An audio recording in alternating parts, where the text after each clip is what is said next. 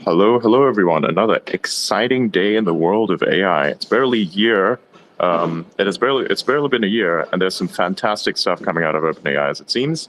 I think last year we got this amazing announcement of GPTs and more support for developers. Now we're going to get the next big bombshell. Let's just hope that it doesn't get followed by a nuke like it did last time. Ironically enough, Andrea Karpathy had left OpenAI pri- prior to this announcement, which is kind of interesting.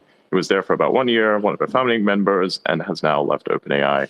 And then now we're getting a new video generation platform, which seems to be much better than any other video generation platform that is available. But these are all just tests, and I have not made these generations myself. I've just been able to see where they are from and what prompts they use based on me reading a bunch of stuff. So, yeah, take what is being published with a grain of salt, as there aren't many people who are there to test it.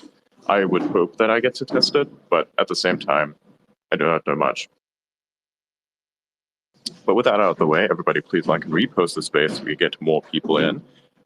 Yeah, it'll be very interesting.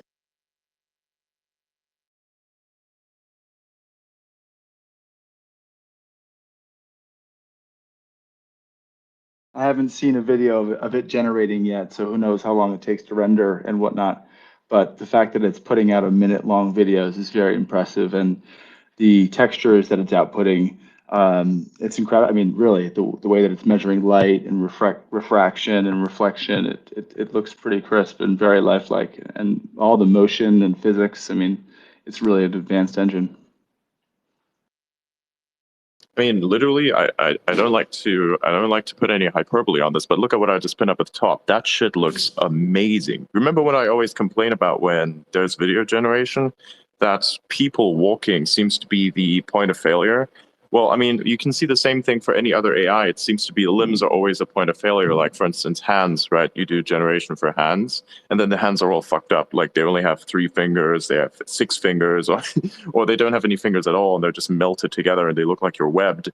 Well, there was a similar point of failure for video generation where people couldn't walk and it looked like they were just melting into existence where the next leg would be predicted to be. But this, look at it, it's smooth. I have no idea how the fuck they did this. This doesn't make any sense. Looks crazy, yeah. I agree, Adrian. It used to be very floaty, and there was no weight in the movie, so you couldn't tell that the subject was actually in an environment and had the environment reacting to them. But now, when this woman walks across, you could feel the garment that she has weight, and you could feel that she has weight.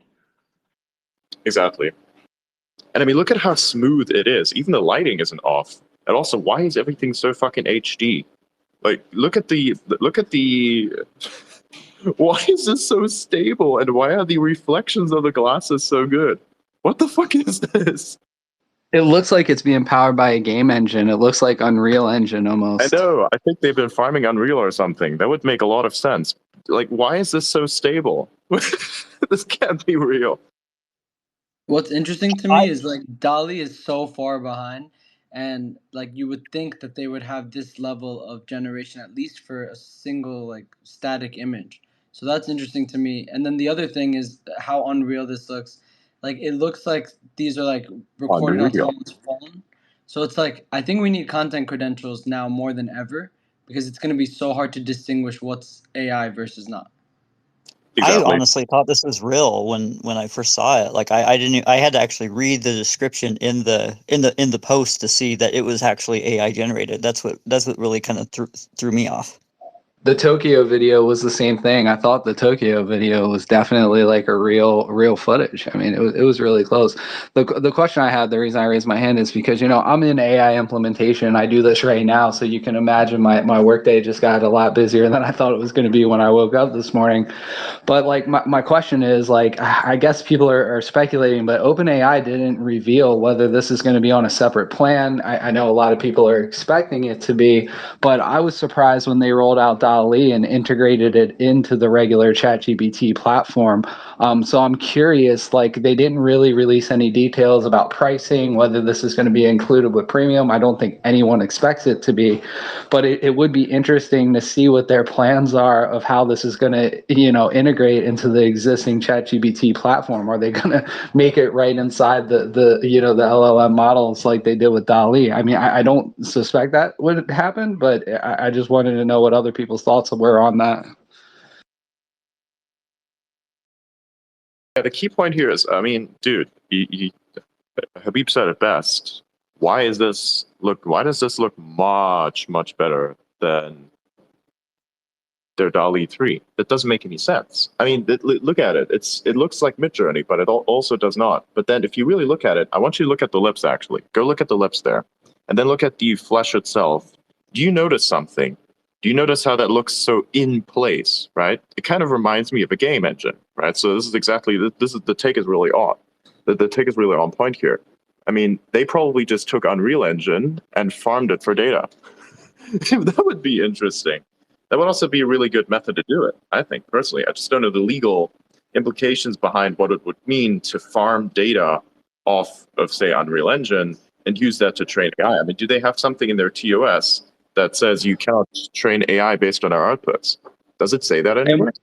With Unreal, Adrian, they could literally just play cutscenes from video games to train it. And what's interesting about those cutscenes are they're made with motion cap, right? Like, so those cutscenes are made with mocap technology, but they could literally farm them, like you were saying. Oh no, dude, that's an insane volume of data. The labeling on that alone is it's literally next level, right? Because the work is already all done. The humans have already done all of the work. Fuck.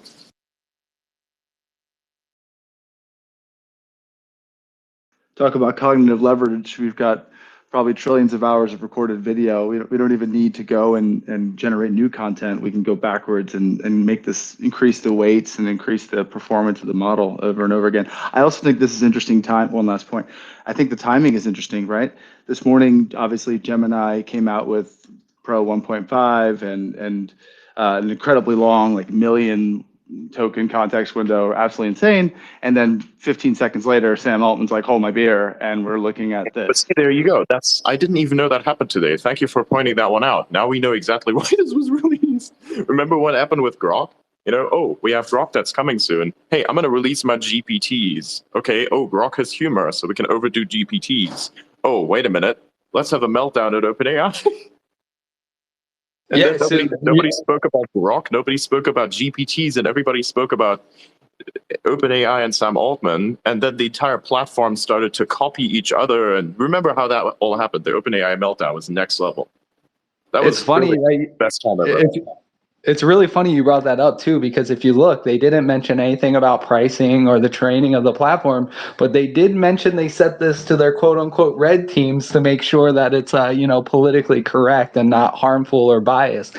That was like very interesting. That was like one of my main concerns was when I was reading the post directly from OpenAI. They didn't give us much details, but they did give us the detail that this is in the hands of their safety team right now, making sure it's not quote unquote creating harmful content or biased content. And I was like, this is what makes the platform unusable for entire industries. Like comedians cannot use OpenAI, but comedians could help them create material on Grok, right? So entire industries are going to be like, like imagine horror films. I doubt you'll be able to use this. Say you wanted to start your own animated horror series or something like that. I doubt you'll be able to use Sora to generate that type of content just based on the type of filtering they already do with OpenAI's ChatGPT, right? So there's going to be entire industries that this is going to be completely useless for, not because the system isn't capable of doing it, but because of their trust and safety teams putting in limitations. That was another question I had too. I'd love to get the conversation going about that. Yeah, but the open source world seems to be 6 months behind, if not, less. So if we're seeing this kind of capability coming out of a house that's, I think it's reasonable to say that Mistral or somebody like it will be showing us a demo of something that maybe isn't this glossy, but is darn near it, and you'll be able to run it locally within, I would say, 4 months, 5 months if they're working on visual at all. I'm just, hey guys, oh my gosh, oh my goodness. I'm like super excited about this. I'm sure all of us are, but I love that you mentioned about the limitations. And I'm kind of blown away at how incredible it seems to operate already compared to runway ML, like with the transitions and everything, and even the clarity of the picture. I mean, I know it looked a little grainy and everything, but some of the details that are there, you can tell like it's far superior already with them coming out with that. And then I'm thinking in regards to like if you do have, say, like if you want to make a film and you want to have romantic scenes or things like that that might be a little bit on the risque side, but there's still no direct nudity, like what are the limitations going to be there? I had an image when I didn't even prompt anything to be seductive, and ironically, and I did this in mid journey, and it created something where it looked like a partially nude girl sitting on the beach looking at the ocean. And I actually tried I've been using the alpha mid journey, so I dropped that particular image in with another one that I had of some glowing lights around one of the figures that I created. It was very wholesome, beautiful shot. And I was trying to combine the two of them. That's one of the epic things about the new alpha with Midjourney. But ironically, even though Midjourney was the one that originated that other image of the girl partially nude sitting on the beach, it it in the alpha program, it wouldn't let me combine those two images together. Like it put up a red flag there. So I think like because in the art of storytelling with a lot of these tools, you are going to have some of those scenes to really make some of the stories impactful based on what the subject matter is. And you can't have those limitations, especially if you want to do like a real full production, maybe go to film festivals and things like that. So it's going to be interesting to see how that rolls out. That was my point, Yvonne. I mean, ChatGPT, you can't even do fat jokes. So I'm sure that the newer versions of this, they're not going to allow you to create any content that you would use for horror. There'd be no samurai content because there's a lot of killing and blood, no war content. I mean, you're talking about if they're going to keep this kind of path that they're on now, especially as a company, OpenAI, of not harmful content, no bias, all these different limitations that they're putting on their own machine, it's going to make it completely useless to entire industries, entire genres of art are not going to be able to use this technology. And as the gentleman pointed out, maybe the answer is learning how learn the recipe for how they bake the cake and running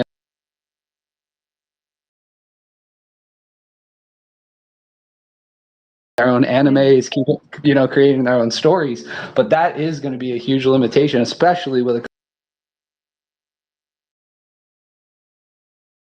You were breaking up a little bit there for me. But so what do you guys think they're going to end up doing? Like one of the immediate first thoughts in regards to that, I love that you mentioned horror films because they are incredible profitability streams for a lot of film creators just to get things up and running. And they're just super fun. Like B films are awesome for horror films for things like that. Like one of the first things that I thought immediately is I wonder if they end up having like more of a premium service for certain people. I mean, from a business model, it would make sense where if you wanted to do more production quality of things like that, that had that kind of content in there, where then they had a premium that you had to pay more. Or this also opens up an avenue for some of the other video apps that are out there that are starting to expand to really ramp up their game. Like maybe there's like someone else that compete with them related to some of the technology in there, because like you said, as a true filmmaker, you're gonna want to create some of those. That's part of the art of the storytelling. You got to have. I mean, like imagine, what was it? I'm thinking of The Walking Dead. If you wanted to do some freaking bitchin' show or something like that, part of the elements. I mean, some of the stuff is super gross, yeah, but I mean that's part of the element of the filmmaking process because it's not real, but it creates that illusion of the reality, so you get the full experience. Yeah, and that's the point I was making. Like, even imagine something not gory like a horror show. Imagine a crime drama and you want to show a murder scene. Well, there's no way that they can put in these security filters where they'll say, hey, is someone creating this murder scene to sell on, the dark net as some kind of snuff film? Or are they using it for their independent movie project? There literally would be no way to differentiate the intention behind creating that content, which is why I think they're really going to have a complex kind of situation that they're going to have to learn to navigate when it comes to this video generation stuff.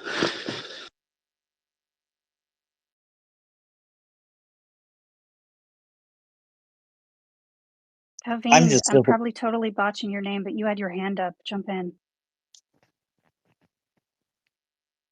Yeah, I mean, I was actually listening to what you guys were saying. It actually has a point, but one of the other areas I think people have to focus on is the kind of content that gets created using for stuff like music videos and other areas of stuff. Because I mean, yeah, true, there's going to be a lot of problems when it comes to content creation and when it comes to nudity and stuff like that. I think they'll probably put a lot of rules in place for the content that you generate. But at the same time, I think for animators and for stuff like like short movies and stuff like that, I think this will be a really, really great addition.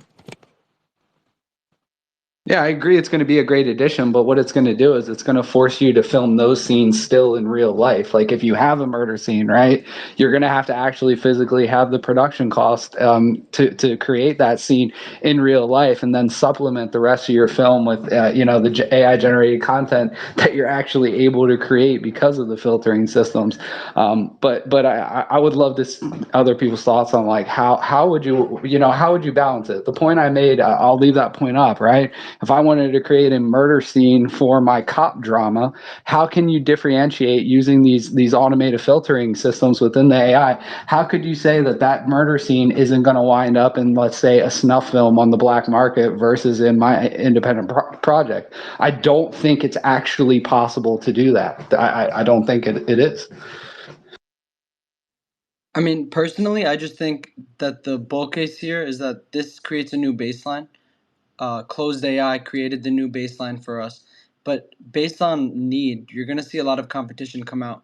Like, for example, Stable Diffusion doesn't have the filters that Midjourney has for like creative nudity and whatnot. So I'm sure, and I know they're already working on video generation, but maybe that becomes like a major product for some of the models through Stable Diffusion. I think OpenAI needs to focus on these filters though, because they're gonna go under major heat if they start seeing people post videos of things happening around the world on social media and they're not real videos. So it kind of makes sense from their standpoint. I think the point that you made with Stable Diffusion, that's actually a very good point. I think a lot of video creators are using that with stuff like Comfy UI and stuff like that. So they're using a lot of free modules out there and they're just generating content. So I mean, if you allow the same kind of lawlessness when it comes to this, it's going to create a lot of issues for OpenAI as well. Like I just think about breaking news on a platform like this or elsewhere where people could use that video platform and just create the maximal amount of misinformation and how quick that would spread because it's a video that looks super real. So like to me it makes sense why there's limitations, but obviously there's going to be other products that come out that tend to give more creators like abilities to do what they want to do. That's just my Habib, opinion. I really get your point, but don't you think at some point it's going to fall on the users of the platform and the public as a whole, where it's not going to be up to the platforms anymore to determine that like what is a fake AI video or misinformation? It's going to be on the actual, society, the public to make that determination. Because if you see a fake video of a fake attack, it might look real, but before you spread it, isn't the responsibility on you to say, hey, this attack didn't happen and I was able to verify that through independent sources, instead of putting the responsibility on OpenAI or these platforms? Shouldn't the responsibility be on us, the consumer? I mean, I Yeah. agree with you, but it's just Yeah. not the case right now, and I know they don't want to go through the heat of it. So, to me, it makes sense from like a company standpoint. But that's why I mentioned earlier content credentials, because content credentials could be tied to it's like data tied to the actual video. So if someone was to post that on X, for example, it would say this is AI generated, or that this originated from a real video, but has some concepts of AI in it or whatnot. Like this was edited. It has like a complete path of edits throughout time. So you would know whether The problem something with was edited or not. the problem with that is the metadata concept. Really, now you have to somehow secure the metadata in place, which is really difficult because someone else could just take a fucking screenshot of that and then it's over. You need to have some sort of database which you can always link to with some sort of recognition program that can then take, say, the screenshotted image, scan that and compare it to its database and say, wait a minute, this also exists here, so let me automatically attribute a label to this. Now, such systems could then also introduce further weaknesses, but I mean, it does make a lot of sense. And I think this could also be used as kind of a gateway drug for this licensing thing that I always keep proposing, where I say, instead of, say, limiting content generation and content distribution to just the IP holder, you could say, hey, actually take my IP, do whatever the fuck you want with it. If you do anything stupid with it, then you bear the legal consequences. But if you do something creative with it and say, I don't know, generate money with that, then you ought to just simply pay me 20% of whatever your profit is, right? There you go. And now you basically have what Getty's model is for images, and you have that applied to IP in general for the rest of the world. And now everyone is starting to print money for the initial IP holders, such that basically you can continue to generate stuff, build stuff, make stuff in any capacity whatsoever, and let AIs be trained on the stuff and be then rewarded on the utility of that stuff, because say, hey, oh, well, I don't know how exactly this is being used. I don't know if my art style is being used. Well, yes, you can know, because the AI is going to fucking recognize it, because it knows what it is, because in the prompt, it was specified that that is the thing that the art style was. You can specify Vincent van Gogh's art style. It's going to make you a picture of Vincent van Gogh's art style.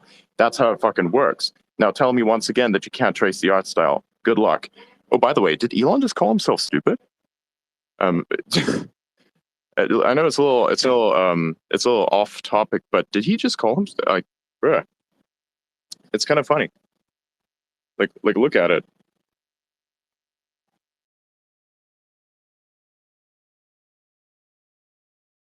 Hang on, is this still working? Yes, I think everyone is looking now because we're like, what? Yeah. I Let didn't me see let me it. post let me post something. No, literally, I think he just called himself stupid, because this saying, right? The wisdom has always been chasing me, but I've always been faster. Well, that's kind of like that just basically means I'm stupid. Yeah, I mean, he actually Maybe I'm took that wise. from someone's meme that they posted, and Yeah. then he posted it. But yeah, I think he's poking fun at it, but who knows? Okay, everybody like and repost that thing, so I don't know, it probably gets his attention, so it'd be funny. Everybody else is like so supportive in those comments down there, and I'm like, you guys don't get it, which is the irony itself. Oh wow, dude, this is so stupid. Bro is just farming cognitive dissonance.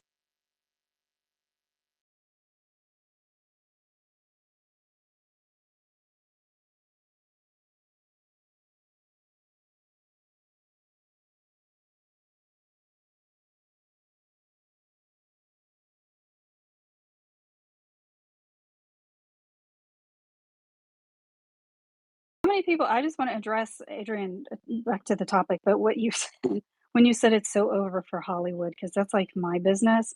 How many people are legit like thinking, oh, damn, in regards to that? I would love to hear that discussion. A divisive, jump in. Yvonne, I was actually going to make a comment on that. Now you know why during the writer's strike, why these giant Hollywood studios were so focused on the AI generated images of people who are on their way out of this life, like Harrison Ford, Bruce Willis. There's been others who Hollywood has said, hey, we're going to take your image and use your image in AI generated films for eternity, essentially. Now we understand why that was such a priority, because that is going to be the only thing that gives the studios kind of an advantage over people like me or you that can just hop on these AI platforms and use it. Basically, what they're going to do is the same way they use their copyrights right now. Like, we know Disney is super aggressive about protecting their brand, is they're going to say, hey, I have paperwork signed by Harrison Ford. I can use him in AI creations, but you can't. If you use Harrison Ford's image, I have this legal document that already says that you can't do that. You have to take that AI generated film down because you don't have the rights to use his image. This connected a lot of dots for me about that entire writer strike situation and why Hollywood is getting these guys to sign these contracts. I mean, this made a lot of sense for me now.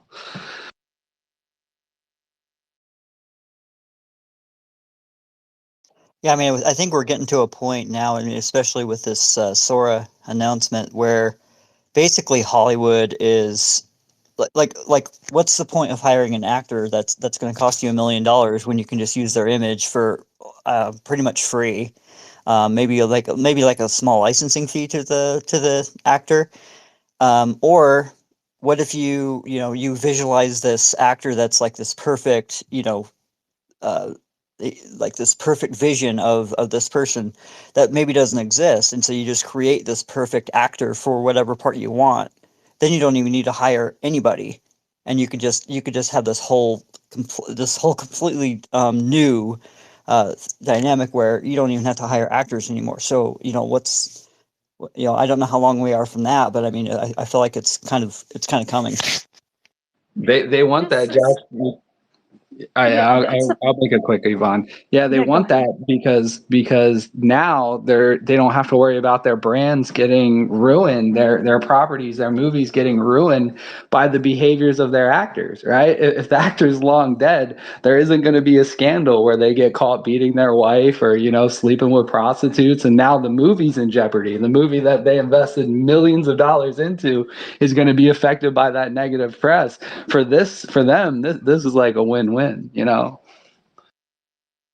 Something that I thought about related to that too, why I think it's important to do the licensing, like you guys were talking about branding for the actors, and let's use Harrison Ford as an example because you guys mentioned him.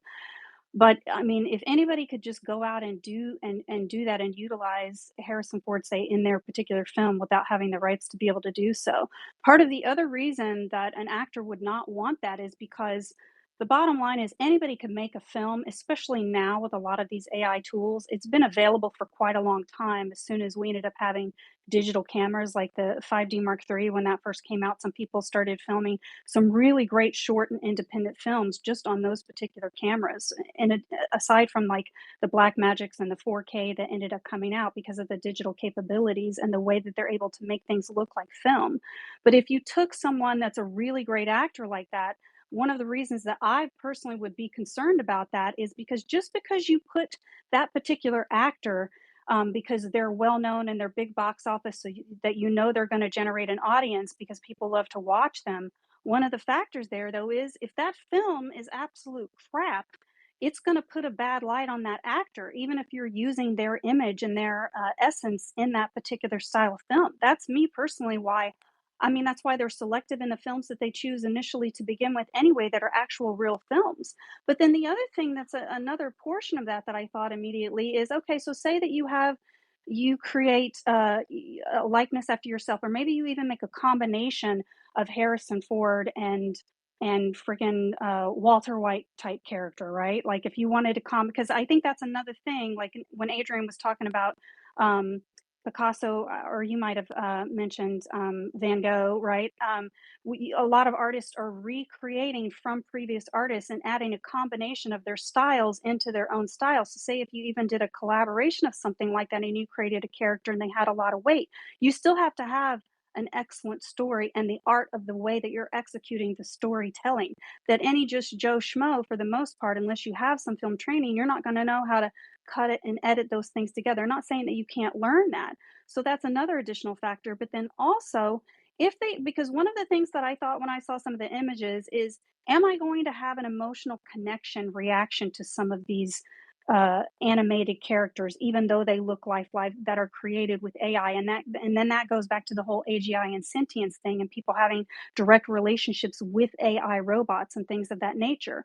But if you're watching a film like that, part of the publicity that's involved in the film and the distribution is that you get to meet some of these people in person. So then I immediately started thinking, okay, well, they're going to talk shows, they're promoting the project, they're going to red carpets. I mean, all of that is all part of the film distribution to be able to ramp up the film before you launch, to have them speak their voice about it, but you feel their essence and their presence there. If you have a film that's all an AI creation and you're not able to have that particular individual that represents that character going on these talk shows, then that's another layer of something that might potentially be missing. That was a lot I dropped, so I don't know if you guys want to jump in after that. You killed it. You killed it. I just want to jump in real quick because you said, about the whole, like, can you build a relationship or an emotional connection to the characters? How many people cried when Mufasa died? I think we've already proven that they can absolutely generate an emotional connection to not real characters. I can't tell you how many adults, when I went to go see Lion King in the theaters, were bawling their eyes out during the stampede scene, right? But on the other side of that, you touched on something that's really important. This is how the studios are going to sell it to the big actors, right? Exactly what you were talking about saying, hey, don't you want to have control of how your image is used in projects? That's going to be the selling point that these giant studios use to sell this to the actors. They're going to say, this is going to protect your reputation. Any guy could just create an AI, film project that wouldn't align with your values. And because you don't have this signed contract with us, you don't have the lawyers, you don't have the resources to know all these projects that are being released, that are, being released with you in it. Let our lawyers handle it. You sign the deal with us, and we'll be the ones that use our lawyers to get those projects taken down because you don't have the resources to do it yourself. That's how I see the studios convincing these guys to do it in the first place.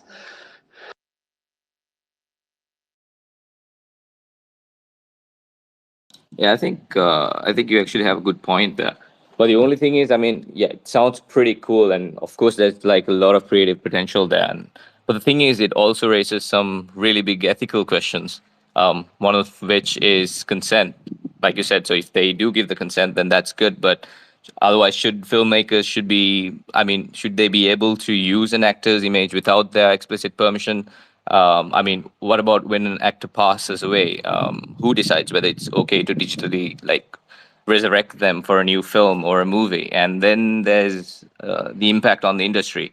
If you can digitally create an actor who's passed away and bring a performance back, and what would it mean for the living actors and a new talent that's coming in? So will this technology actually reduce opportunities for new talents to emerge, or will the filmmakers just keep thinking that they could just reuse some of the actors who have passed away as well? So, and also, if you take it from an audience perspective, when it comes to cinema, part of the magic of cinema is the ability to basically suspend our disbelief, to just get ourselves immersed in stories just that, like, stirs our emotions and sparks our imagination and stuff like that. So when we start to blur the lines between real life and digitally recreated performances, do we kind of lose that? You mean don't we risk losing that connection? So it might be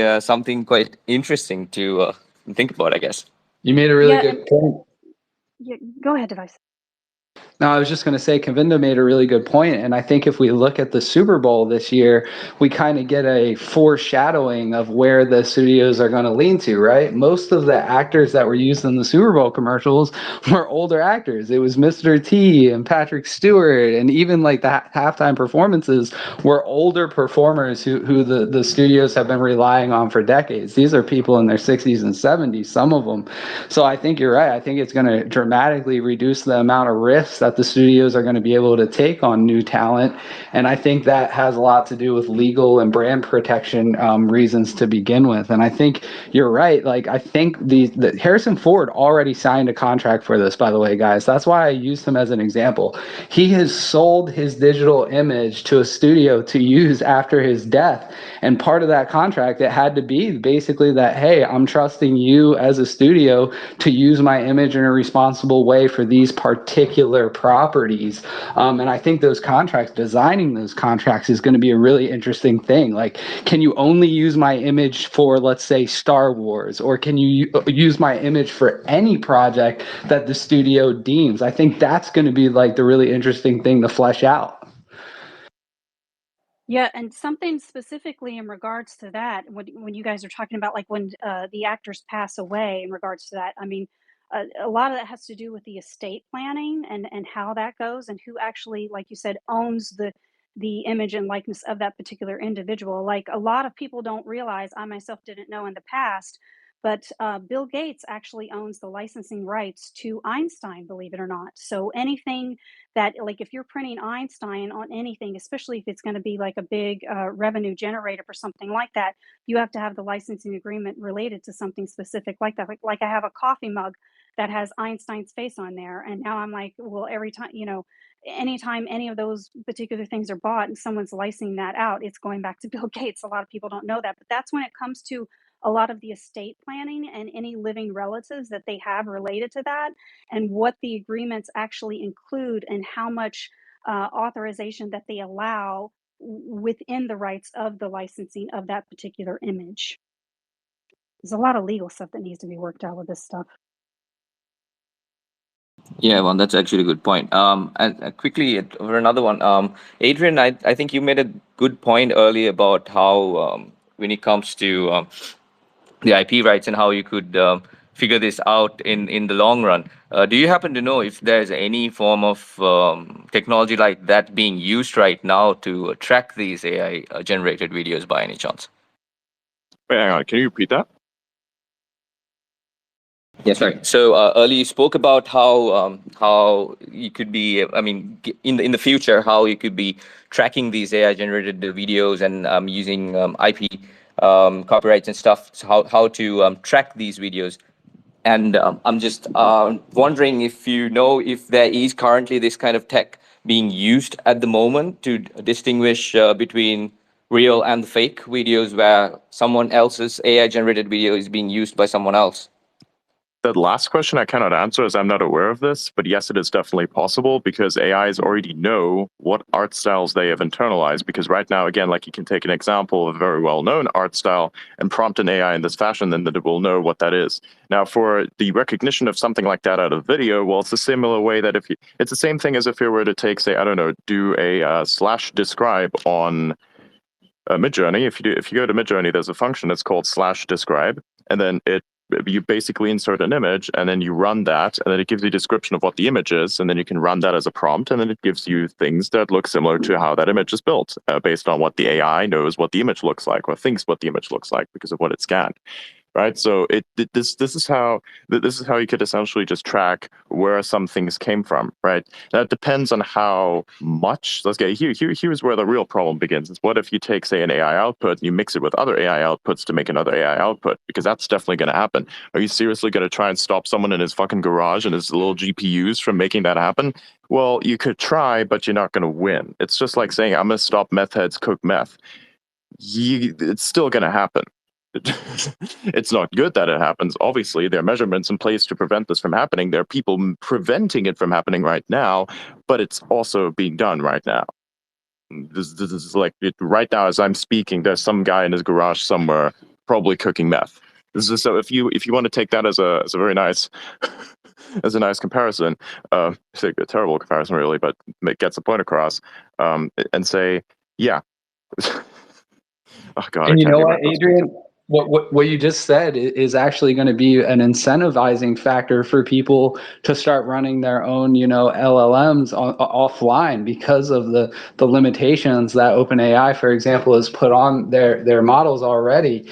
That's creating an environment, so to speak. Remember, technology doesn't develop in a vacuum. Technology is greatly influenced by the environment it's developed in. If we lived in a dystopian hellscape, the way that AI and cryptocurrencies would be being used would be very different than a utopia where we all own our houses and have everything we need. The actual social environment affects the way the technology is developed, and with OpenAI putting in these restrictions, it's going to incentivize people to be in their garage creating models that can be run completely offline so they can generate the content that they want these things to do outside of those limitations. The condition, the environmental situation in which the technology develops is such an important factor.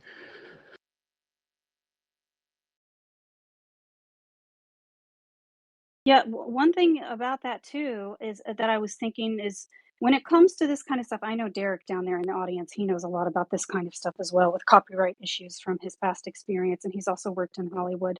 One of the things specifically that I thought related to this is it also depends on the size. And by that I mean, is that if someone is, say, just creating like a little mini film or something like that for their own uses, and they're not distributing it out there into the world. Like, for example, if you created something like that and you're wanting to become an established filmmaker of some sort, and you're wanting to have it at film festivals or things like that, to be able to actually end up creating, maybe produce feature films, raise venture capital and things like that, to, or, get executive producers that are investing in the project. If you want to make something bigger than that, then there are certain fundamental things that in the world of Hollywood, in the world of film festivals and things like that, if you're doing something that's sus, people are going to notice it, because the more people that see it, the more recognition you get.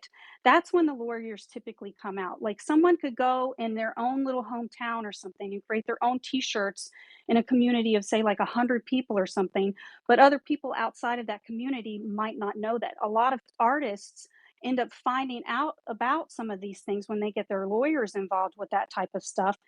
Is typically when it starts to get a lot of exposure out in mainstream public, or if it's starting to generate a lot of revenue. Because a lot of times, like Adrian was saying, those things can really go under the radar, so it does depend on the reach that you're getting, and if you're generating any revenue off that, and then also how much revenue you happen to be generating, and whether or not how publicized it is. And then that also factors into the account, because we have film festivals in ultra traditional Hollywood.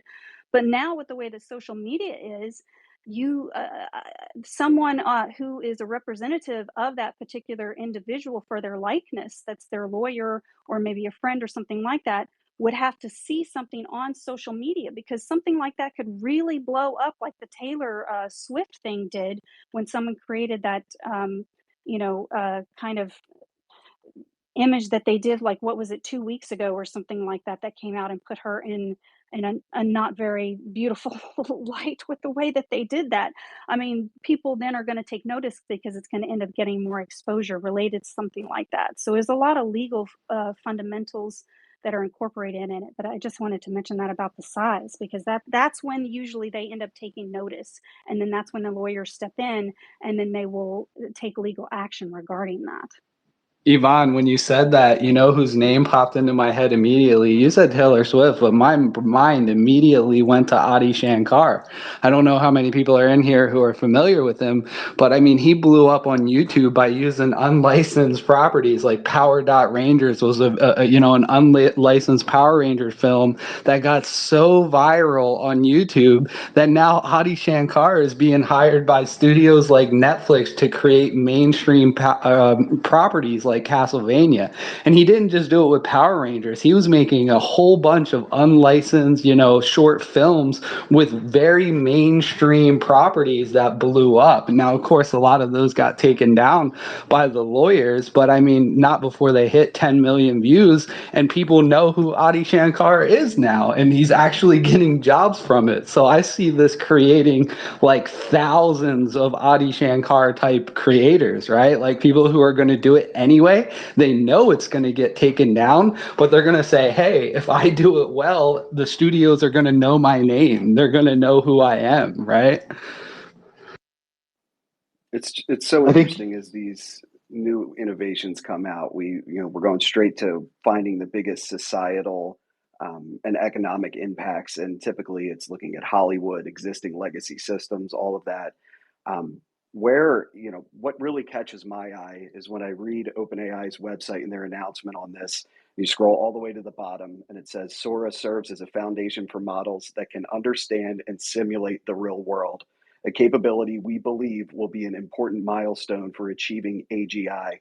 And then on the other end, you got Meta, who just released research on feature prediction and learning visual representations from video. Mainly what that's showing is their models they can understand motion and appearance based tasks from video. So again, another just direction are we moving towards AGI? And if that's the case, how important is the ability for someone to generate a video that has a artist's image in it? I understand that. I just think we're on the cusp of such a huge societal shift here that these kind of little indications as these things get released coming out, we can feel it, but I really think they kind of buried the lead with that, putting that throwaway line on the end of their announcement. And I'm curious to think of what anybody else is thinking about that, and how much closer are we to AGI as we become aware of these types of things. This was so trained on Unreal Engine. I said that immediately, Adrian. That's why I brought it up. I was like, this looks like the new Unreal Engine. This looks like Unreal. This looks 100% That's what I like was Unreal saying. Engine. But Unreal is, of course, real in the sense that it's math that emulates physics, and that's why it looks so good. And to the last speaker's point, perhaps what we're looking at here is a real beefing up of the physics engines inside of their visual generation tools.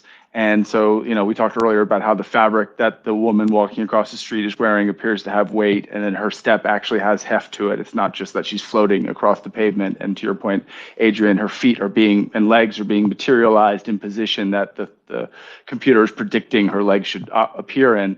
We're really seeing the generation engine thinking, okay, what is this going to look like? Where do all the light rays go? Where do they end up from the perspective of the viewer? And so it's literally tracing, doing all the light geometry, and then it's going, okay, now that I got my light figured out, what's the weight situation look like? What's moving through the system? So it's an incredibly dynamic system, and it really does appear to be a quantum leap. We pointed out earlier, Matt, I pointed out that the Unreal Engine works hand in hand with motion cap technology, right? And I was thinking, like, with this advancement, will there be a piece of hardware in the future where you'll be able to have your own low-cost mocap suit, whether it's a full body or a half body, just, the upper half, or a face mask or something like that, that's going to integrate with these AI generation technologies where you could literally sit at home and create your own, like, AI shows with your own motion cap plug-in that you plug into a USB port on your computer. And I bet you if that technology comes out, it'll be extremely popular with the live streaming community and the content creator community, that if you could have a low-cost mocap device that works with your your OpenAI or whatever, I think that's going to be a crazy potential to not just develop software, but to develop a new piece of hardware that's going to become normalized in the content creator world. Everybody wants to see their own DNA and what they're working with and touching. So if you could mocap and capture your own dance, celebrations, et cetera, and then feed those into your virtual environment. So you're playing Call of Duty and you celebrate with your actual motion, not the motion that was pre-canned. I mean, that's a game changer. And then you could do the same thing in Teams and Slack. You can bring in your own personal geometry, and it's going to be so much more real than the emojis. Your own Fortnite emotes, Matt. You make your own Fortnite emotes, you link your character, and it runs with some sort of video game AI generation plugin, That would be insane. Like, people would spend money on it. Okay, we need to get to the bottom of this. What are the legal implications of, say, hypothetically OpenAI using outputs from Unreal Engine, including the mocap data, to basically train their models? Because this is so good and it looks almost exactly like it that it doesn't make any sense otherwise. Like, if anyone has any data on this, please request a speaker.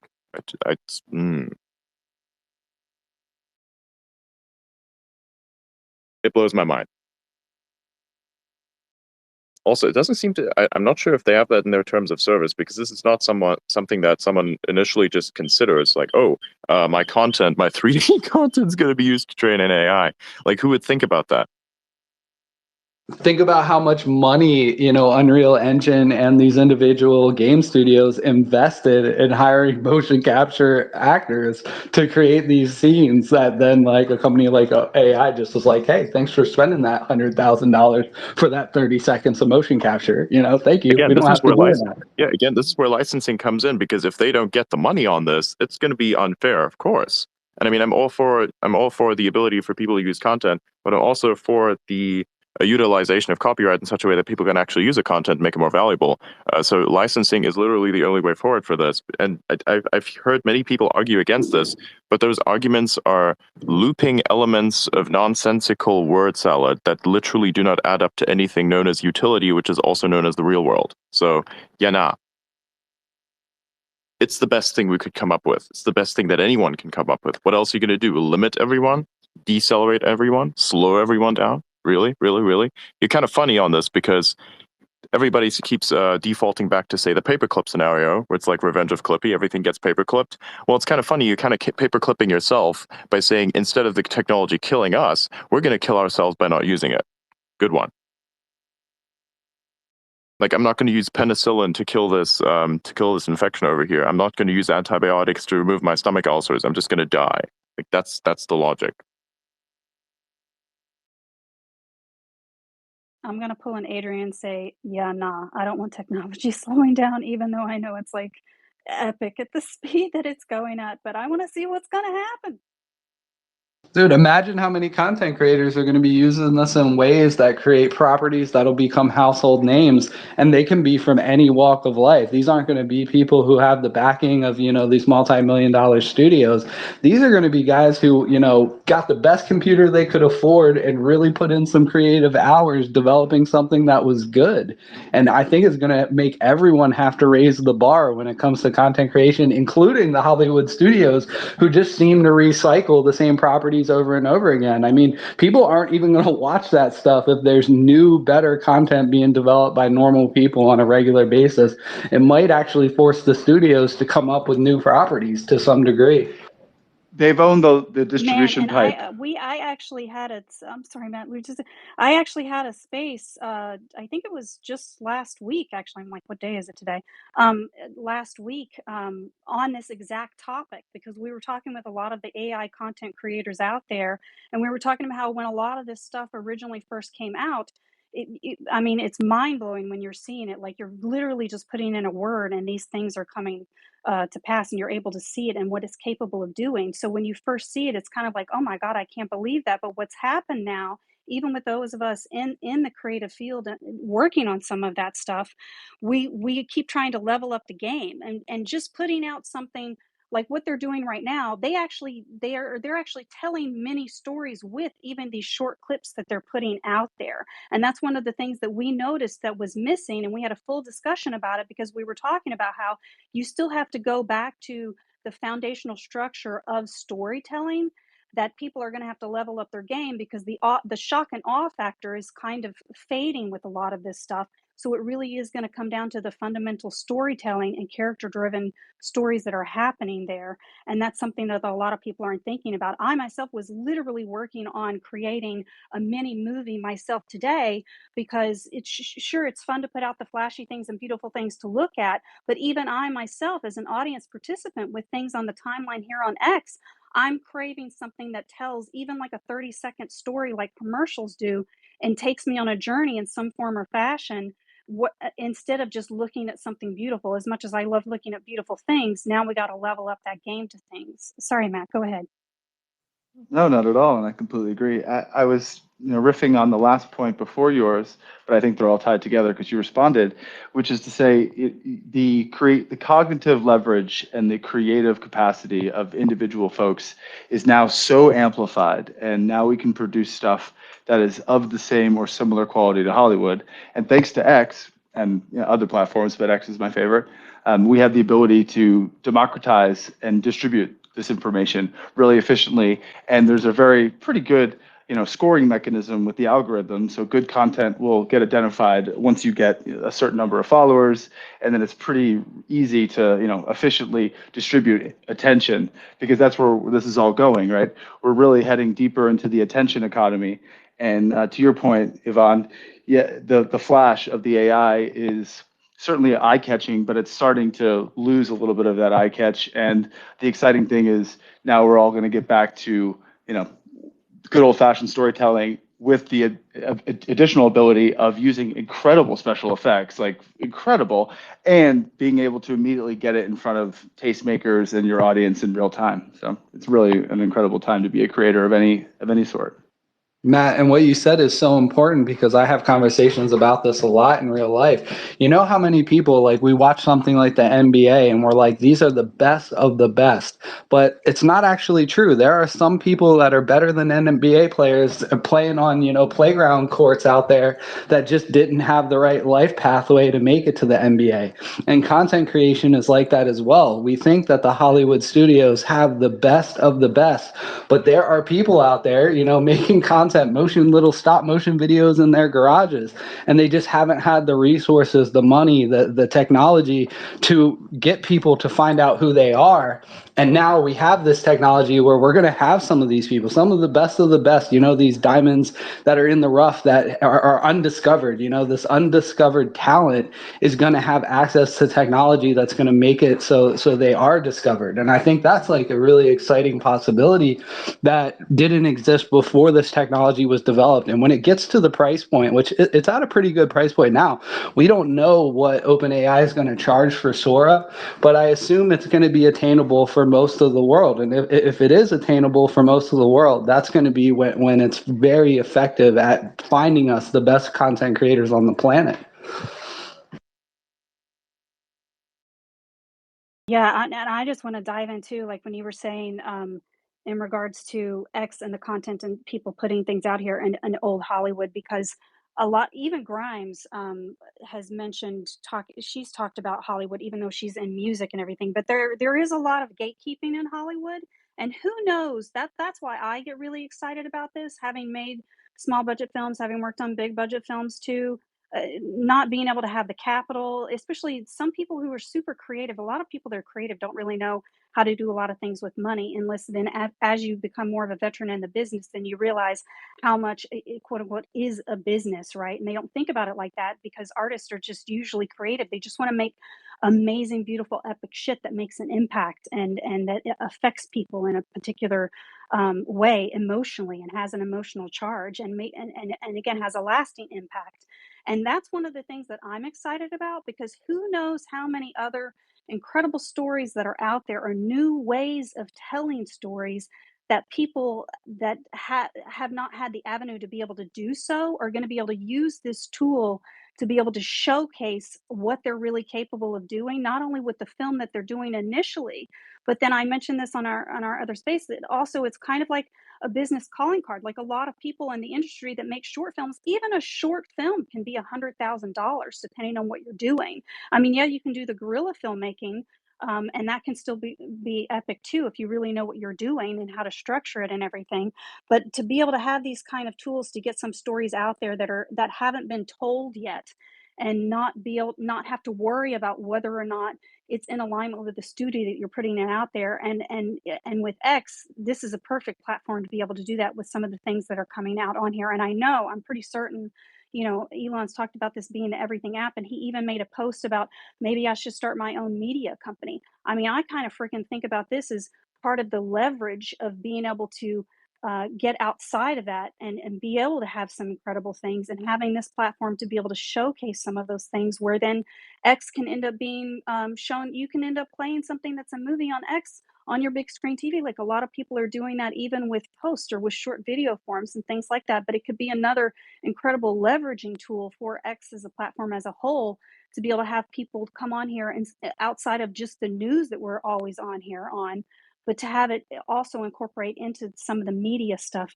to have that other avenue outside of mainstream media and outside of the mainstream Hollywood. Yvonne, every time you speak, you actually make me think of like real people. Last time you talked, I thought of Adi Shankar, and when you were just speaking, it made me think of Casey Neistat. Not a lot of people like followed Casey Neistat's career in the beginning, but he wanted to be a traditional filmmaker, and he made like, a short film that had a pretty high budget, and it just didn't go anywhere in Hollywood. So he turned to this new thing at the time called YouTube and invented something that we all know today as the video blog. I mean, he invented vlogging to some degree out of the fact that he tried to go the traditional route. It didn't work. It was too expensive. There was too many barriers put in his way by Hollywood. So he's like, hey, what's this YouTube thing? It's new. I'm a filmmaker. Maybe I can do something on this new technology, this new platform that didn't exist before. And it created an entire genre of content creation that has been pretty normalized in society today. So it makes me think that, what is this tool going to do? Who's going to be the Casey Neistat, so to speak, and what kind of new genres of content creation could potentially come out of this AI video platform, Oh my goodness, I literally got chills when you were saying that. That's why I'm so excited about it. And I love X for so many reasons, but being able to show like full on Dude, videos and things like that on here. you guys want to Yeah, see a yeah. specific prompt? Anything? because Sam Altman's taken replies. So, okay, tell me what you want to see most. Space sci-fi scene. I want to see older people, facial expressions on older people because of like age and AI. There's an issue with that. I would love to see any type of older person do some sort of facial expression. I would love to see how it deals with that. If you We get a need chance. something mimetic. We need something mimetic, something that everyone understands and cares about. How about a meet cute scene between an older couple and someone sitting, but it needs to be something beautiful in the background, because right off the bat I went to a coffee shop or a diner meeting someone, but what's another great way for that to happen? Well, what about that in space? Like that way you have your space thing. Because I mean, I want to see the hair. Like I don't know if you saw the hair strands on that last video. Zero I G, want to see right? the hair kind of go crazy in like space in like a floating environment because I want to see what each strand of hair does. Zero G. That's a really interesting. How's it going to deal with zero G? That's a really good one. And I think one of the other areas is the fingers. I mean, lot of the video generation stuff to get it wrong. So maybe something to do with the hands or feet as well. Like a close up of someone playing piano, because that requires a lot of dexterity. I think it'd be Adrian, cool I to just see yeah. like a texted you a dog prompt. in I a had space shuttle. ChatGPT recreate the iconic scene from E.T. where Elliot's taking off on the bike, and in extreme detail. So you can use GPT-4 to describe a scene, and I'd be interested to see that because it would be potentially very contentious too if that it was able to recreate that scene with any type of accuracy. Again, back to the IP and copyright rules. Not sure if Sam would go for it because of that.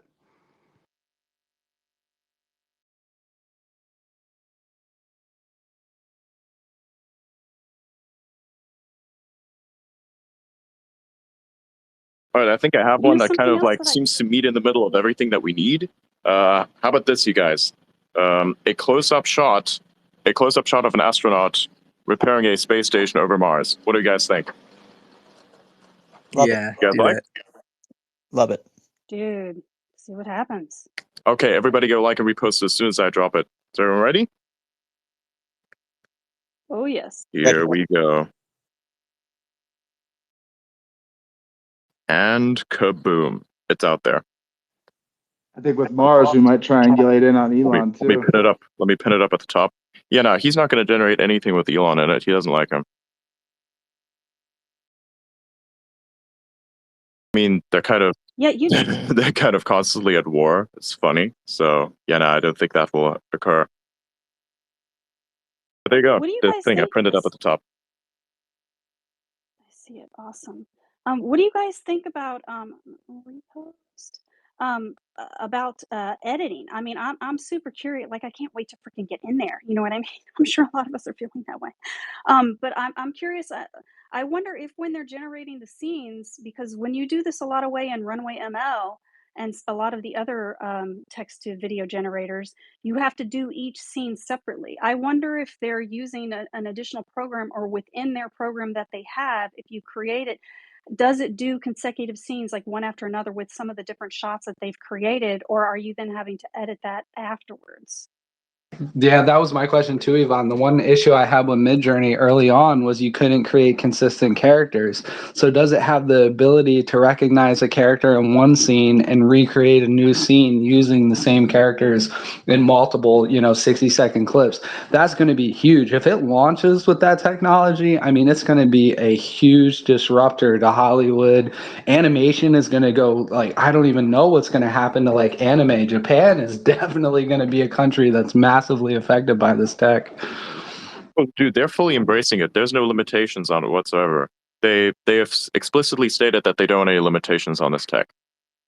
I wish we would take that same approach, Adrian, because like I said, I think it's going to be up to us to determine, like, yes, it's going to come with massive risk, but when you create these filters, it limits entire genres. Like I've already mentioned, like the horror genre is limited, romance is going to be limited, comedy is going to be limited, and we're just going to put ourselves behind in the race, especially if countries like, South Korea and Japan are just going to let this thing be what it is, and they're going to put the responsibility on their people. I could do another thing. So we made the reply, but I could also do something exceedingly stupid. Do you guys want to see exceedingly stupid? Yeah. Yeah. I could quote post that and ask, Um, ge-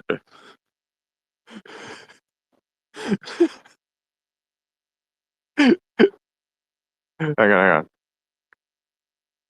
I can't wait to see. Generate a When you realistic say that video of what thing. Ilya saw.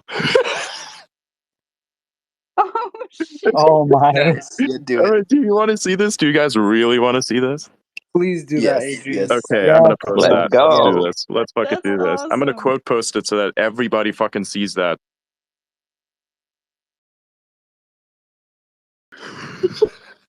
I pinned it up at the top. Oh god. Now we're just gonna open Pandora's box with that one. We're just gonna open Pandora's box and see what happens. We're gonna see what happens here. We're gonna peel back the veil of ignorance with this one. Oh boy, we are. It's so Oh over. my god! It's so over I for feel like us. I don't that think should be a people are gonna make it. that should be a post right there. Peel back the veil of reality or something that you said. That was Opening Pandora's box Well, with that's you. what. Yeah. Well, that's what Sam Altman said. He said we're at OpenAI. We're really peeling back the veil of ignorance. Ew, I missed that. He said this on stage a few hours before the OpenAI meltdown, by the way, which made it even funnier. Not many people remember that, but I remember that because it was dying. But yeah, there it is. If you want to see this reel, just like a repost it, I suppose, eh? Depending on how quickly this Sora can render, and I'm sure future models will go much faster, we're really going to be able to create an infinite frontier of high resolution video in front of us. So when we're navigating these spatial computing or metaverse type environments, I mean, we're going to be able to just fly, go in any direction we want, and it's going to render faster than we can move, hopefully. You know, Yeah, we're true. all talking about like short films and stuff, but no one has even mentioned yet how is this going to affect the gaming industry? I mean, cutscenes in video games are about to change forever. We're already seeing AI generated NPCs that are doing things that I could have never imagined would be happening in a video game like 2 years ago. So now you take the idea that we have like AI running NPCs in video games and the ability for maybe within a game engine itself to develop cutscenes based on what the choices the player made. I mean, I'm not an engineer, so I don't know what the limitations would be, but just think about that. Like, think about how a video game could implement this technology within it, where you would actually play a game that's completely custom to you. They could launch the game and have a general like storyline, but it would literally be completely customized based on the interactions with AI generated NPCs and cutscenes that are custom made in real time. I mean, I don't even know what that's going to do to the gaming industry, but I'm pretty excited for it.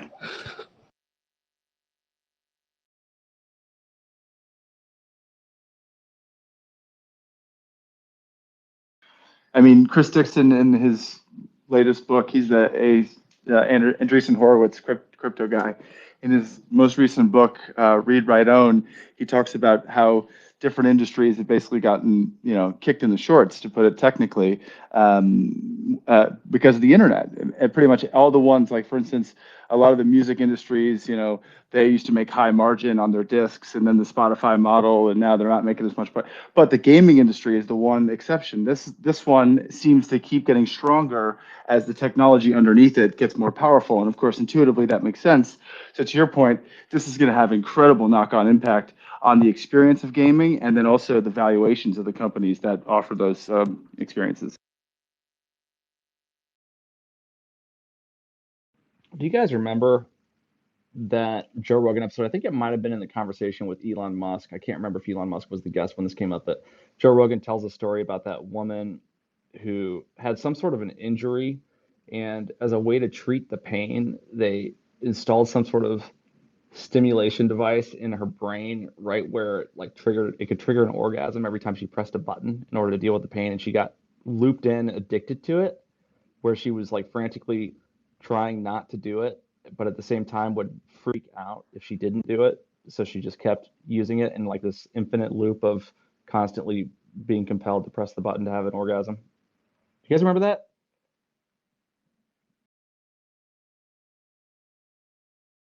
The reason I bring it I up feel is like I because vaguely, like I vaguely remember hearing about. yeah, the reason I bring it up is because my concern about this artificial intelligence as it develops is that it's going to be so intoxicating, and it'll be so easily adaptive to our own psychological needs that we'll only want to talk to our AI assistant, because our AI assistant will understand everything about us. We'll only want to play the AI games. We'll only want to just sort of fall into this like Soma-esque metaverse, and that it will like be a major addiction issue. If we think that, like, narcotic addiction is a problem now, then just imagine if you can interact with this seemingly conscious being or device that can create anything for you based on exactly what you want at any given moment. It can tell you all the things you want to hear at any given moment. It's terrifying to me. It's going to lock you into the attention It could cycle also because play a when you therapist and sit an in a, artificial support system too, so it could use the powers for good. you know what? That's a good counterpoint. My point was going to be that when you sit in a really good movie and then you forget that you're in the movie theater, and the bass is thundering and the Austin Martin is driving around the cliff and Bond is taking fire and then he hits the button and the whole thing is exciting. Well, if you start to tighten the information loops and all of a sudden you feel like you're in the car and it's not Bond, it's you, and you're able to almost influence the outcome. As these things get more realistic, to the last speaker's point, it's going to be difficult for some people, especially who are experiencing kind of a difficult real life, to choose not to escape to this virtual world that feels a lot more fun and has a lot less pain in it. You talking about the It Oasis, reminds Matt? me of Inception. Sounds very Inception-esque. Sounds like the Oasis, Matt. Yeah. Yes. Or I mean, the internet is the oasis. Like we doom scroll because for some of us, because we don't want to go deal with what's happening in the real world, right? So I just think that's going to continue. Those trends are only going to continue as the pleasure quotient rises. The osmotic attraction towards the digital space is only going to increase. Imagine how this is going to be used for education too. I'm trying to touch on different technologies as I'm thinking about how these implementations are going to roll out. Imagine learning about World War II and you're actually just feeding these battle statistics and these novels that have been written about these historic events, and you're feeding them into this AI video generator, and now you're learning in this virtual environment, and you're actually watching this take place in front of you. Of course, it won't be 100% accurate, but nothing is. I mean, even what we have right now are, historical reenactments, but it would just add a whole new layer to this whole education system, which really does need to be improved overall. I think most of us in this room would agree that the education system, there's some serious problems with it. And one of those problems is keeping kids interested in learning. I mean, this would be a huge tool to get that attention back. I mean, for me, I just learned. I'm a visual learner, and if I was sitting there and I'm watching this battle take place and I'm getting the facts while I'm watching it, that's going to be much more impactful for me than reading it in a book or listening to a radio broadcast. I mean, it's just going to be incredible. I agree with you, Divisive, but I feel like I'm thinking of the other side of it, and I wonder how much it's gonna hurt people's imaginations. Because nowadays you have to think about things and visualize them yourselves. When you have something that just creates everything for you with a few clicks of the keyboard, I wonder how people's imaginations will change just from technology like this. I think they're going to expand, honestly. I mean, as an imaginative person myself with a very powerful imagination, thank God. Some of the AI art, some of the things that I've seen, like in my visions and my dreams, I haven't necessarily, or in my imagination for that matter. It's hard sometimes to recreate those, especially in some type of film format without a super big budget. Like it makes me think of Avatar and something like that, and being able to have the capacity to do that. And I think in regards to that, because even for myself as an artist, do it because I was kind of like, ooh, I don't know how I feel about the AI art thing. Like I was like, I'm all about, actual real tangible physical things and stuff like that. So I was kind of one of those, ooh, it's not real art.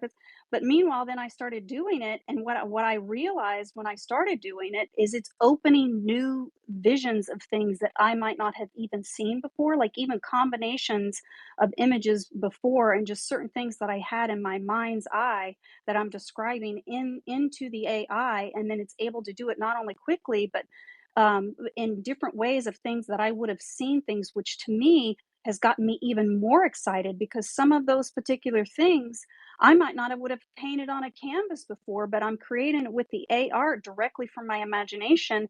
And now I'm wanting to paint even more of the things into a physical reality based on the AI that created it initially from my imagination. So I personally think it's going to continue to expand. I mean, I do understand also the hesitation there, though, because I think people, especially maybe kids who've grown up in more of a technology world, that don't use their imagination as much, like because they go directly to the technology for those things.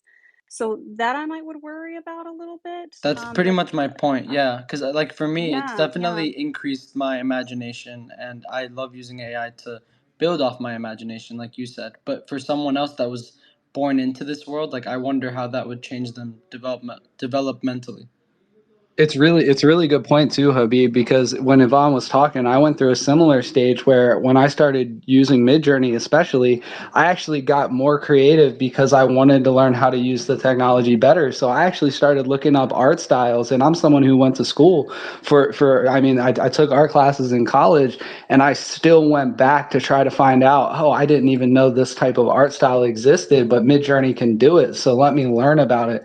Let me use more expressive language. I have to expand my vocabulary, because if I have a wider vocabulary, I'm going to get better images because I'm using that in my prompt engineering. So that was a really interesting like concept, because I went through that phase too, and it is a double-edged sword. For some people, it's going to diminish their creativity, and then some people, it's going to expand on it. Get in here, Chase. I saw you had your hand up, man. Welcome to the stage, brother.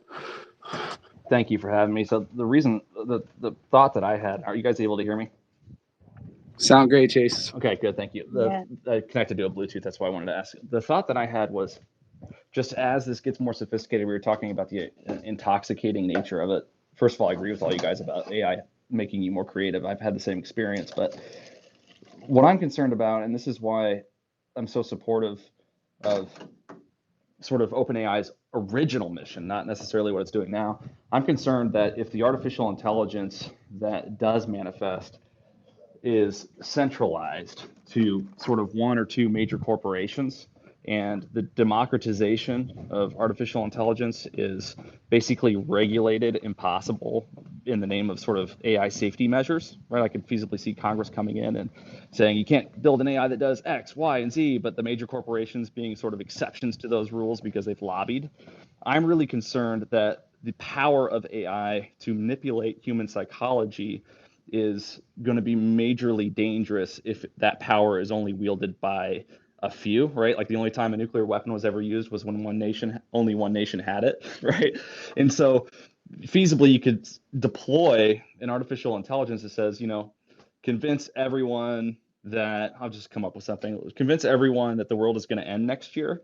And if that AI is able to adapt to each individual user on such a psychological sort of level, a minute level, to convince them over an extended period of time as they engage in search results, as they consume content, as they interact with this AI, you could feasibly have an artificial intelligence that's so far superior to human intelligence that if deployed by bad actors, could convince everyone of almost anything, regardless of the veracity. What do you guys think? Yeah, we were already It's talking an about this, Chase. The idea that the environment in which the technology is developed in is going to have a huge impact on the implementation of the technology as a whole. You're right. Right now, with these big companies like OpenAI and Google, like taking the forefront and developing the most advanced versions of these technologies, what it's creating is, and we mentioned this, I think you got in here a little later, we were talking specifically about Sora and how it probably won't be able to be used for horror films, or if you're going to make a film about a police drama, it won't let you create a murder scene. And because of that environment, you already have created an underground, almost pirate culture, as Adrian pointed out, where there's going to be guys in their garage developing their own MLC LLMs and developing Yeah, like these Freedom tools that they GPT have. is one that I've used that runs Yeah, perfectly, yeah, that has there's a no couple of them. censorship. Yeah, and they're okay, but what's so disappointing about them is that in terms of function and ability and features, they're nowhere close to the platforms that are developed by these major corporations with hundreds of millions of dollars. And so, although I do believe in the traditional sort of American guy in his garage with his buddy making new computers theory, there's a latency between the strength and power of these tools if corporations are sort of ahead of the curve on it. I'm concerned that because these other competitors in a democratized system won't be able to develop new amazing features as quickly, those sort of just get lost. It's like kind of like trying to start a social media platform after Facebook and X and Instagram are already in the market. That's an incredibly difficult thing to do. There are hundreds of alternative social media platforms, but they just don't have the same resources to outpace the innovation that the established players have in place. And I'm concerned that the artificial intelligence that people use in the next 10 years is going to be highly conglomerated. Yo, I have the same concern, and to use your same example, right? I've really talked about Aladdin, which has been plugged in as an AI for BlackRock for a very long time. We're not even allowed to know how good its predictive analytics ability is because it's protected under proprietary information. But what you said is really interesting. It's the guy in the the American entrepreneur in his garage developing this tech, but the tech can't compete with these large conglomerates. Well, I'd say that the counter argument to that is you're going to have Elon Musk in their garage doing it as well. So yes, the majority of these people aren't going to have the resources to compete with these conglomerates, but every now and then we'll get an Elon Musk or someone else will come up that has the same mission and the same values as us, and they will actually have the resources because we're thinking in our mind that the guy in the garage is just like your average everyday Joe. But I mean, Elon did exactly what you're talking about when it comes to creating a social media platform. So hopefully we just have the kind of character in our society that when people reach the level of Elon and they have that the same values as he does and others have, that they'll be able to get into that fight and give us something that we can use to combat that centralized technology that will be developed by these megacorps. I love your points, Chase. Thank you. I'll let somebody else take the floor. Matt, I see you have your hand up. Game on. Yeah, I wanted to address Chase's point about the centralization of AI and specifically, its role in psychological manipulation and information warfare in general. And there's no doubt that it could carve out very personalized, it could segment you quickly, cluster the population, and then come up with personalized strategies to make each of them think a certain thing. That's for sure. But conventional countermeasures still work, meaning even though the offense is gaining asymmetric capabilities like that, defense that still works, like walls and things, still work. So, for instance, community notes, the ability for us to get on spaces like this and actually converse and talk to each other. And it's true, they can create bots and come in and say things to reinforce what their original fake point was. Adrian and stuff is usually very good about not interrogating, but kind of lightly asking questions of folks before they get up here. So we're good at kind of curating the space. So anyway, that is all a long way of saying, yes, there are asymmetric capabilities that centralized AI is going to have to manipulate people, but we do have some good countermeasures. And my second point and final one is the gap between what the quote unquote big boys are doing and what we're able to produce at the open source level. And I made this point about like half an hour ago, but for the newbies, that gap is getting smaller. And yes, we haven't seen the latest jump in technology. We haven't seen GPT-5. We haven't seen Ultra, the real one from Gemini. So perhaps there's really going to be such a big phase shift coming that Mistral, no matter, bless them, no matter how hard they try, will never catch up. And that's certainly possible. The big boys could go to hyperdrive. But based on the competitive landscape I'm looking at right now, the gap is getting smaller and smaller. So I think we have enough countermeasures and we have enough tools and AI of our own.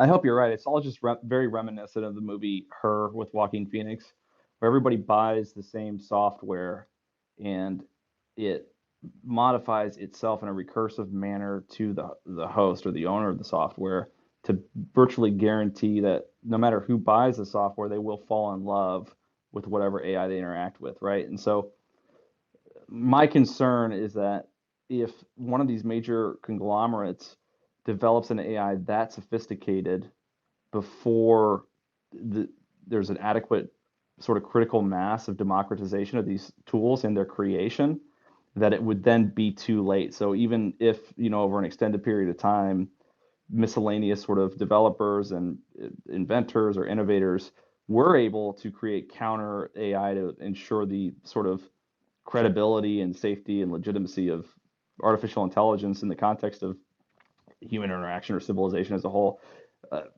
I'm just concerned that it'll be too late. There's not going to be enough time at the rate of how fast this technology is developing. There's not going to be enough time for enough people to develop the skills to create, I don't know, options or counter tools that could mitigate this. But I'm optimistic. I'm not ever going to be, black-pilled or pessimistic or negative about this. And I don't believe that we should inhibit the development of technology, because then it just sort of reduces who's going to make the tech to bad people or bad organizations. But it's just something to be very thoughtful about, in my opinion.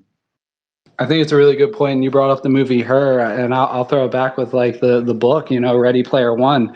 The only chance we have is if we get a gregarious games, if we get our own version of Halliday, right? IOI was there, and they wanted to, enslave the entire Oasis, but luckily there was someone like Halliday, which we do have these actors in real life right now. I don't want to use Elon over and over again as an example, but you have, like, in the social media wars, you have people in alternative platforms that are actually able to put up a fight.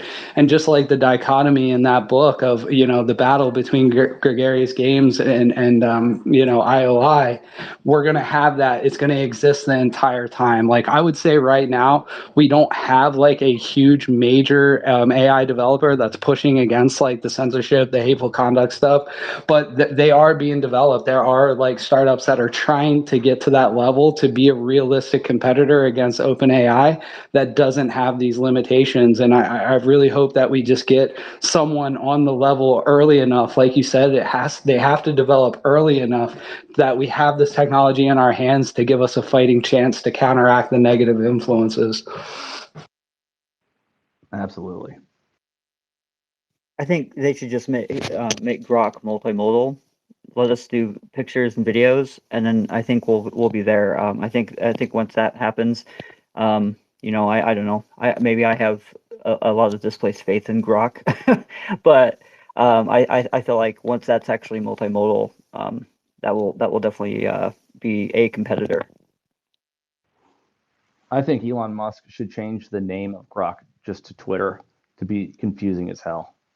The way when people report about Twitter, people would just wreck everything, because this transition from Twitter to X has been so confusing and hard. Just make Grok call it Twitter.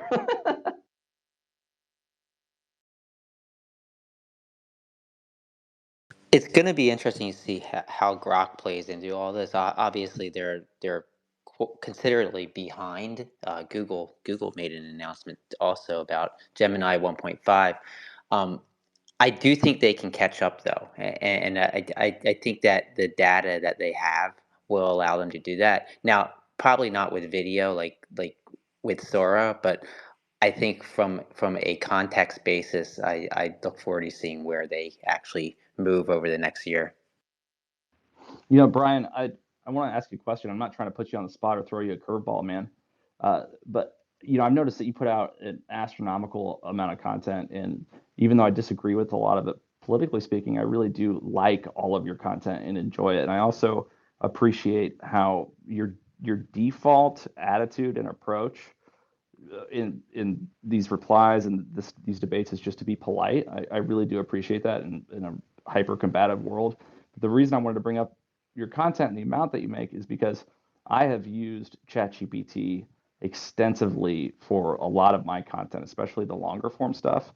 I always work with it and massage it and make changes to it. So I never just have ChatGPT make something and then post it, because it's sort of disingenuous. Everything that I make is in line with what I believe, and I've massaged it. So I would just wanted to ask you, Brian, to what extent do you use AI in the work that you do specifically on social media?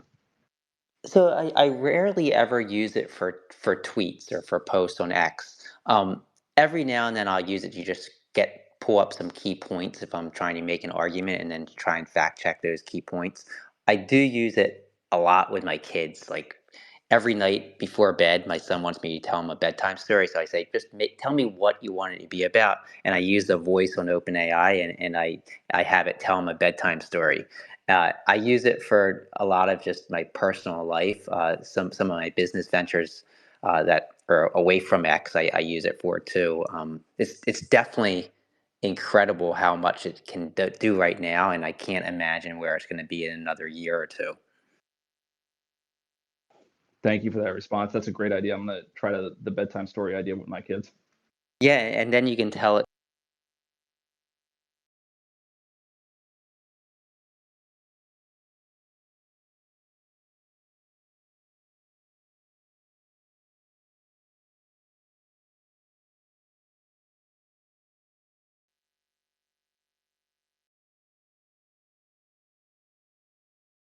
Tupac, go ahead. Yo, I just checked out the Sora video this morning, and I'm blown away. Like, I'm a video director, editor, shooter, and that's been my main career for the last like 12 years. And so the AI stuff started to roll out, and at first it was goofy, but now I'm incorporating it in everything I do. So I work with Skyfire News. We do a lot of UFO news and coverage and culture. And as you guys know, it's hard to find footage or really usable content to fill in the blanks of some of these old documents or some of these old cases.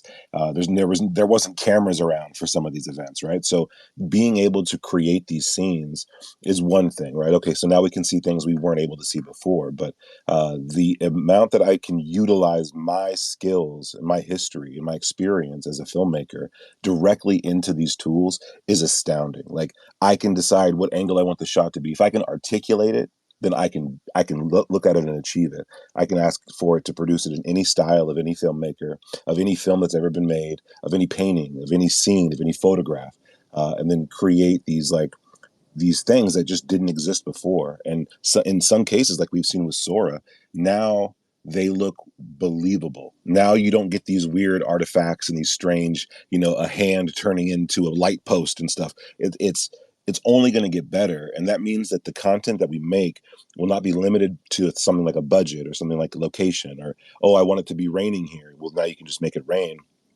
It's going to allow us to create the art that we feel but weren't able to accomplish because of deficits in either skill set or sometimes even just what you have in front of you, what's accessible. Like, if I was a kid nowadays, my mind would be blown that I could create essentially like content that was up on par and at scale with some of these crazy budgets and directors, and just with an idea. Like, I think it was Brian, you were saying you were able to just give Chat GPT an idea and a premise. Like, here, write a children's story for bedtime about a hippopotamus who loves chocolate. Boom, done. It's going to produce it in less time than you could think of something, right? So now it's producing it, and I think we're going to be that way with content. So my prediction, and I'll leave you guys with this for this content and what we're the entertainment of the future, or maybe even of the now.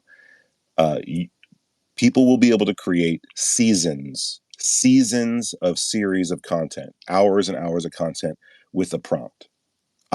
Here's an example. You can say, I want to see Game of Thrones, but everybody's a chipmunk, and make all the jokes and all the references and all the themes chipmunk related. And you hit enter, and now within seconds, you're going to have hours and hours of content that you'll probably never watch. And everyone will be doing that all the time. It will be no longer will it be like the way we look for content anymore. Like, you can almost ask it, like, hey, I actually just want to see something funny about Australia, and just make a cartoon about a Pixar movie, and it'll just do it. And like, so that, I mean, think about what that means as far as like how we consume media now, and how advertisers and how much the system works in play with our entertainment consumption, and what it's going to be when we can literally, now these computers are dream machines. We just produce our dreams instantly. And I think that's going to be a whole new world as far as not only content creation, but content consumption. And when we're overloaded with all this stuff, and when we can make and consume whatever we want, what is that going to do? Is that going to push us forward into a new type of entertainment, a new type of video or something? I don't know, but we're definitely in a different place than we were even 10 years ago. Tupac, as a director, are you concerned about the limitations that they're going to be putting on this technology? Because as we pointed out earlier, like, if you're someone who creates a horror film or that's your genre, you're not going to be able to use this technology to create that, at least not in the form it exists now, because there's massive limitations that are put on these generations, especially by OpenAI. I mean, they're one of the worst ones in the business. Right? Good You won't question. be able to create horror content. You won't be able to create a murder scene, because there's no way to differentiate the Well, fact that murder scene, is somebody going to use that murder scene for something nefarious, or are they going to use it in an independent project that's a, crime drama? I think that's what the conversation we were having earlier. But as a director, are you concerned about that? No, actually, I'm excited for it because all great art is bursting out of the constraints that it was put in, right? So like if they constrain it, right, then art is just not, it's not something that you can do that to. So people will find ways to create horror, right? They will find new ways to do it. And if it can't be drag and drop, then it'll definitely be, you know, creative. And think about this too. There's never been a time in our culture where there weren't parameters set, right? From parental advisory to the MPAA rating system, you know, you go back and back and back, and all of content was really controlled at a certain point, and it just became a thing. You start to push the boundaries, and then those fringes, those taboos become the norm, and then it just stretches again and again. And with AI, I think, you know, we're really looking at people who are like, shit. Essentially, they're giving, with these AI tools, you're giving any person a camera, a set, a budget, actors. You're giving them a director of photography, an editor. Like you're giving them all this stuff, and you're creating. You have the potential to create powerful pieces of art that will change culture and change society. And there's no AI company right now that wants to take on that responsibility and screw that up. So they have to limit it, and so that it becomes completely on the person and on the artist to do, and it's a choice of their own. And again, I think that's how you get good art. So I'm not concerned about that at all.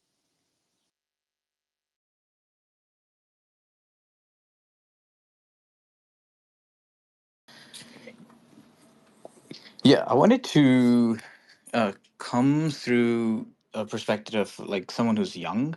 I feel like in this room, a lot of people are much older, much experienced in their industry, and their outlook of these tools actually slightly differ from, let's say, someone who's Gen Z like me. I feel like right now we definitely see how these tools can be implemented, and everyone's going to be creating their own worlds. But what's after that? Or like um, I think personally, we would actually have agents who know us better than we know ourselves, who will be more intelligent than we know, who will be more creative and actually like creating stuff that resonates than maybe we can think. And they'll just be creating stuff for us. And we won't have a YouTube like we have right now, where it started from human creators posting their videos, um, to now, like creators using AI tools to make their videos better. But what if like we're gonna have a YouTube where it's just all AI and we don't even need the human element anymore, because the AIs like really are creating these worlds for us. But yeah, I think like it's quite fascinating how different generations are thinking about these things collectively. So yeah. I think we're going to see things develop quite rapidly. And consider Sora, but imagine if it was 3D and you could create a world instantly and then put on the Apple Vision Pro and just walk around in that world. Is That's Brian where things get pretty speaking? I crazy. can't hear him. Yeah, yeah, I can hear him. Oh, okay. Brian, that's a great point, and I think the concept of creating worlds is hugely pertinent here. We're so used to cameras. You know, what does a camera do? It captures light bouncing off of a scene, and that's what we've called camera. Yeah, That's I what we've can't called hear. video I'm gonna. If someone could drop forever. me down, bring me back up. So that's what we've called video, is capturing light, and now we've got these AI tools that are, they synthesize data into visual content. So this is visual content that's formed based on learned patterns from vast data sets, and it's really creating its own world that it's showing us. And what are the implications of that? I'm curious. You know, we're looking also at the Nokia 3000 version of this today. It's better than we've ever seen, but it's also as bad as it will ever be. So this is going to get dramatically better very quickly. What happens? And I'm curious, specifically looking at like applications to scientific visualization. You know, I picture that scene from Iron Man where Tony Stark is standing in his room and he's creating a new element, and he's talking to his AI, and that it can do that because it has an understanding, at least somewhat, now very basic, but of what reality is or what a reality should look like, how things are going to interact, what the physics are of a scene.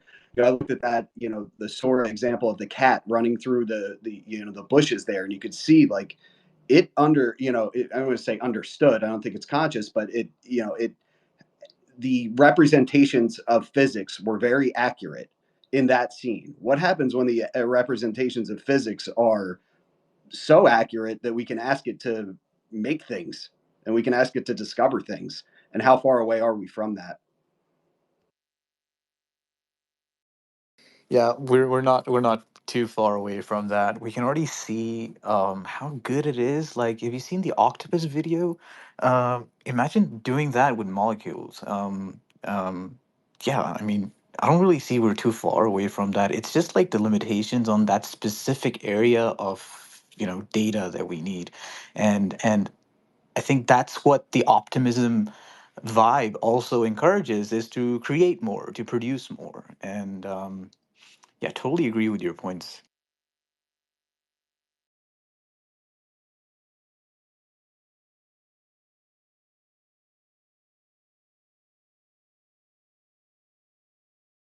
Where would you guys put Sora on a scale of most breakthrough technologies in AI compared to ChatGPT 4, GPT-4, Gemini 1.5?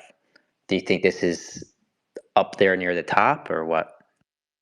It's definitely up there towards the top in terms of video generation, especially from text prompts. But like, it's so far in a way better than, like, I've been using like Runway, which I thought was great. I've seen very good examples from Pika, and it's, those have their flaws and they have their strengths, but their flaws as well.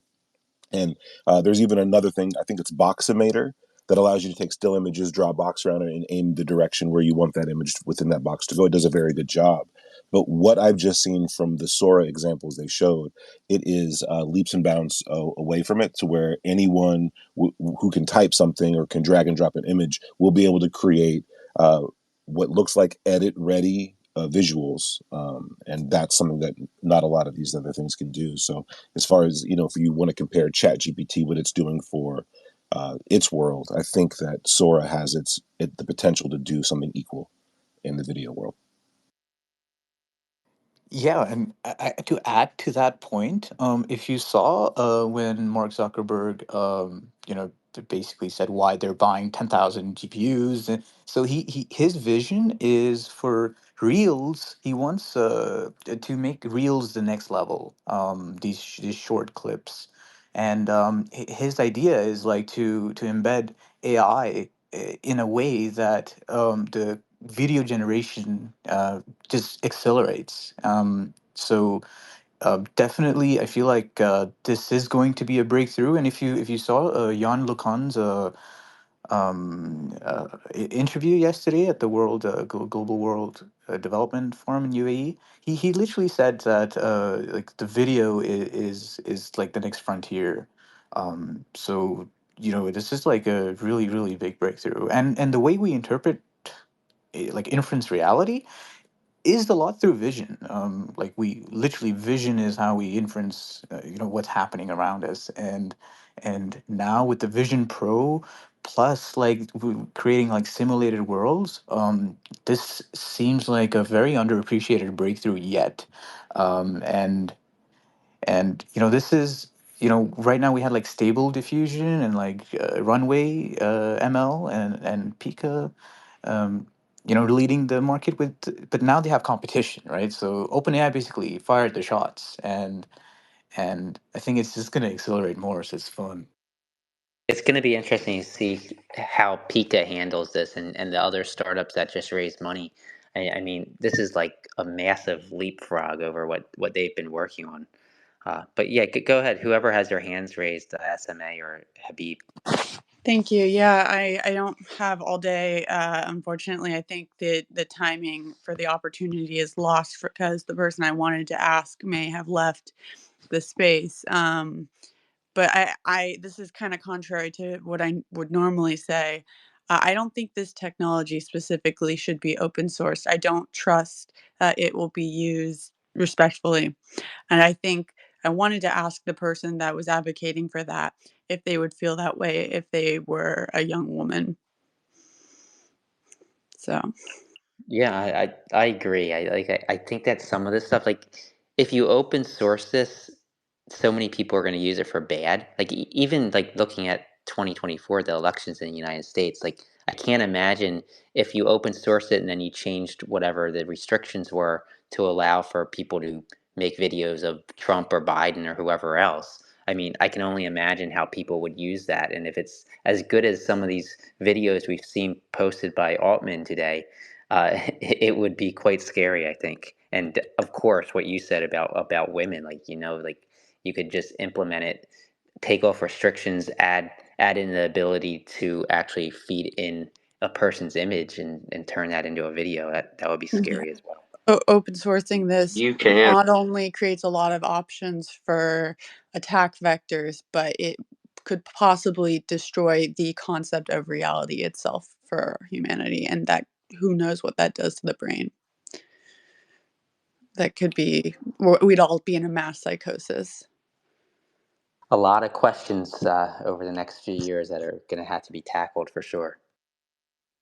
I think one of the things that may happen is it brings back a little bit of the old as well. We talked about the Super Bowl and all the AI ads, but the reason millions of people were watching that game is it was live people doing a live thing, and it gets so much attention because of that. And I wonder if things like that, live sporting events, or even people want to go back to see a theater. They want to see actors and actresses acting out on a stage. That becomes something that people want to get back to as these the artificial becomes more ubiquitous. People get that hunger for the real. Yeah, I think the same concern is like with like let's say porn, right? That's like one of the things. Is like, oh, what if the internet starts getting flooded with porn? But then, if you really think about it, it's like, you know, there's many types of porn, right? Like cat porn, food porn, right? And I feel like this is slightly scary, how we're gonna handle it, but the only way to find out is to actually make the mistake first, right? But don't make too big of a mistake that it's irreversible. I think OpenAI's strategy of slowly rolling it out and allowing the tools to adapt with society and allowing the society to adapt with the tools, like I think that relationship it seems it seems to be going pretty well. I do have faith in that. Some mistakes are irreversible. Once something's on the internet, it's on the internet forever. I Yeah, mean, I you mean, could also before. go back.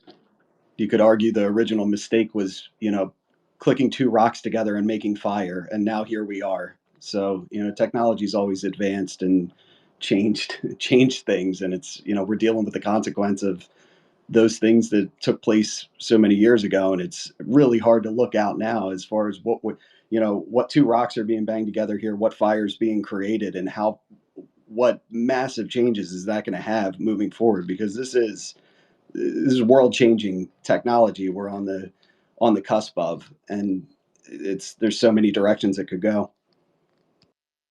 And to add to that, um, you know, human society just functioning, right? All of us, right? We're all in one space together, aligned. This itself is a miracle, right? And I believe in these miracles. Like we figure things out together, right? We like what causes us not to go into anarchy, right? It's quite a profound thought, and the way we've been functioning for such long periods of times, like humanity, we are state builders. Like we collectively, you know, find ways to suppress, the negativity, promote the positivity, and because we realize the effects of both polar opposites. Um, All good isn't always good, okay? I like, pardon my French, but fuck that. Like, you guys are clearly don't and can't understand where I'm coming from. All I ask is, I beg of you, if you're gonna open source this, make sure it's done fucking responsibly. I don't feel like I'm being listened to otherwise, so I should just leave the conversation. Um, I No, you have good points. I'm clearly listening. Well, I get where you're coming from. I had 2 points. I'll address yours first and then go with my other one. In terms of like how open sourcing would lead to bad, I agree. However, the risks of that are inevitable. So at this point, like the time is ticking for social platforms to combat mis and disinformation with ways to show whether content is AI generated or not, so that they could take that content down to limit potential harm from it. So I think that's one major thing that's coming out of this right now. The other point, which is not related to this, is something interesting was I saw Mr. Beast commented to Sam Altman and he said, "Please don't make me homeless." And obviously he was joking, but this does show how this is going to create a major shift in video production and the whole industry, and how it's going to majorly reduce the cost of entry for so many people that want to get into a field like this. So, I mean, there's so many positives and negatives, and I'm just excited to see where this goes. All right, I'll do my sacrifice then and delete my account. Bye, guys. Good luck. I'm not following what SMA is talking about. That's my bad. But we were listening for sure. Yeah, this is we're in wild times right now. Yeah. You know, one of the things she brought up, you know, we talked about earlier in the space, it's been going for a while, is that some countries have decided not to put these restrictions on these AI generated video platforms at all. Like they've just said, like Japan was one that was brought up by Adrian. And the reason is because it's going to be almost impossible to distinguish the intent of a video, right? Especially when you're talking about filmmaking. I could be making a filmmaking about a war scene. Well, is my intention to have a short film about a war, or is it to mislead people on Twitter that a war is happening that isn't really happening, right? There isn't going to be a way to do that. It's not possible. They can try and actively trying to moderate and control this technology to some degree is necessary, but at the end of the day, we got to realize that some things just are not possible. You can't do it. So it's going to be this balance that they walk on, trying to realize how do we moderate this technology in a way that doesn't push people into creating their own systems in their garages that can't be regulated at all. Because if they go too heavy on the moderation, what's going to happen is people are going to develop their own systems because they're going to want to use it for these purposes anyway. And then it's going to be a complete disaster because anyone's going to be able to create this, you know, an MLC LLM in their garage, generate video content with zero restrictions on it.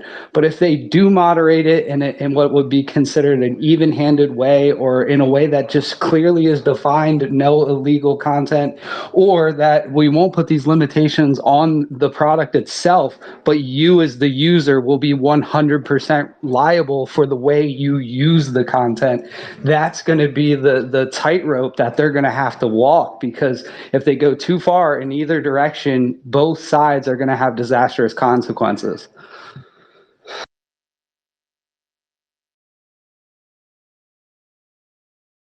Are those parameters, those paradigms, are those going to be consistent throughout this new wave of media? Like, you know, doesn't the ability or the reality that every single individual with the ability to like type on a keyboard or on their phone can create an hour long, hour and a half long, 3 week long, year long piece of content, and then move and instantly move on to the next project, and the internet will be flooded.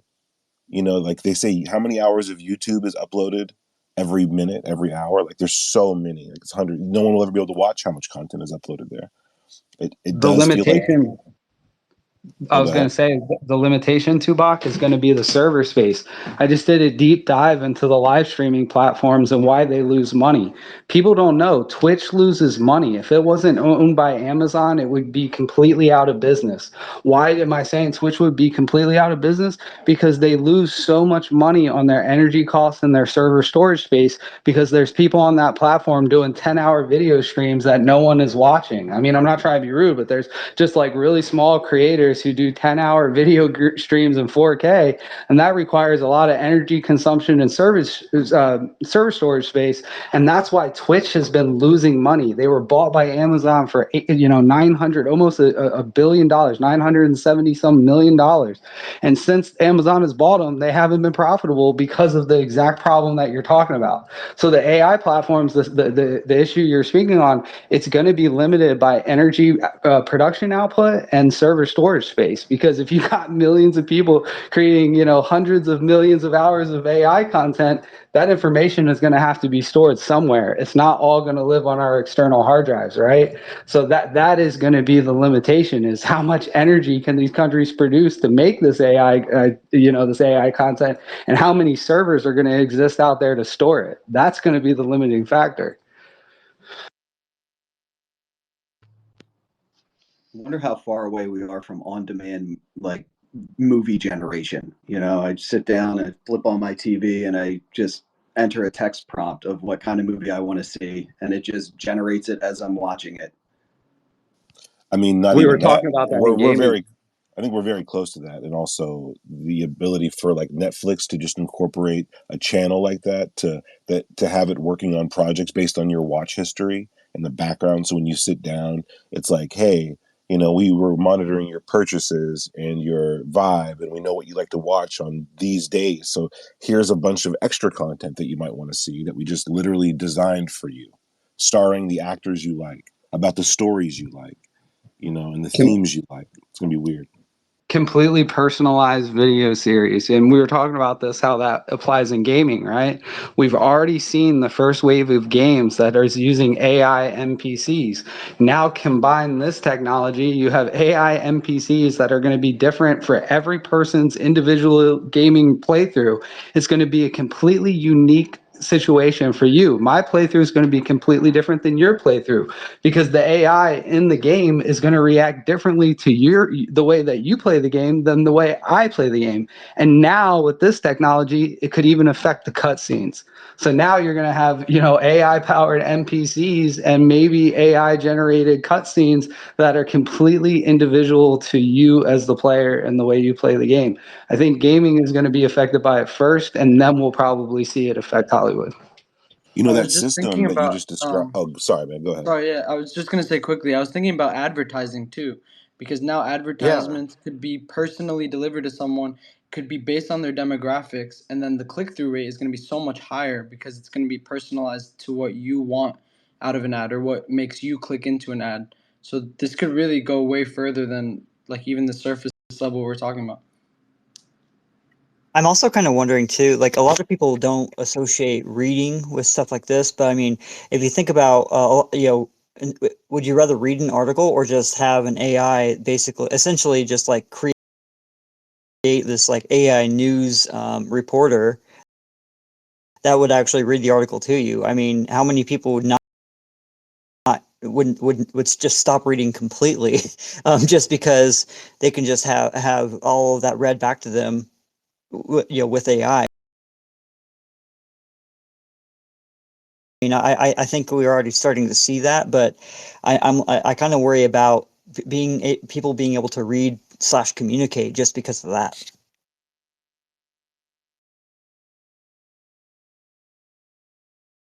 The manifestation of idiocracy in progress.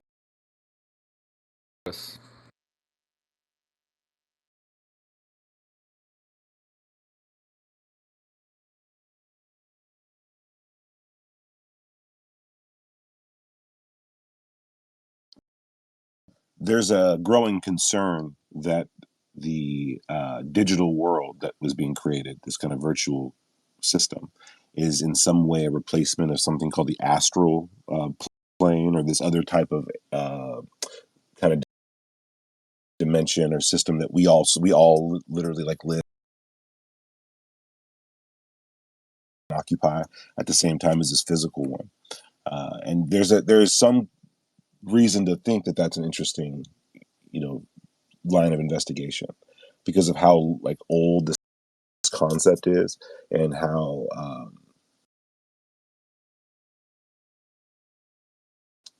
attractive it would be for a government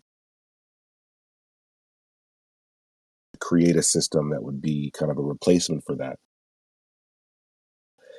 System that would produce your inner thoughts into some type of physical reality, but it would be a virtual reality, right? But it would be taking your thoughts and your activity and your history and your habits, and it would be producing things based on that, for like catered to you. And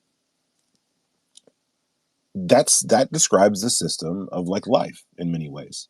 So it almost seems, and this is kind of woo and weird, but it almost seems like that they're preparing to build a system that would satiate all of our, all the levels of being alive for us. So it could be a true replacement. And people should consider that. Or it doesn't even need to be intentional. It can just be we're all unconsciously building that system. Could you go back to Carl Jung and say, we're just getting the technology and tools to make our unconscious real. I mean, you start looking at what the latent space is, and what you're doing when you're prompting an AI and what it's doing when it's creating its output. It's going to feed back to you, and starts looking a lot like what Carl Jung talking about collective unconscious and what that is. And maybe that's just us unconsciously recreating those things, that were in our unconscious. I mean, what is art? Oftentimes you'll hear that's what it is. People are just trying to bring what's unconscious to consciousness. And, ultimately that's the irony of this all is, are we using artificial intelligence to,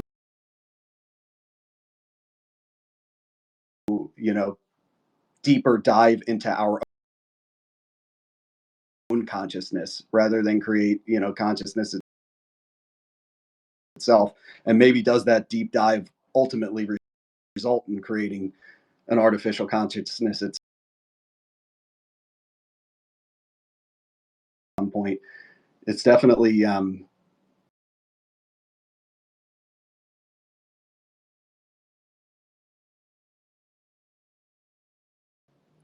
it's fun times to be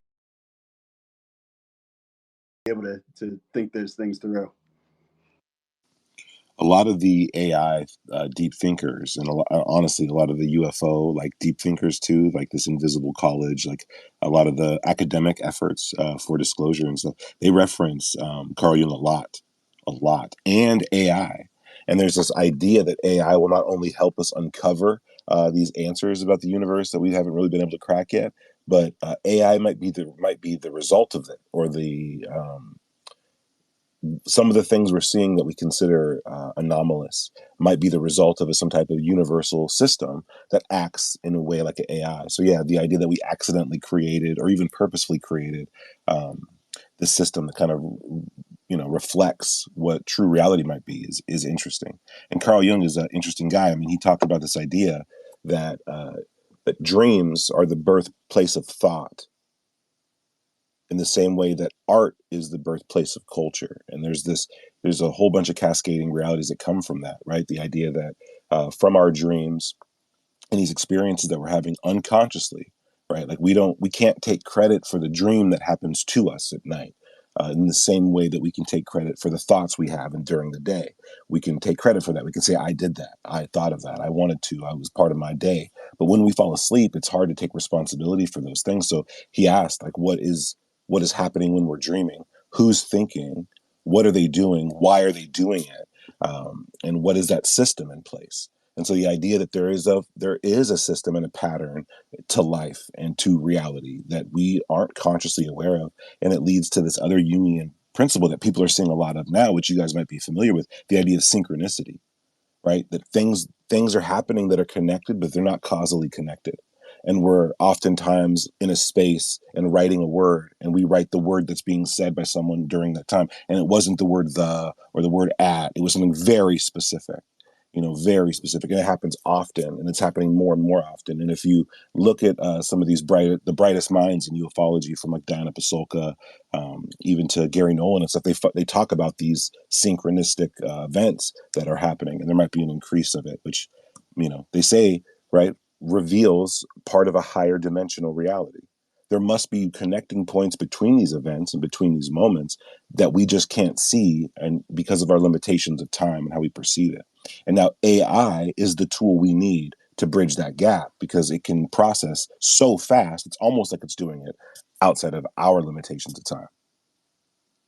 I think the idea, the important, thing for all of us to just be aware of is that this technology will require a large perspective shift one way or another for everyone. And the visceral reaction to seeing a video that was generated with a few text prompt that looks just as good as someone shot it on a camera is going to have an emotional impact on someone. But you look at the larger scale, how do we digest this as a culture? And all the things that come up with the economy and intellectual property, and what is this going to do to entertainment? What does this do to science? What does this do as these technologies evolve? It ultimately, we're going through a massive change with no kind of guidebook to guide us all through, as far as what perspective, what's the best perspective to have going through a change like this. No one's ever gone through it before, so here we are trying to figure it out together. I'm hopeful that we'll work it out. I'm optimistic, but it's going to require a lot of people. It's a lot to change your concept of reality and your understanding of what things are. And I think this just calls all of that up to the surface and into question.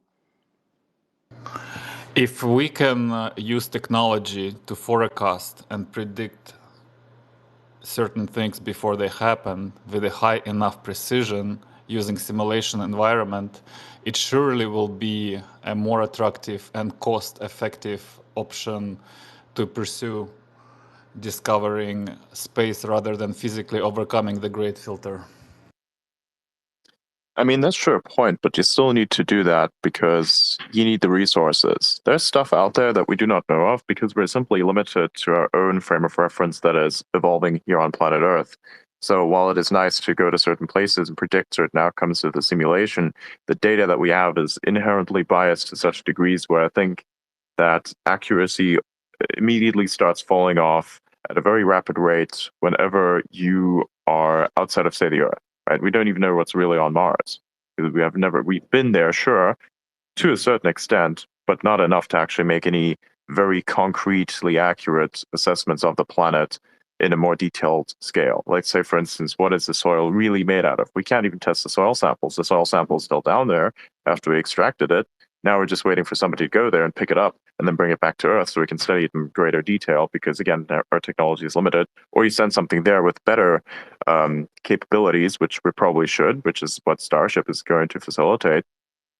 But other than that, we can simulate and predict our way forward, or we can simply go for it, right? We have to by default because we will run out of resources on this planet at one point or another. Even if I were to say take the entire planet and scavenge it for resources in its entirety, we will run out of them at some point because we're just simply recycling things, and chaos basically serves as degradation. You can only recycle so many times up until the material that you have has been degraded so much that it virtually does not exist anymore in the state that you need it to be functional. Yeah, to that point, there is another limiting factor: is humanity itself. Like the population is imploding pretty much everywhere except few countries, and it's very difficult to raise children, and not everyone is willing to take on that challenging task. So yeah, if there is not enough consumers to consume that content, then it all becomes irrelevant.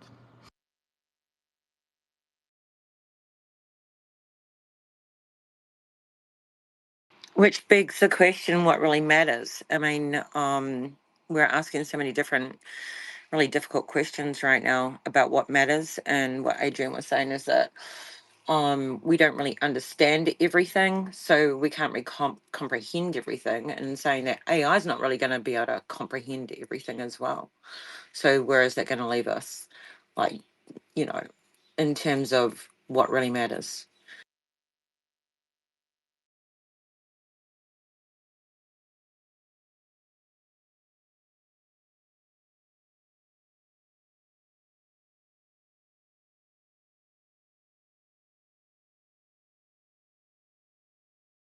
What the hell does that thing do? Hold up. I'm just like noticing new things. What the fuck? Okay, yeah, probably not available for Android yet.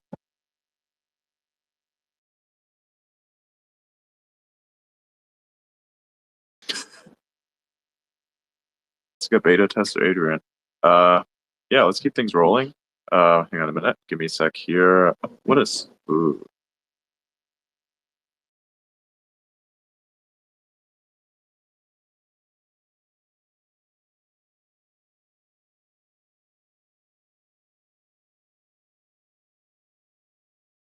Okay, if you guys can sort. Here we go.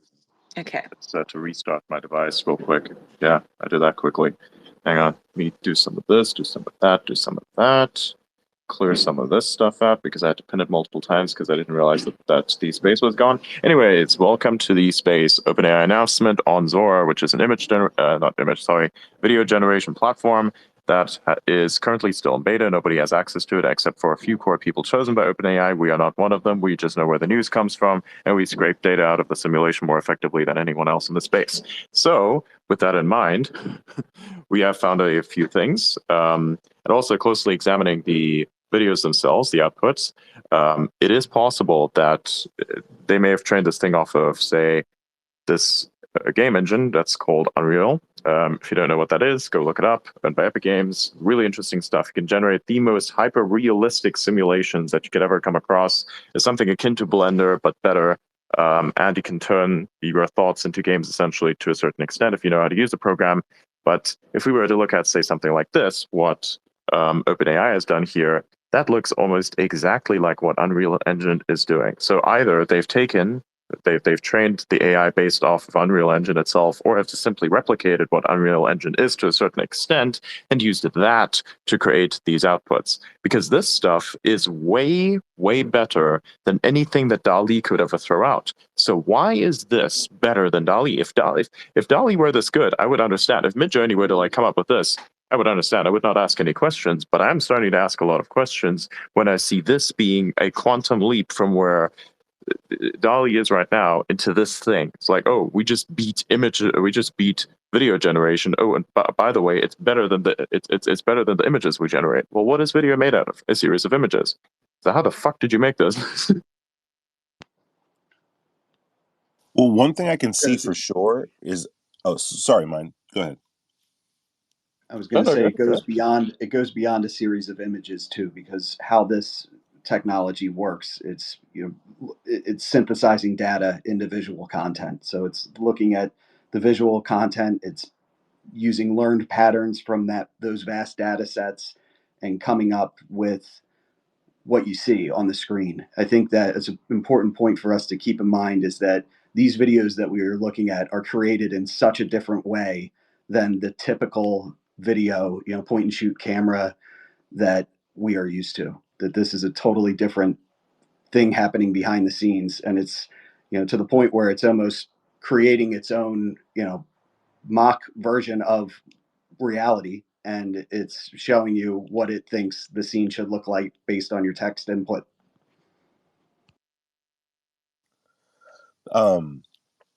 Good points. Good points. From what I can see with Sora versus something like Runway, if I had to put in what I just learned was that it was trained on like Blender and like these other kind of 3D software things, is that it understands what an object is.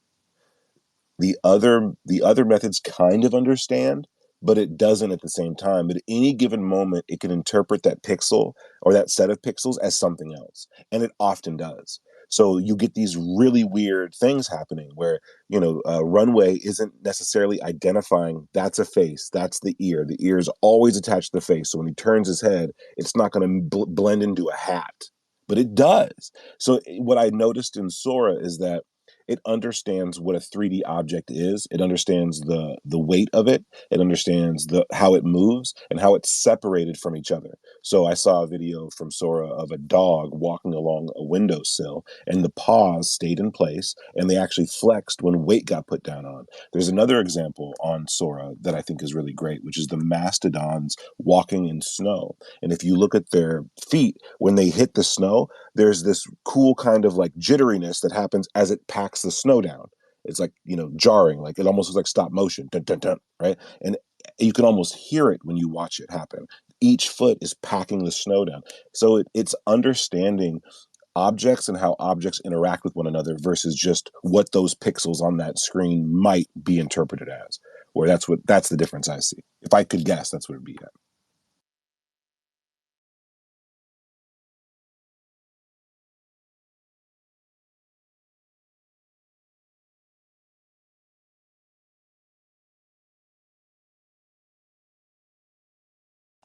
I don't know if anybody else is talking.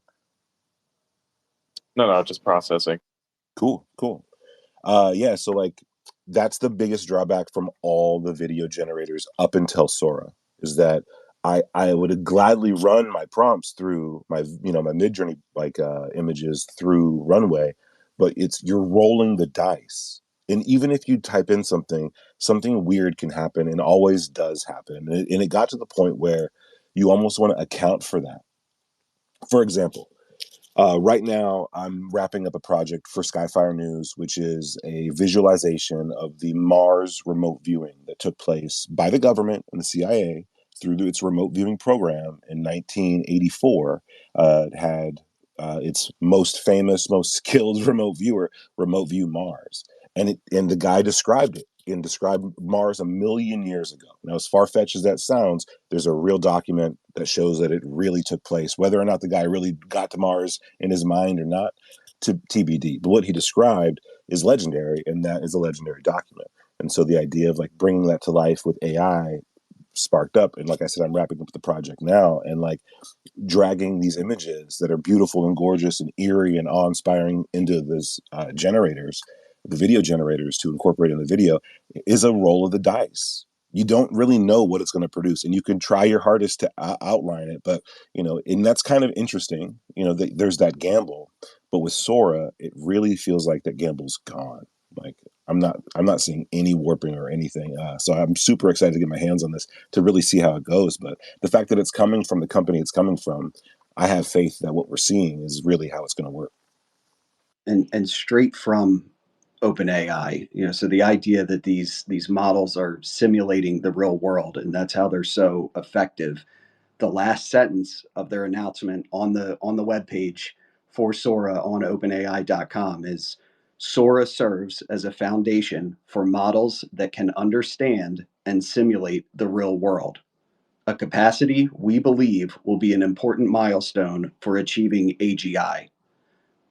I feel like Oh, that's a absolutely. really important sentence. That's huge, right? Because then now I get a little bit more context of how they incorporated these 3D softwares. Because you need to simulate gravity. You can't just let the computer let it guess if an object is falling, and if it's falling, how much does it weigh?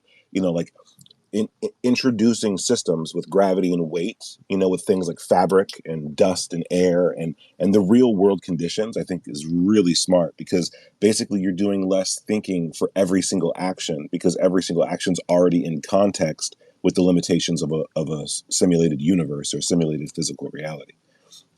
So It'll less be guesswork. exciting. It'll be exciting to see, because they did, put a little parentheses. Learn more from our technical paper coming later today. I'm not sure if that's dropped yet. If anybody's seen it, I don't think so. I'll be sure to do a summary of it once it does. Oh, I'd love to see that. It would be all gibberish to me or whatever, but I'd love to see it. I mean, these are wild. The idea for me that there was a barrier between being a filmmaker, quote unquote, or a video or a content creator even, and a consumer. I can, that's a point of pride for me. Like I was in film school when the first DSLR camera came out, and those are the cameras that look like photo cameras but shoot video, which are standard now. But back in the day, I mean, if you wanted, you couldn't like rack focus on whatever digital camera, you just couldn't do it. So you needed all this extra equipment. So it started this kind of like this kind of like belief system that there's a barrier between high end video creation and the average person, um, and it just to see that dissolve away like cotton candy in a cup of water is so bizarre. It kind of leaves you in shock. But if you're a content creator, if you're a video creator, incorporate these tools. And if you ever wanted to be a creator or creative, dive in. Like dive in full on. It's It's intense. they're so unreal. So I'm looking at the website now, with OpenAI, and they have all these examples. And I don't know if I didn't see this one before or if they just uploaded it, but it's a tour of an art gallery with many beautiful works of art in different styles. And it's just a camera panning through a museum. I mean, there's nothing that looks not real about that scene. And these, each of the different artworks that it had to render, the painting styles, the lighting, it shows that they've created a model that's got a really deep understanding of reality and what reality should look like. Yeah, I'm really excited to use that for my own art. So at this point, can you actually just put in pictures as well and put like if you wanted to put all your art in there and do that? Wait, what? Could you actually just put all your own art in there, like all of your own art, and then just design a whole entire museum? I don't know. Yes. Cool. Can't wait. And you know this how? I just feel it in my bones. Okay, right on. I want You need to be everybody's really good at wildest prompting. dreams to come true. I would say that's too many shrooms, but sure. That's fair. But I think it's a great idea. No, seriously, because I mean, I use lots of different apps over the last 10 years, and some of them are good, and but I really just Well, want to create like a whole entire museum of my art, and so I can walk through it. It doesn't have to the be for most sake of money. the most realistic, the most realistic and fully immersive form of simulated reality is your ability to trip on psilocybin or DMT. Yeah, I'm not going there right now. You can do it I with love how you percussive said not drumming right too. now, that it applies things. I really don't need to do that though.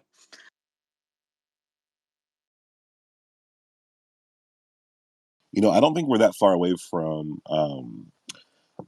like dream therapy, like induced like holographic dream scenarios designed to heal trauma. I think we're very close to that. Like, one of these ideas of dreams, or what the benefits of like tripping on like a hero dose of shrooms or something, is you come out of it changed and transformed because you thought about things you hadn't thought before based on the experiences you had and how you interpreted it.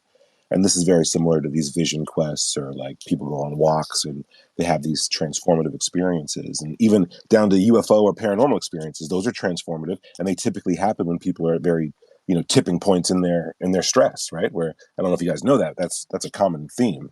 Trauma, stress, or common trigger for UFO experiences, strangely enough, along with ghost experiences and whatnot. But those seem to be a result of the types of therapy and the types of cognitive events that take place during dreams. There's a doctor, Dr. Robert or Matthew Walker, and he's been on Rogan and so many other podcasts. He has his own podcast. He's a scientist, neurologist, talks about dreams and dream sleep often. And he's come to the conclusion that dreams are a trauma therapy, emotional therapy. And they studied this. So like scientifically you can say that if you want to, that dreams, the people who dream of traumatic events uh, are much better off psychologically, emotionally, and lifestyle wise, right? After a traumatic event than people who dream but don't dream of the event at all. So they've determined through a ton of different experiments like that dreams are acting as a form of emotional therapy. They massage the trauma out of you because that's just what it does. And or at least that's part of what it's doing, along with allowing you to practice and do these other things throughout the day a lot better. But if psychologists and therapists can utilize that virtual reality test space that he called it, he said that on Lex Fridman when he was on there. Matt Walker did, and it's like a virtual reality test space. And him and Lex were comparing dreams and the role of dreams to AI and how AI learns. Like the testing, and then trying again, failing, and then trying again. But this is taking place in our dreams every night, all the time, to get us better and to make us sharper. And I think we ignore that a lot because the dreams are so weird, right? But then now you got everybody and their mom is on Midjourney or DALL-E, and they're making their dreams happen with the stroke of a couple keys, and they're getting sucked in, and their whole like things they wanted to achieve, for years are now being achieved in front of their face in seconds. And it's like, oh shit, yeah. So people are having these experiences too, where their dreams are coming out in reality. And I think if we utilize the known science behind what dreams could mean and how they benefit people, we could probably figure out a way to manually engage in therapeutic, types of practices with these kind of holographic or virtual experiences. They could be profound and transformative. And even if it's not for therapy, it could just be for transforming, right, or evolving, or there's so many things that could happen by inducing experiences in people. I don't Yeah, know let's about get back anybody to else, the but some of my to the dreams, yeah, concept of like, the Sora thing. Yeah. yeah, As much as I like metaphysics, I think most of it is overcomplicated fuck shit that we've invented for ourselves to give meaning to life. Um, Simply, the way I like to look at what is dreams and what is everything, I don't know why we're talking about this, but it's a very simplistic approach of simply your brain cleaning itself out and certain things being triggered, and then your brain needing to deal with somehow how that affects itself, and then, I don't know, perhaps whatever you thought of that day, whatever you most actively were triggered by is then flushed out and cleaned. It's very hypothetical. We'll not get into it. We'll get into it when have read paper. Also not space for this. So yeah, back to Zora and weird stuff that it can do. I Also, it think does that dreams. the interesting thing, that the reason I'm thinking that dreams are coming up as we're talking about this is that's what it feels like. You type in a text prompt and you look at this and you see these outputs. It's like your mind goes to how is this doing that? And the only reference I have is, well, if I close my eyes and go to sleep, I go into this world that I've created, so my brain does that somehow. I wonder how the computer's doing it. And it's just, I think we're grasping at sense making when faced with these new technologies, just because they're so, yeah. And even on the hallucinogenic side, it's got that feeling too. When you use these for the first time and you try them, you're like, wow, I can type this and that comes out. I live in that reality. And it just really it's like, it requires such a dramatic perspective shift that you feel that disoriented. I'm in a, different state right now than I was before I opened this computer and looked at this, or before I knew this existed. It's altered my sense of reality in some way. And that's, these technologies are just going to do that, and they're going to do it really fast, and they're going to, have widespread consequences as a result of that. The other, the thing, looking at what are people's reaction to these, it's like it's bringing up, it's a mirror for all of us. When people look at this, someone might see, oh wow, here's endless opportunity for creative expression and making cool content and doing amazing things. Someone else is going to look at it and say, oh, some bad actor is going to use this and they're going to, rig an election. Someone else is going to see this and say, oh, these are the early signs of AGI. These machines are getting way too smart. We've got to pull the plug before they kill us all. You just see all of the variety of reactions that people are going to have to this. But I think you have, these kind of flashbulb moments when a large company like OpenAI drops a model like Sora that is clearly a step above anything else that has ever been seen before. And that's just another day, that's just another day on Twitter. We log on and scroll down and see, oh, here's a new world changing thing. And we just get, it's like, how do we adjust to that? And I think, everybody on this space has some sense of being able to track that, follow it, digest it, create a new worldview based on what they now know. But it's going to be hard for a lot of people to do that.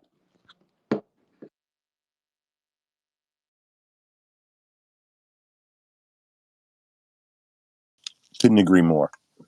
But I'm gonna look into what types of what the true difference between Sora and I really do think it's this what they modeled it after, the 3D stuff, because that's just a hunch I have. But what an amazing breakthrough if that's the case. Well, and I wonder because at the same time, Meta just released it's called Feature Prediction and Learning Visual Representations from Video research paper.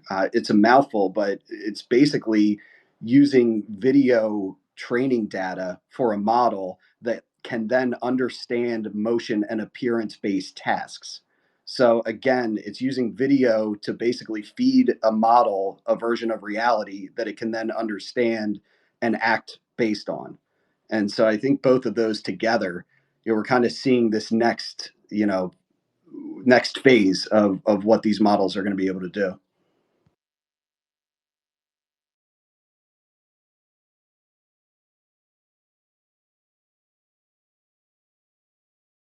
I think the first thing I'm going to do with it is I'm going to put feathers on the dinosaurs of Jurassic Park 1. And I'm just going to let it ride. Same movie. Nice.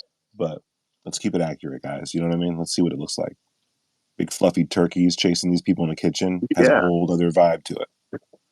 I mean, people seem to forget that the chickens you eat and birds in general are descended from the dinosaurs.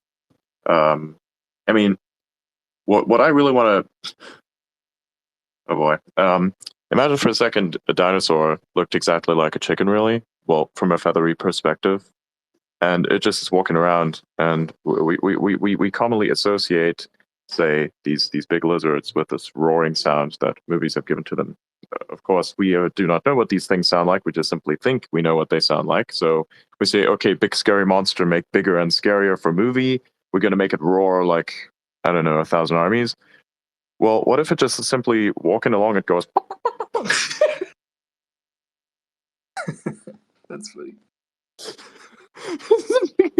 I will say from personal experience, chickens can be very scary. I have 6 of them, and if I stood still long enough, they would eat me. Dude, it gets worse. I mean, have you ever heard what a gecko does when they fight each other? They make this weird sound, like something like that. So, I mean,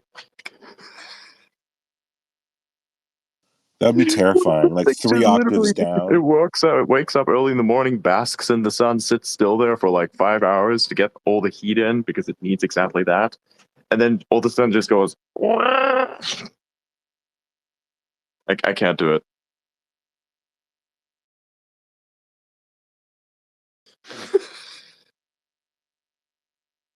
Wait. Yeah. Feathers on dinosaurs and fluffy turkeys running around, which is also dinosaurs. Yeah, I would like to see that. And this also, yes, this would be one of the first things I'd build. It would be wild. I mean, one of the most terrifying images I've ever seen, it haunts me to this day. It was, and it's going to sound silly, but it was a dinosaur, like rendering with an owl like body, like an owl feathering, like so its face was flat like that. I mean, if you think about it, owls don't look like they look. When you take the feathers off, they look exactly like another bird. And in fact, they look a little more horrifying, right? It's like a plucked chicken with weird giant eyes and stuff, right? So it's their feathers that give them that form. So in reality, a dinosaur with feathers could take a million different forms. And some of the things that we see today might be carrying over or carryovers from a previous time when it worked, right? So you look at all the fossils you can find, there's an overwhelming amount of evidence that they all had feathers of some kind, and feathers come in all different shapes and sizes and forms. Even they can look like fur. And you look at like ostrich, feathers or emu feathers. I mean, these are basically coats of fur. So the animals that we see, it's so strange to think that like someone in the future could look at the birds today and be like, oh, just think they were these weird reptile looking things. Totally remove the feathers off of them, and you lose 99% of their physical features, their ways to communicate, and all the things they do. We need to get dinosaurs with feathers on this ASAP.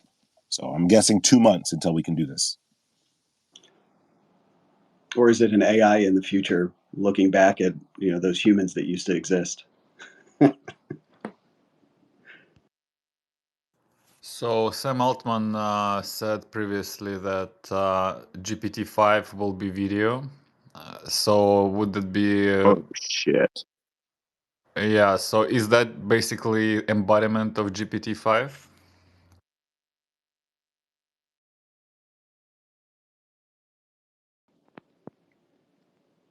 Makes sense. I think they've already got there. So I think it's gonna be here way before GPT-5 at this point. Yeah, I'm suspecting it is the GPT-5.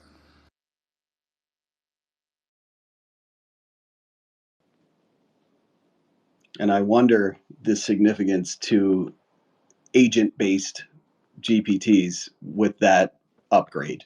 If you have a representation of reality and you can represent an agent that interacts with that representation of reality and you can have it go around and do things and learn how to do things, what kind of abilities does it gain over what it currently has, or just the standard models have now? Yeah, like even with the token prediction, GPT-4 and below, to do it accurately, you have to have cultural context, you have to have good understanding about the world, and all that expertise will definitely be profound for video, especially like in the example they posted, like in Tokyo. That scene, it knows exactly what Tokyo is, how it looks like, the bridge, the buildings, like it mapped everything out. And yeah, I mean, it knows about the snow, its physicalities, and it's quite impressive. For it to be able to iteratively test different scenarios, you think about one of the key components of consciousness is I can sit here and project myself into the future doing a variety of different tasks and imagine what the outcomes might be. What if this tool gets the ability to do that to some extent, where it can predict different actions and potential outcomes, and it's a GPT, it's a large language model, so it can just do it 10 million times and then come back with the best option. Even better, what if it could make all that a reality, so it doesn't have to like say, oh, this is going to happen. Like it can say this is how you build this like starship, for example, that can travel between galaxies. Like it's with video, I don't see how that's like going to slow down. I feel like the video is going to make that faster, if anything.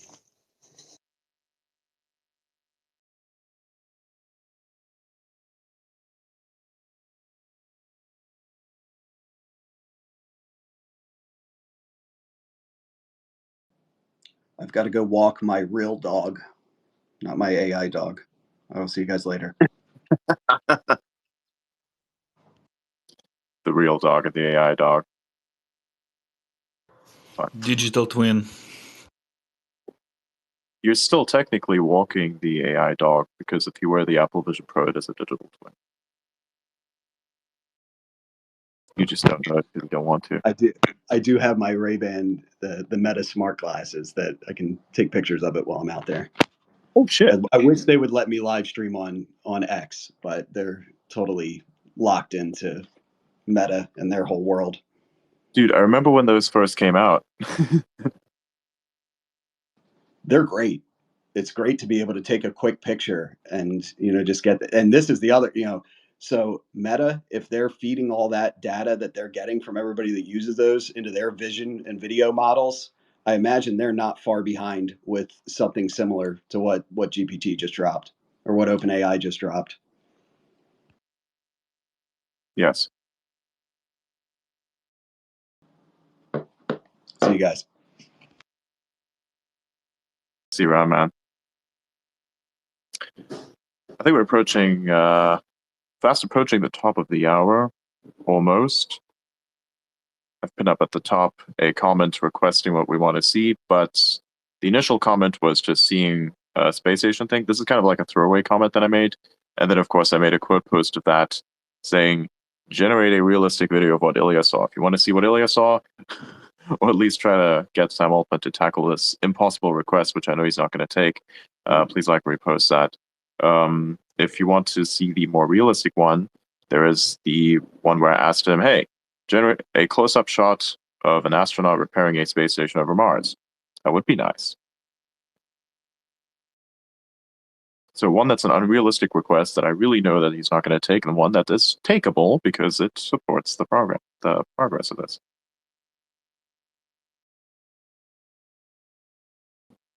Also, aesthetics is in space.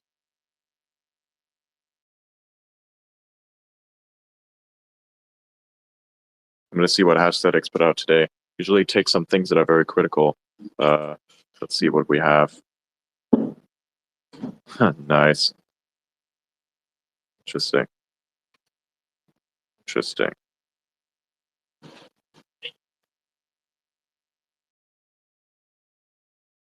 Your aesthetics. Can you give me something that is relevant to today's development? I'll look out for your post.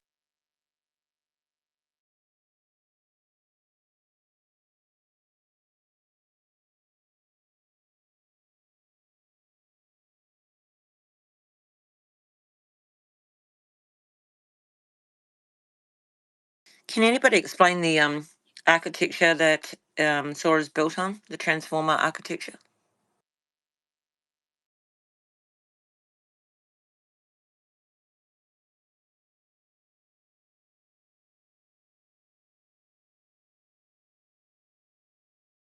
Oh, you're doing some stuff in the background. Anyone else has got something, please do request up to speak, and then we'll hear you out. If you're here to try and chill something, I will shut you down so quickly you'll understand what light speed feels like. Also, sometimes my brain has got negative ping, which means that I won't even let you up because I already know what you're going to do before you do it. I should train AI on how to detect this kind of stuff to eliminate it off platform. It'll work because I Yes, work. do that. Do that.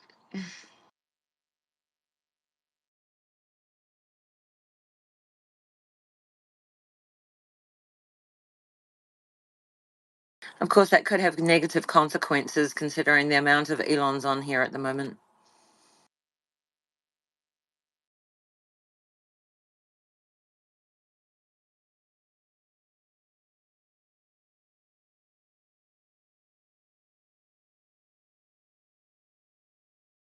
Hey Scott, how are you?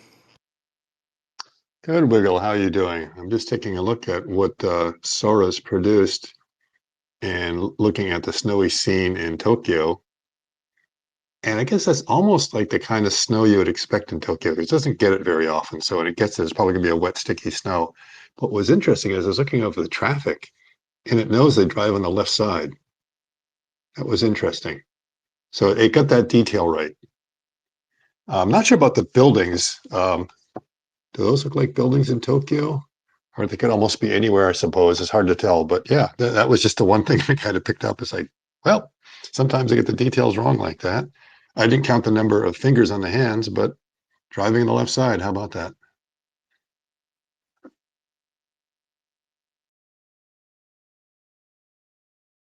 Has anybody seen that futuristic city that Sam Altman posted, that video? That's amazing.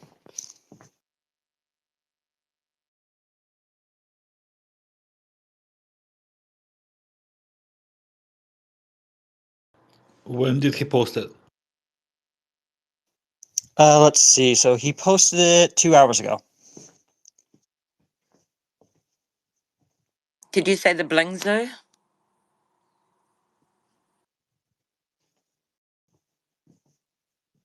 I'm sorry, what was that? Was that the Bling Zoo one? Bling Zoo. This one's Deep Thrill, or Deeper Thrill. Okay. The Bling Zoo is pretty cool, though. I posted that on my page as well. It's pretty amazing.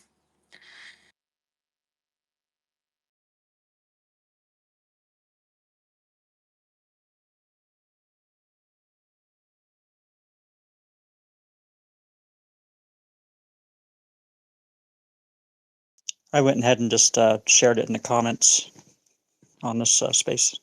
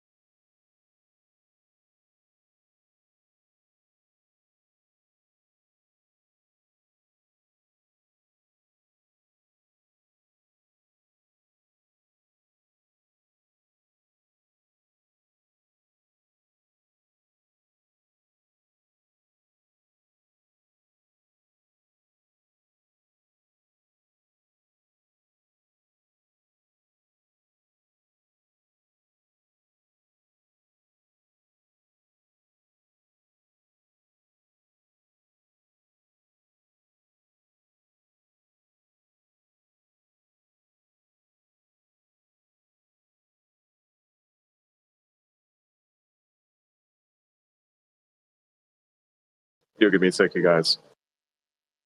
It's all good. I'm researching in the background. So it says on their main page that Sora serves as a foundation for models that can understand and simulate the real world. Capacity, we believe, will be an important milestone for achieving AGI. So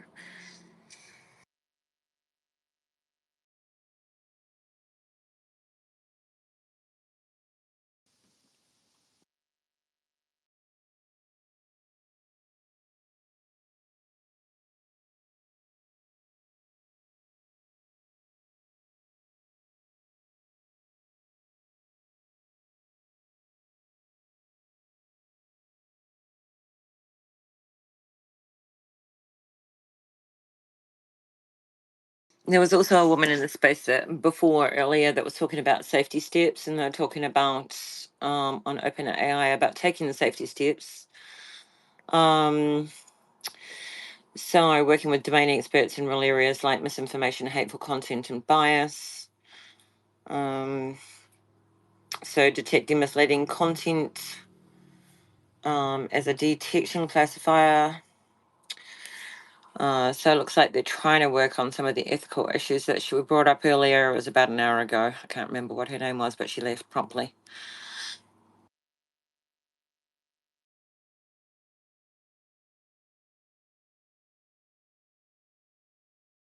Oh, here it is. So it says, text classifier will check and reject text input prompts that are in violation with usage policies, requesting extreme violence, sexual content, hateful imagery, celebrity likeness, or IP of others.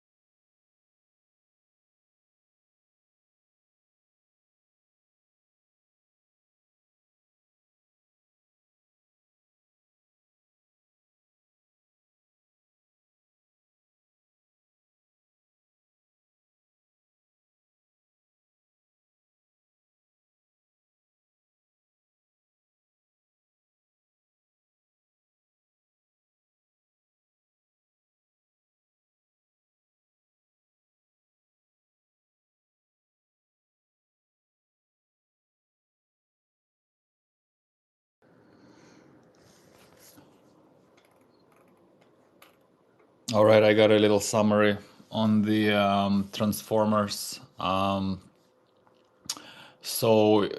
Like, I guess we could start with LLMs.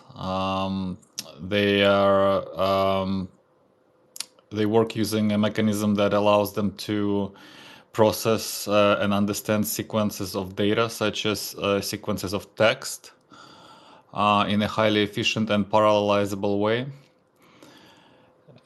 So there are a few steps. Input representation. Each word or piece of text in input sequence is converted into numerical form known as a vector that captures its meaning. This is done using embeddings, which are essentially large tables of numbers where each word is mapped to a unique vector, and that's what Adrian often references as a database. Self-attention mechanism. The core feature of transformers is self-attention mechanism. This allows each word in the input sequence to look at the weight, the importance of every other word. For example, in a sentence, the cat is on the mat, the word set might pay more attention to cat because they're directly related. The mechanism helps the model understand the context and relationships between words in a sentence. Parallel processing.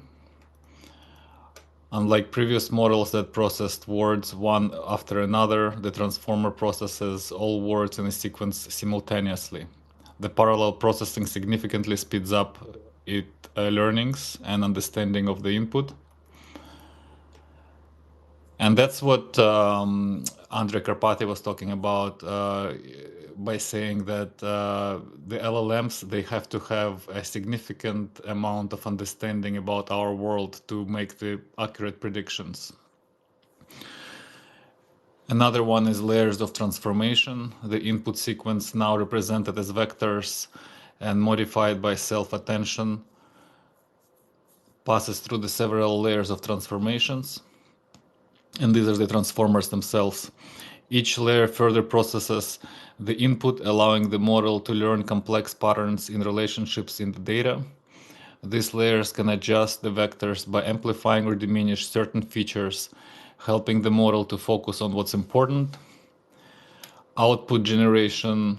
For language generation tasks, the transformer uses the processed input to predict the next word in a sequence. It does this by converting a vector back into the form that represents probabilities of such a word in the vocabulary being for the next word. The word with the highest probability is often chosen as the output. Training and fine tuning. Initially, transformers are trained on the vast amounts of text data. This pre-training allows them to understand the language and context. They then can be fine-tuned on specific tasks like translation, summarization, and question answering by training on task-specific datasets. Transformers work by converting text into numerical representations using self-attention to understand the context and relationships between words, processing information in parallel, and then transforming and generating output based on the learned patterns. This process allows them to have a wide range of language understanding and generation tasks with a high efficiency and accuracy.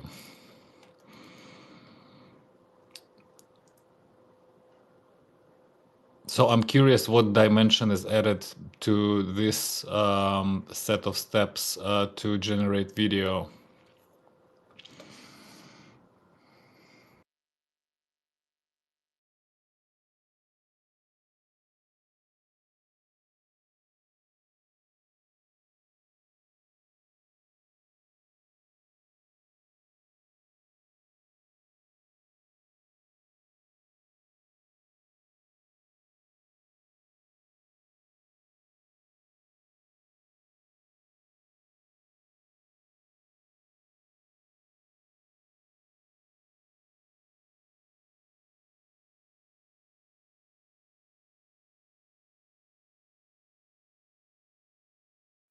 Scott, do you have any thoughts on that?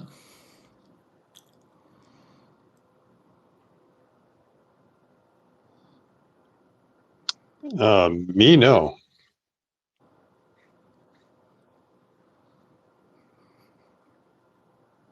I'm just trying to absorb everything here. I'm still looking at the AI Yeah, Twitter page. it almost feels like for the video, like there's like it has to know, like, understand the physics and all the properties, physical properties of objects, wind, gravity, all that stuff. Yeah, it makes me wonder if they've got kind of, what is it, the neural physics type of engine in there, which would be pretty awesome. You know, it certainly would make gaming seem even way more realistic, because the physics engines that are used in these games is just an approximation of what's really going on, but it's enough that it's convincing to us.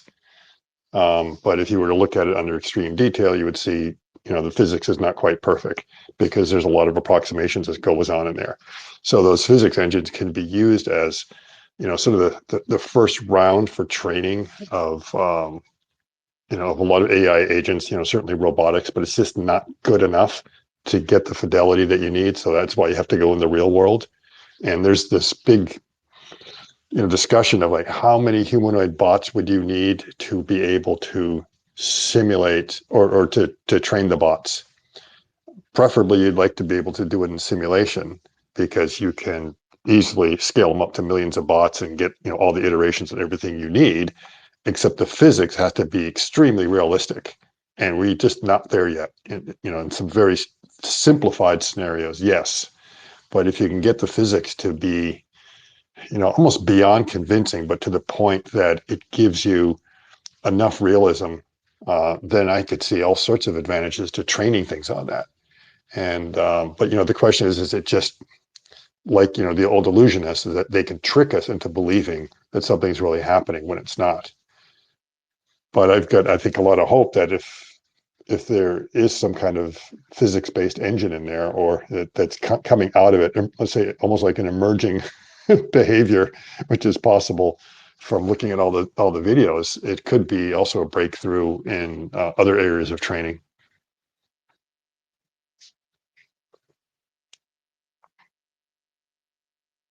So remember when Elon said about FSD, how like I think his post was something along the lines that everything is simpler than we thought, and then later he elaborated that they just threw like vast amount of video data into the neural net. So yeah, I'm curious if something similar applies here, like if it's like predominantly data driven, and it just kind of extrapolates based on all those vectors. It could be. It could just be that when you scale it up enough, you start to get almost an acceleration in the results and the connections that are being made. So there's probably two things that happen. The bigger the models, the harder and harder it gets for you to get any convergence, or it goes the other way. You get to some certain critical size, and it becomes literally a critical mass, and suddenly all the pieces start coming together. I think multimodality is really going to be the key for everything. If you can't understand the world in just a pure text-based environment. There's some way of being able to connect your language to the real world, to real objects. I think kind of strengthens things, or strengthens certain connections in a way, certain pathways that allows you to get a real grip on reality, as opposed to being kind of lost without it. And one thing I've kind of wondered is that we're taking language and then trying to tie it into the vision and everything else we see. And if you really think about how we are raised, we don't start out with language. We understand the world and everything in the world without any language. We understand sounds and stuff like that, and obviously vision and touch and all that. And it's sort of later on that the language develops. And in many cases, it's being done the other way around, is that the AI is being taught language first, and then with the language is being taught the world. I'm kind of curious whether language is an emergent behavior. Clearly it is that you're organizing the world, and you're sort of creating some sort of internal dialogue, if you want to call that a language. But then at some point you develop enough that you see the advantage of a language, especially if it means an ability to communicate to other agents very much like you. And whether that starts to emerge, and whether anyone's ever tried something like that, and whether the language has similar syntax and grammar of the languages that we're used to. Because there's definitely an internal dialogue, right? We all associate some sort of sense or feeling that we end up tying a word to it, which is just a bunch of letters strung together. And that's just purely arbitrary. Internally, I guess we have almost the true name for things, but the names that the spoken names are very different. What do you think? Could you have an AI learn the world without an LLM and then end up creating its own, or figuring out that it needs one? Yes. Yeah. I think so. I don't think it's any accident either that we created, that we have language, that we needed it, from body language and everything else. Like it just seems to be a thing of how you want to apply more heads to one problem sometimes, and the ability for even neurons to communicate and other things to communicate and reference, right, cross-reference each other seem to be like one way to accelerate so much faster, and to understand things too. I mean, this is going to be silly, but we have two eyes, and it helps us see in stereoscopic, or it helps us see in stereo. It helps us see depth. It provides a completely different dimension to our experience in the world, and it gives us a lot more information because we are able to cross-reference 2 points of perspective rather than just one. And it gives us all kinds of skills. You know what I mean? Like it's wild. And so I think likewise, language models might be created in order to facilitate a communication that's almost instinctual for intelligence. Yeah, and in the end, language is really just shorthand. And so that's why it becomes very important. Like you say, in order to be able to communicate between different entities, you need some way of being able to do it. If you can't do it telepathically, that people are really feeling the same thing that the other person is feeling, you need to have that shortcut. I mean, a silly analogy is like, driving. So you get in a vehicle and your ability to communicate with those around you are limited to a horn and lights that signal. You can do other things. You could yell, you could do all, but you're literally limited. As soon as you sit in that car, your ability to effectively communicate to another person, it comes down to what you can do within your limitations. Right. There's like people who got creative honks and horns and blinkers and whatnot, but like that's all you have. But we're a very complicated creature sitting inside of that car trying our best to communicate with the ones around us, and we have very limited means. I think the same thing can be said for any intelligence within any physical or digital constraint, right? Like you're there, the thoughts that are happening or what's going on inside are a lot more complicated, and really you have to figure out how to do it, how to get your point across. And I mean, isn't the brain built that way? It's so plastic that, like, there's people walking around with half a brain and they're able to pull off everything else. There's a guy who had 10% of a brain and he was living a normal life until they scanned his head and we're like, what the hell's going on inside there? But the brain will, like, complete the task with whatever it's available or with whatever is available to it. It's very, very strange. And you get a bunch of different hallucinations that happen from that. Oliver Sacks talked about this all the time, how like people with people who recently lost their sight, not people who were born blind, but people who have recently lost their sight, they will develop a specific type of hallucination. And I think it's called the Charles Bonnet syndrome, something like that. And I mean, it's a very interesting where the brain will, because it's making connections, and it has to use this dead area, which is now the visual cortex, which isn't being stimulated through the eyes anymore. It's now just there, and on the brain will just start to use those pieces. And as it does it, it will Yeah, accidentally stimulate. are you referring to that effect that it was like the man who mistook his hat for his wife, Yeah, that's or definitely one something of else? them. Yeah, Yeah. okay, Oliver, yeah, great book, by the way. But like, yeah. it's just strange. Yeah, but the brain's plasticity and the way it's made, it seems like it's a relevant conversation to AI, because it's almost like it's troubleshooting how a brain works until it finally gets there and allows for this type of AGI or something, something different, something unique.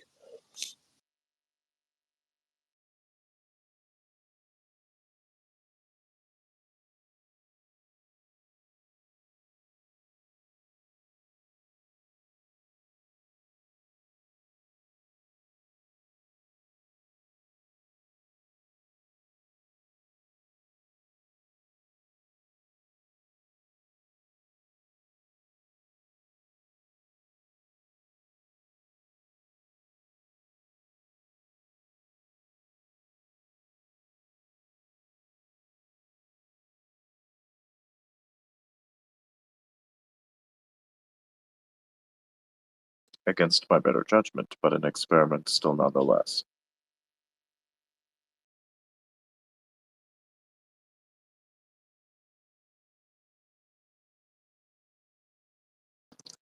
More to my welcome.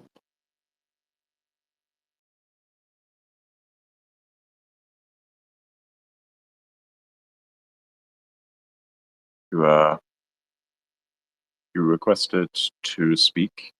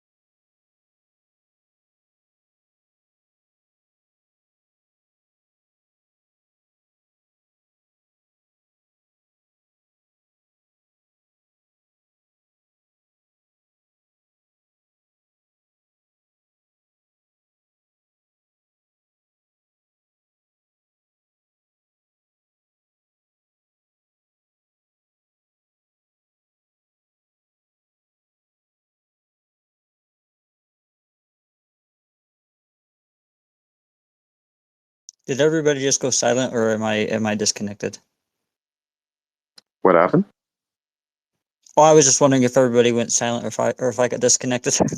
We were all not talking until Fred Savage from the Wonder Years joins. Okay, sorry.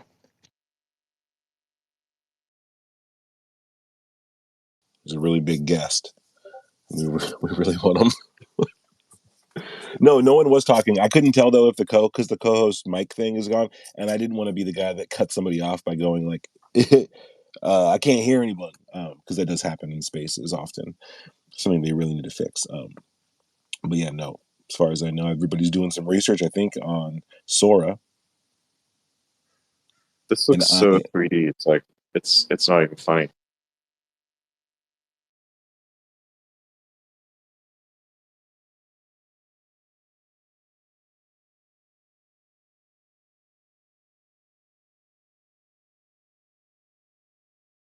you say they trained.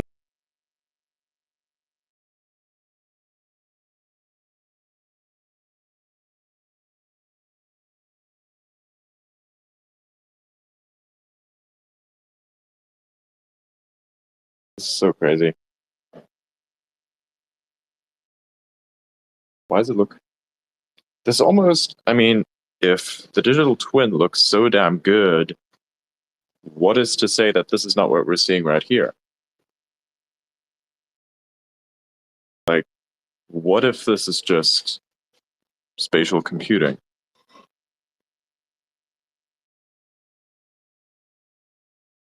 Like, what is this shit? It's too stable. That's the thing. It has to be 3D because there's a shot. If you look back on the thing that I posted earlier, the initial generation of the Japanese lady walking. I want you to look at one of the scenes where the image itself. There's a close-up shot, and then there's a sign in the background with something written on it. Then the scene rotates as such that the sign passes behind that person's head and then emerges again on the other side. And if you compare those two images, one before it went behind the head and one before after, you'll notice something interesting. There was no change.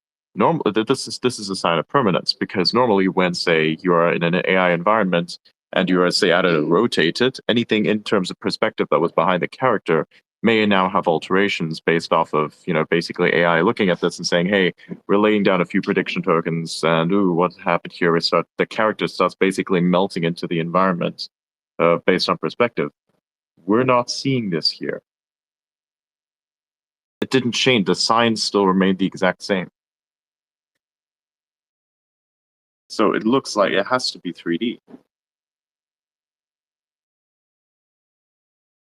So what the fuck is this?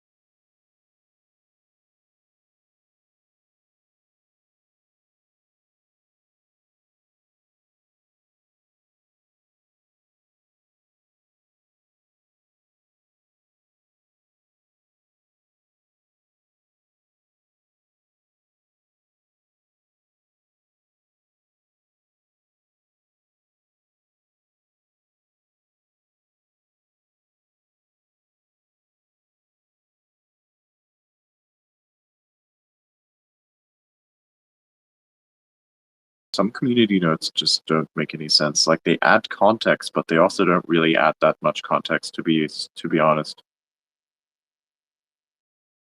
It's just weird. Oh nice, John's in the building.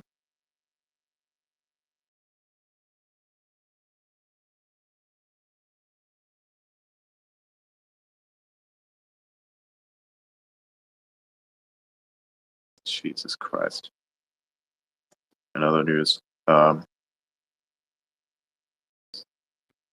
Jeff Bezos has sold $6 billion worth of Amazon shares in this week alone. Oh God.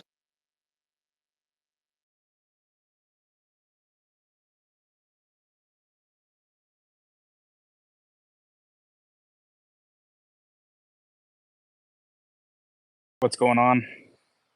Nothing much. Query on the Spaces title, I assume. Zora, what do you know about it? Have you heard about it yet?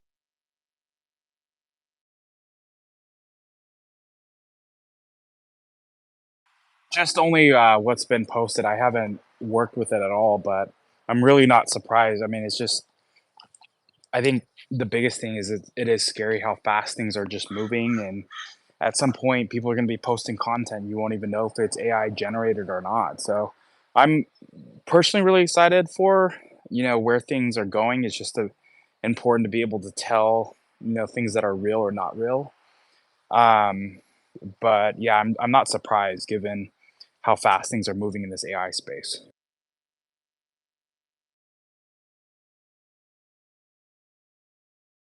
Yeah.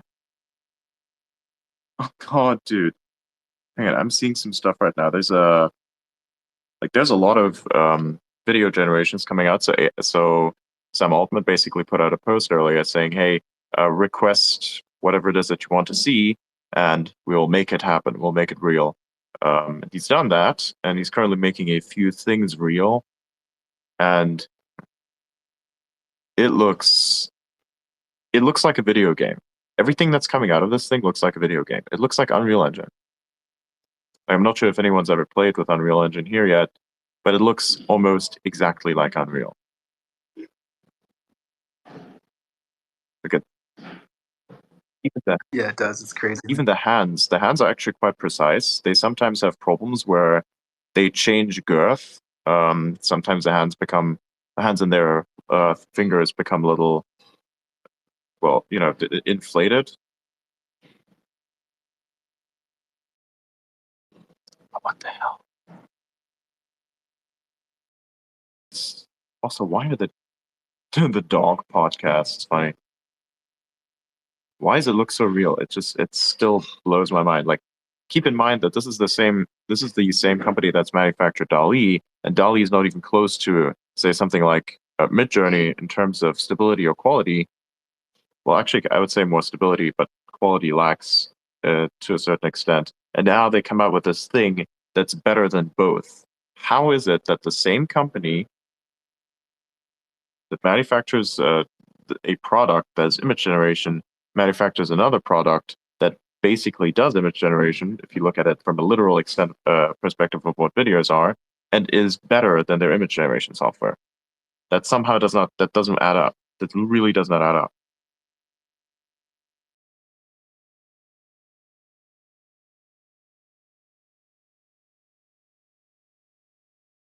Pretty sure they just basically trained it off of something like Unreal has to be. That'd make a lot of sense. I'm looking at a video right now on the page, and it's a basketball being shot towards the hoop, bouncing off the rim. When it rises above the backboard, the sunlight hits it. When it drops below the backboard, the shadow's natural. It goes through the hoop, and then another basketball comes out of nowhere and then goes through the rim. And it's giving this as an example of one of its weaknesses, right? Of objects not interacting with each other accurately. But something that it is doing is as the basketball passes through the rim, as if they're two, you know, fake objects, it still passes the rim. So like the rim cuts through the basketball consistently. It doesn't drag the rim down with it. So the rim is still there. These things understand objects 100%, and also lighting. I mean, lighting a basketball spherical object as it bounces, spinning above a backboard, being hit by sunlight, in front of a blue sky. I mean, you would really struggle to do this realistically with any software.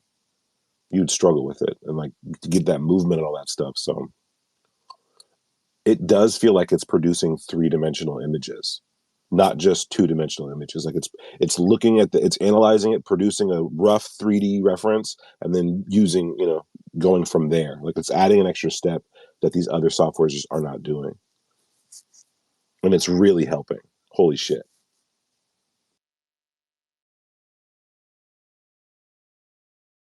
Adrian Wiggle DM me, said kick him off the stage and bring him back or something because he's rugging. Gotcha. We do that. Let me put you in the hot seat. Oh, thanks, man. Appreciate it. Wiggle, we may need to request back up, then I'll bring you back up, and then, yeah. Ooh. Since we're on spaces troubleshooting, if there are people who have, so I've noticed that sometimes the requests to speak just literally don't come in at all. If that happens, you can actually send a person an invite via DM to the space, and then they have the ability to just basically start speaking like that. Otherwise, it just doesn't seem to work, which I don't understand why that's the case, but here we are. It's also kind of funny because then these links, if you, never mind. I'm tired of tech support today.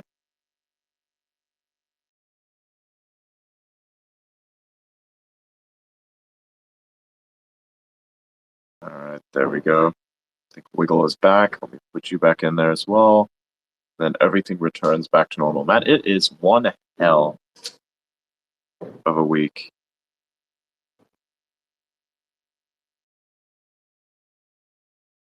Yeah, crazy developments, man. It's crazy. Something to add to Wiggle's weekly summary.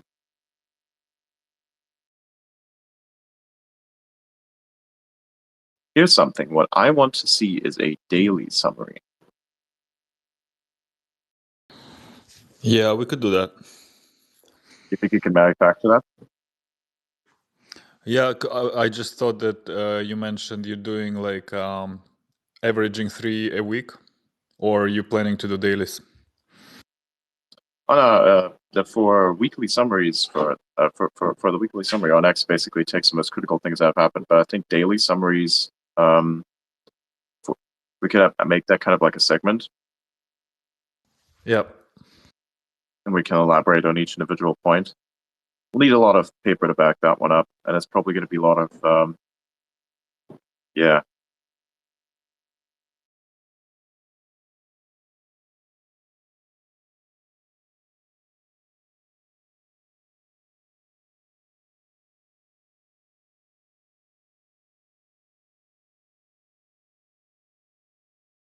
Wonder when XAI is going to come out with their image generator. Actually, better than that still. Tesla and more specifically Dojo, they don't not only have the compute, but they also have the data. They have a vector space that, if labeled correctly, could be rearranged to essentially fit any scenario. I'd imagine that if they wanted to, they could actually pull off 3D generation before anyone else does. That'd be crazy, man. Love to see that.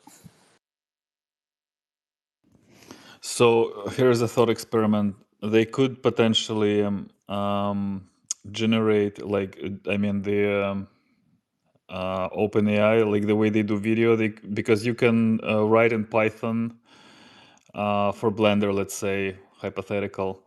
You can write in code and it will produce the scene. So maybe something similar applies here, where they get all the context, and then they write it, and then they iterate on it and perfect it, and render that as a like a keyframe per keyframe, and make a video like that. That could be a way of doing it, running like either Unity or Unreal or Maya or something underneath, and then just feeding it the like code, generating the scene and animating it. That sounds plausible based on the fact that a lot of animations are done using code nowadays.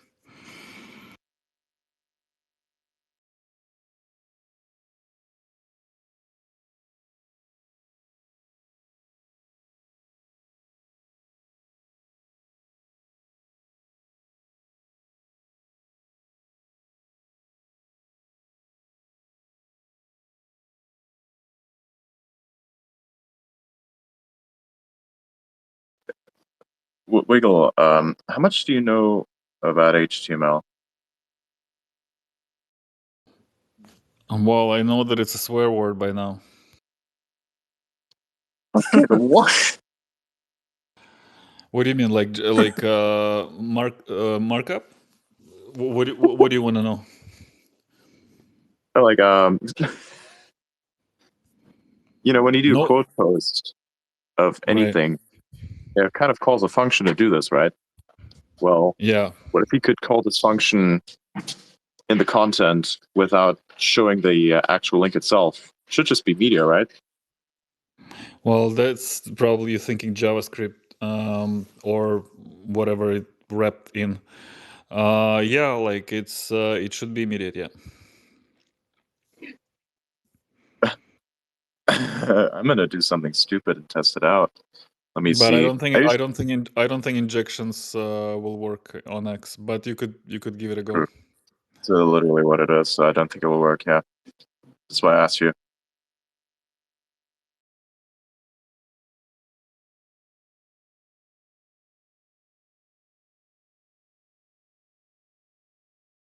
In other news, the mobile app is broken yet again. We'll need to use desktop for this specific little piece of experimentation. Because when I want to post something in community, I feel like a massive change is about to hit because of all the yeah. Oh, nice. I have to do it on the other device.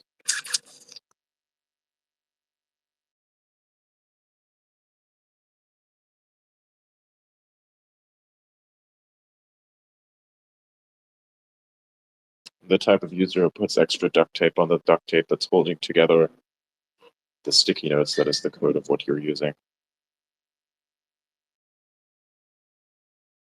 But here's my problem. I'm running out of duct tape. And the patience to get more.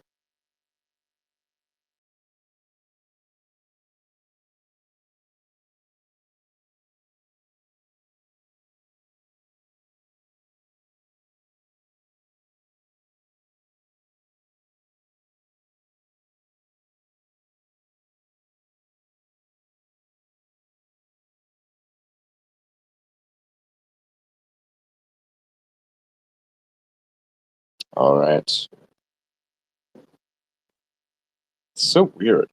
Okay, let's take a look.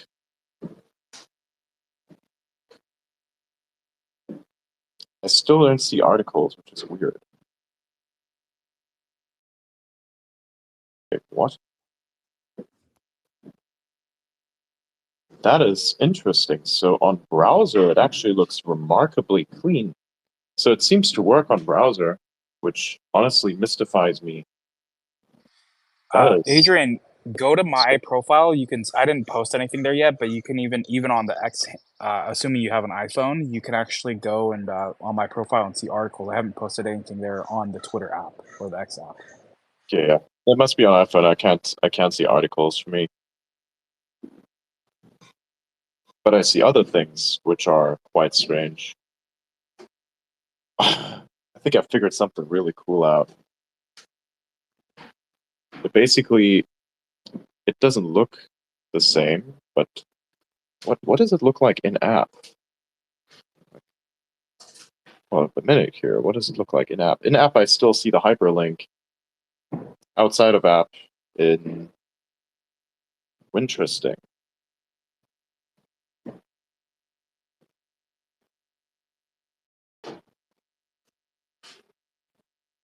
Let's take a look at this. What does a quote post look like as a link?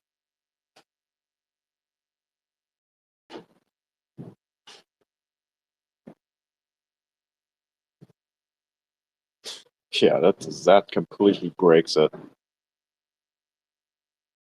So that would work. Yeah, doesn't matter.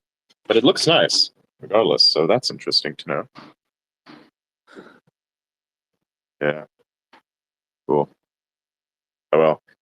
Going back.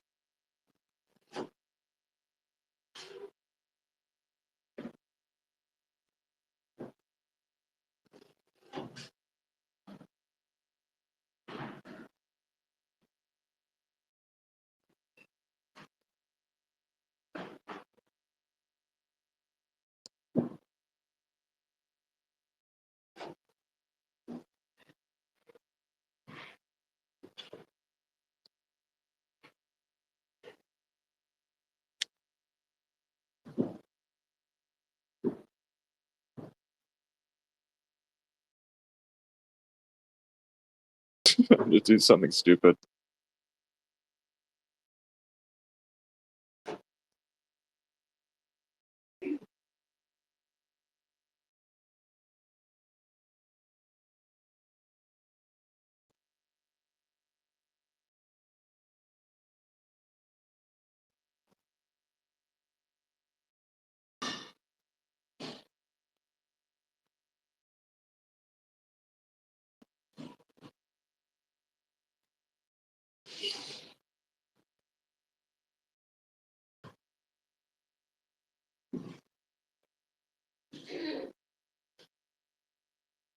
There we go.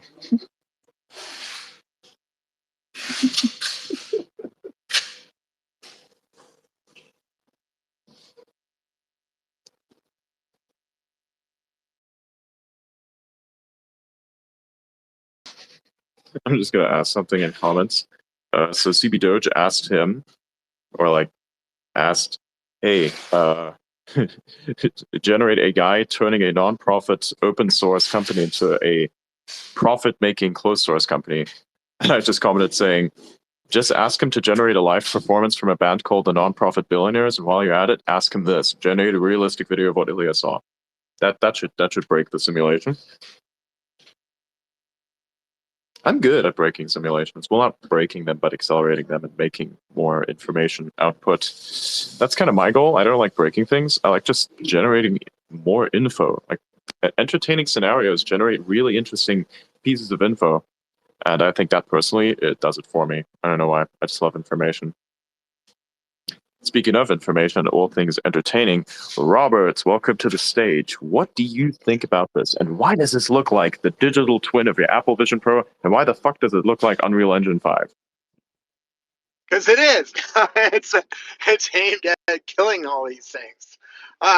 What an incredible morning. I mean, I've been busy. I had a lot of interviews this morning, and the world just changed like twice. Boom, boom.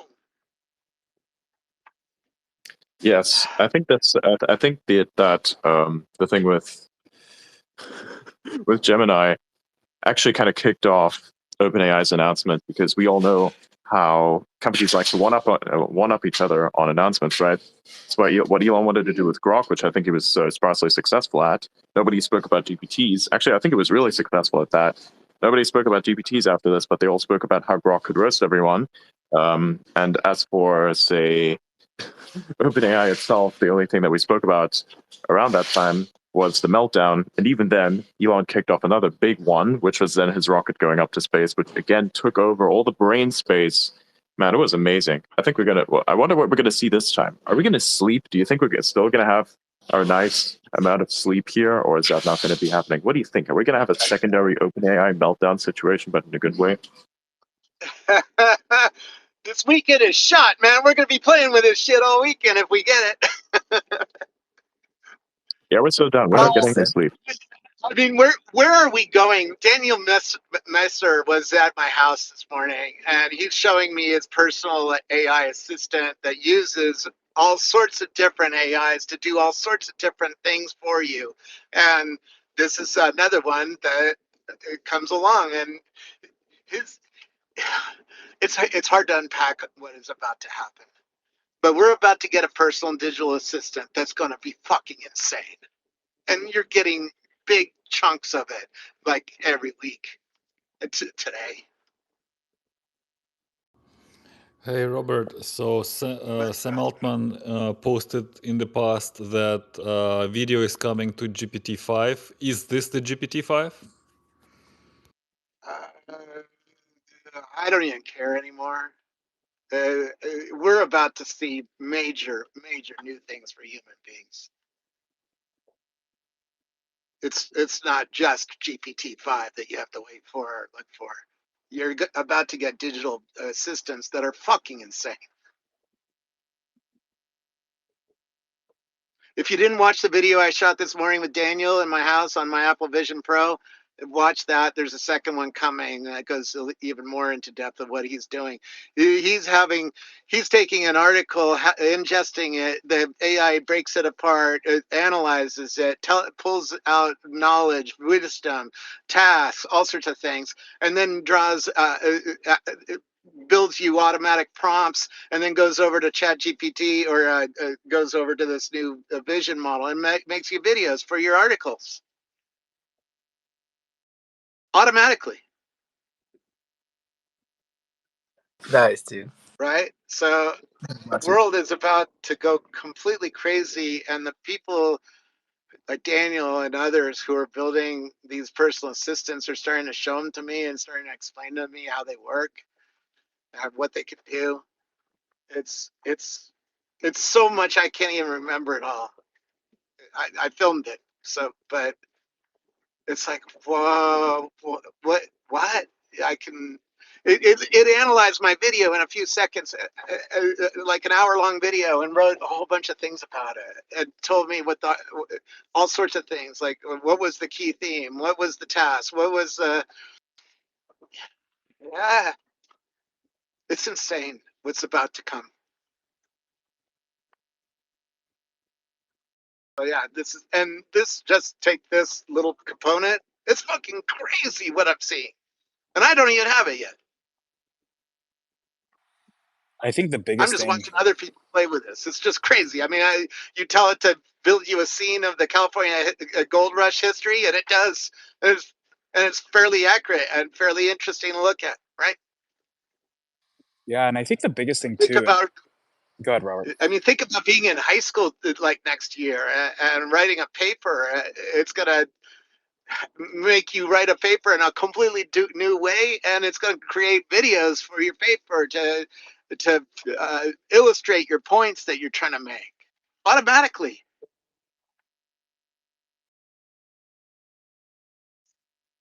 Yeah, I was gonna say. Cheating. My son's in the car. I told my sons how to cheat. Cheating is going to go next level.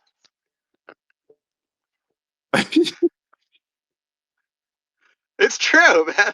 You can write a college paper on anything, and then it'll make you videos for it. Go ahead, John. Yeah, no, I was just gonna say it is insane at how much our world is just changing before our eyes. I mean, Robert, you live in the same area I do, and I mean, we're seeing it like just our lives are just changing day by day now. And I think the biggest thing, at least in my opinion, is embracing it and figuring out how to utilize it to not only make your day easier, but make things run more efficiently. I mean, I'm really excited for all of the efficiencies that are going to come from this. But education is a different thing, but it's going to be insane. Like my kids, what they're learning today, how that's just literally changing before their eyes. And as Robert was saying, I mean, writing papers, like my son's in fourth grade, and just writing a paper about sea turtles. You can literally just type that into a chat bot, and it can tell you the difference between a sea turtle versus a whale, or a sea turtle versus, a Russian tortoise. And it's just, yeah, it's absolutely insane.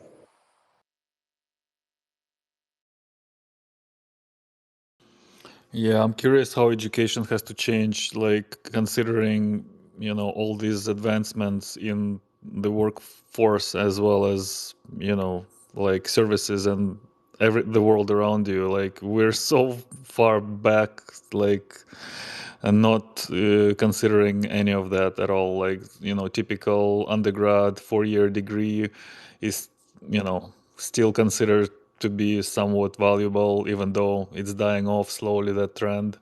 But it's just like such a big pivotal shift, cultural shift that, it's happening so quick.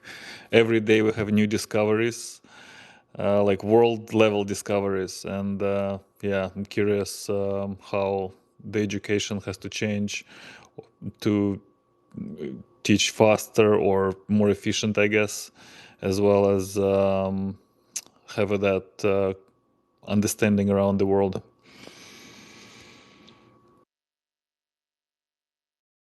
I've seen something interesting. So for the video generated, where it says where somebody made the request of generating a video of what it would look like to be. What was the initial prompt again? Hang on, let me find it. I think Scoble even quote posted it. Let me find it real quick. We go to your profile. Where is it? Oh dear God! I told you it's There's been so a much busy weird stuff coming morning. up. It's been busy. It's hard And to. what are you doing with your digital coffee machines, bro? I haven't Okay. even been looking at X Pro until I'm going to start right now. You know, I mean, this is Yeah. breaking news, and there's a lot of people posting videos. Historical footage. Historical footage of California during the gold rush. If you look at that video, there's something really interesting. You look at the sky, and you look at the landscape, look at the color scheme, and look at the consistency of it. It looks like what those videos look like when, say, you ever watch these colorized, you ever watch these colorized upscaled videos Yeah. of, say, historical captures driving through San Francisco, that kind of stuff? It looks exactly like this. Now, what you have to ask yourself is, how the fuck does the AI know how to do this? And now the question is, the AI specifically that does the upscaling, could there be a connection there? I mean, it looks exactly like it. So what does the AI do to make an upscale happen? And could there somehow be a bit of an in-between where whatever makes the upscale happen, or whatever the data is, could be isolated as a singular concept, then powering this thing right here, where you can direct what the data looks like to a more labeled, directed sense, if you know what I mean. The multimodal AIs that are running these now understand everything in your life. Everything. Everything you aim the camera at, it knows about, literally. So if it understands the world like that from a camera, turn it around. It already has images of everything in the data set. That's how they trained it. So it can recreate any scene from objects in our world and then delight those objects. So get rid of all the color, all the light, all that information, and then relight the scene based on the context of what you asked for, right? So if you asked for an old video, it has to make it look old. And so it's recoloring everything in that old theme. And so it's all holistic. It's mind-blowing computer science. Kind of, it's hilarious that our dear friend here, Mark Wilcox, was on Space yesterday, was talking about exactly this kind of stuff, but in terms of language and hypervector compute. If you look at that, you'll understand the world. Actually, you'll understand very, because everything's interconnected anyways. If you look at physics, and then you to create a scale model of that, and say a hypervector space, and use that as a concept by which you can then understand reality as a data set, then you literally understand the universe to an estimated extent that is more accurate than current, essentially, right? You can make projections, next level projections. Daniel this morning told me, as you're walking through a Costco, it's going to navigate you around the junk food because you told the AI your intention is to stop eating junk food. Wow. And when you see a Vision Pro, you understand how that world could work, particularly when we get a pair of glasses in 3, 4, 5 years. But 5 years from now, the world is dramatically different than it is today. And we're getting a good dose every day of change that's leading us to that world.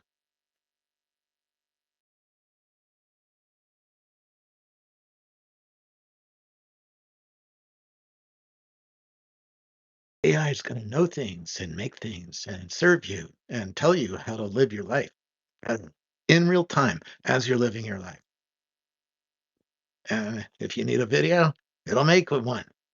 If you have a dream of, I'd like to be in a scene, like soon it's not going to be 2D. Today it's 2D. Next year it's going to be 3D. That scene of the California history scene, you're going to be able to walk around that soon.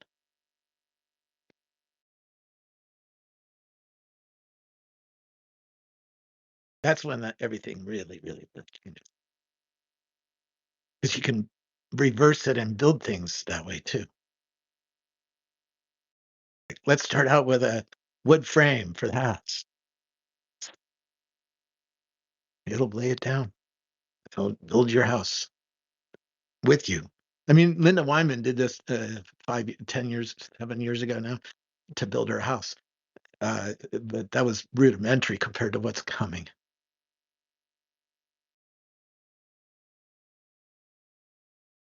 What a world. Congrats. I wrote congrats on being alive today because I mean, this is science fiction. Becoming real. CGI IRL. Yes, love it. Bingo, when you have a supercomputer in your pocket, maybe we can use it to do things like Hollywood's been doing for a long time with supercomputers. Yes, that's what we're getting.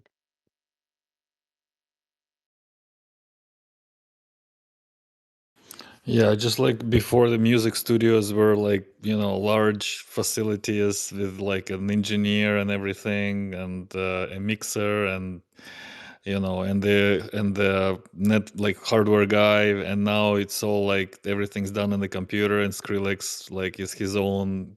He does everything, like from composition to mixing to mastering and everything.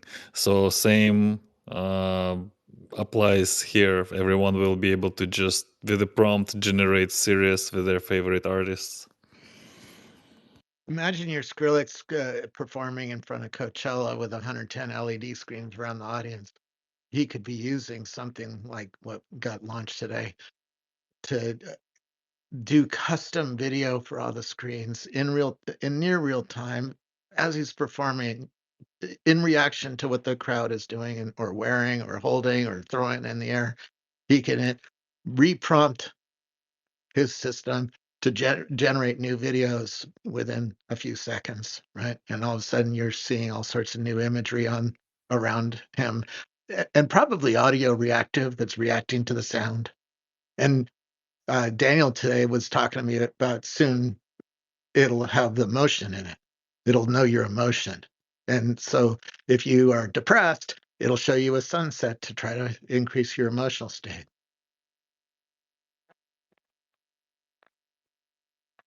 It soon will know you so well that it will give you video as medicine.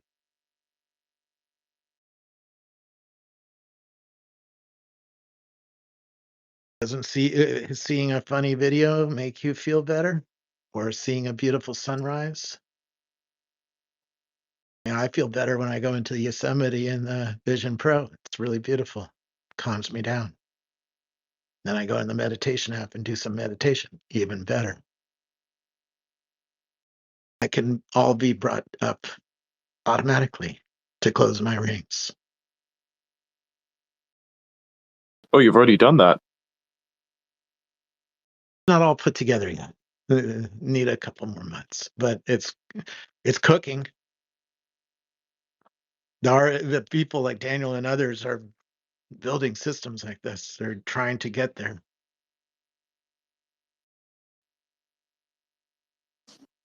I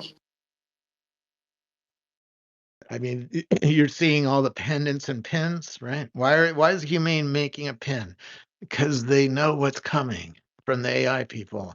Well, now we're seeing it. Oh shit! We want a camera to capture our moments, our things with meaning. If you see your kid take the first step in front of you, you want that automatically captured, don't you? Yes, you do. And if it automatically captures it, then it can run a whole bunch of agents that does a whole lot of other things. Oh, now your kid's walking. Here's some information for you.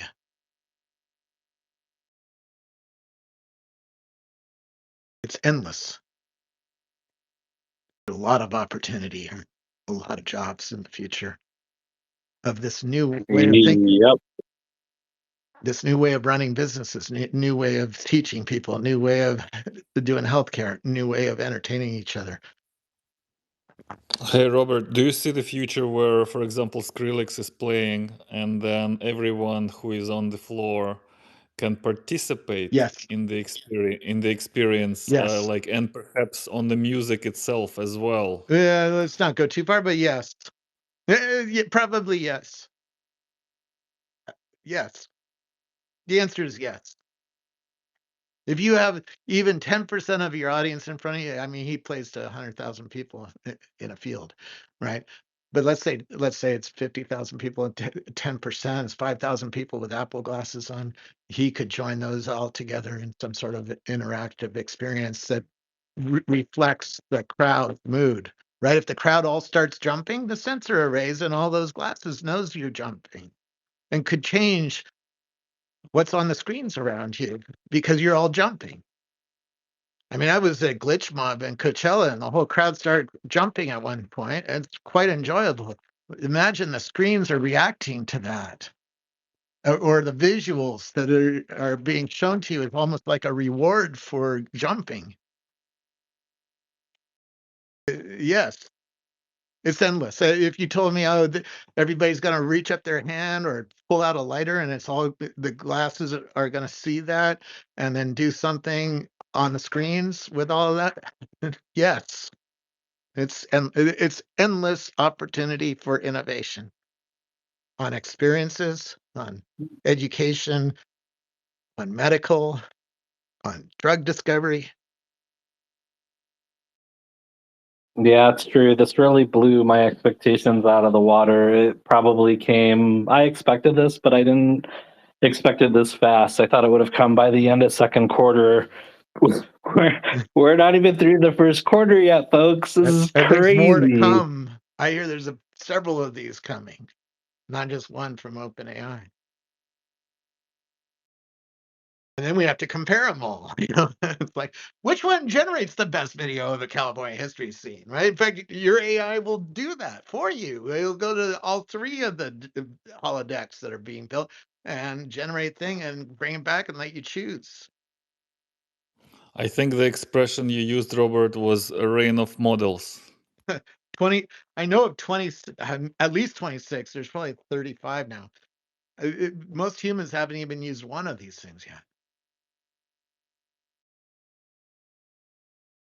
And these are multimodal models that ingest your camera feed, probably your sensor arrays, and other things. Gemini really blew my mind today. I knew I had a sneaking suspicion that it was as precise as this, but the precision that they're illustrating the needle in a haystack via multimodal input, so whether it be text or video or image, it's precision, and it's able to go through copious volumes of information now. And with the latest release, the context is so large. I mean, tomorrow we're gonna blink, and today it's a huge context, but tomorrow it's encyclopedias volumes worth, and we're practically already there. We basically already are. We're just trying to be steady and cautious optimism because we want precision. That's the most important thing right now. Stability and precision. And what's amazing is, as one part of this improves, all of them improve. As we see improvements in Gen Art and Gen AI, the writing improves. It's amazing. It really is it's like a brain. It's insane. It's so incredible. Mm.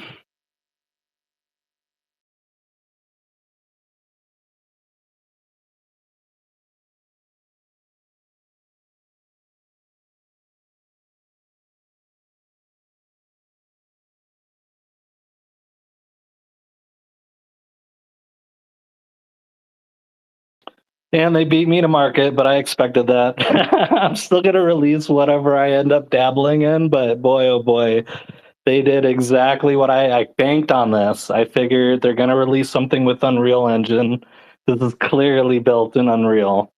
Sora. It's clearly going to be compatible with every system that is in, every modern infrastructure. And then if you don't, you'll still be able to run it in the cloud, clearly. It's amazing. It's really an incredible time.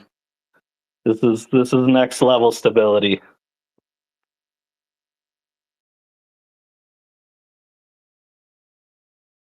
So what are we going to do with all this? Anybody going to make a movie this weekend? If I had access, I would. I mean, that's like one of my dreams in AI, to make short animated films where I voice all the characters. So I think that'd be cool. Another thing I'm excited about though is just collaboration across the industry. I think we're going to see a lot of acquisitions come out through this, where a lot of big powerhouses, big names come together. Not necessarily the big names, but big names buying some of the cool tech we see come out to like shore up their AI offerings. It'd be cool to see if XAI did something along that line too.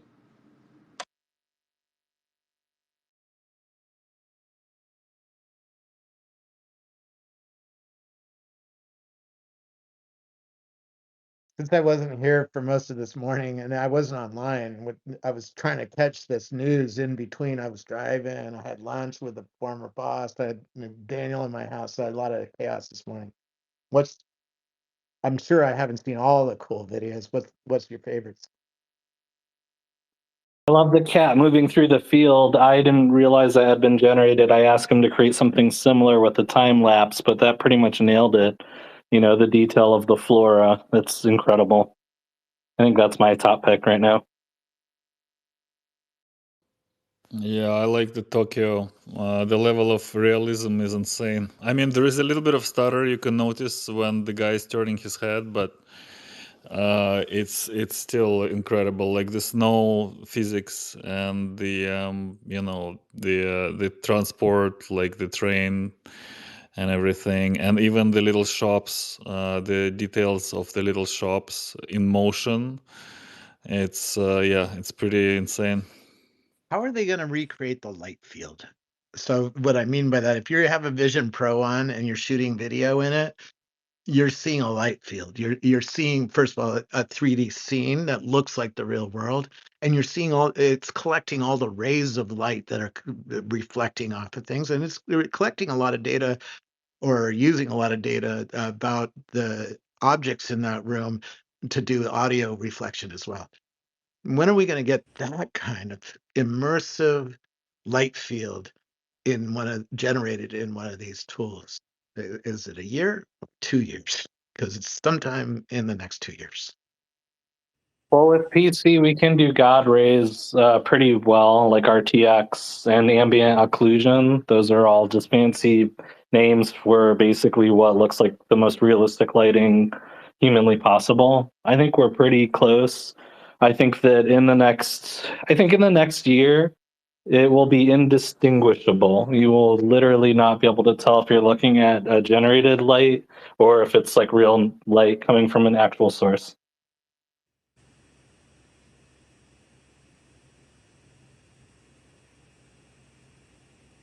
Same with like textures, faces, anything that has like what should feel natural, a natural aesthetic. I think by this time next year you'll go into VR and you won't tell the difference. It'll be impossible. So Andrew, you spoke of Gemini that you saw today. You saw something new, Yes. or? Yeah, they released the Pro version to the public Pro. in the Gemini, which is the same one I dabble with in the Vertex Garden. So you're starting to now see a lot of the work and research I'm practicing and dabbling in to go to the masses, which is really exciting because I have a really good idea of what we're going to be able to make it do and what it's currently doing. But like the more data we get to confirm that and not have like I have prejudice and I tend to try to take things as scientific as possible. So I think the more we get into the general public and the more they're crafting the use, the better it's going to be, and the more it's going to confirm, like removal of false bias confirmation. So it's great.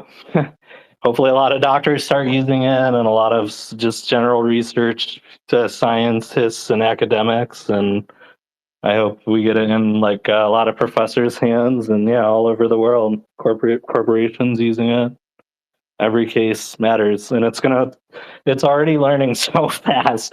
I can't even begin to explain the rate of learning and growth is it's unexpectedly quick. You almost it really makes you question.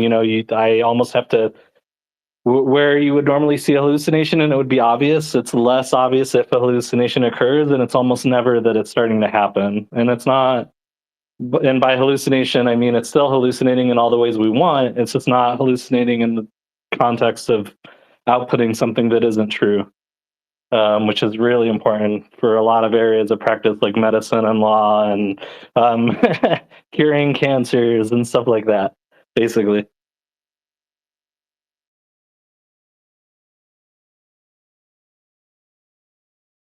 Very recent. No, I'm not going to say that. I was about to say something about Zora and Joe Biden. No. Yeah, don't go there. Yeah, with Demis Hassabis in charge, like I have a lot of faith in the medical field. He keeps open sourcing everything they're doing, like to the medical community, and I expect like the alpha geometry be completely open source, and then other set Exactly. of other alpha product like product roadmap will likely be open source as well. So they're doing a ton and ton of goodness for humanity. Yep, it's exciting. It's just, it feels rewarding. I think that it's like the beginning of the dawn of a new era. We're seeing this. We think the transformation has occurred. We're barely even getting started, folks. The world is about to get really wild in a good way.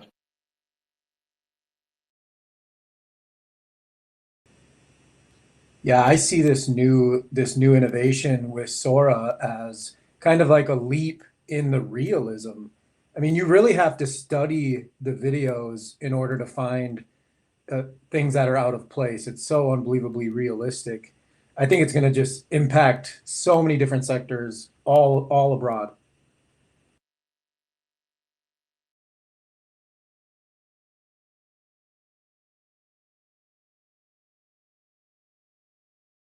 Yeah, I think we're also starting to see that we can generate almost anything.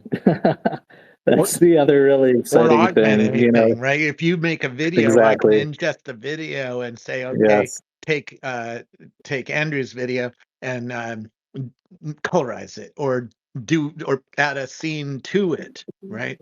Yeah. Or add Totally. Yep. another building to that California hit. I want a Wells Fargo in the middle, right? Definitely. 100%.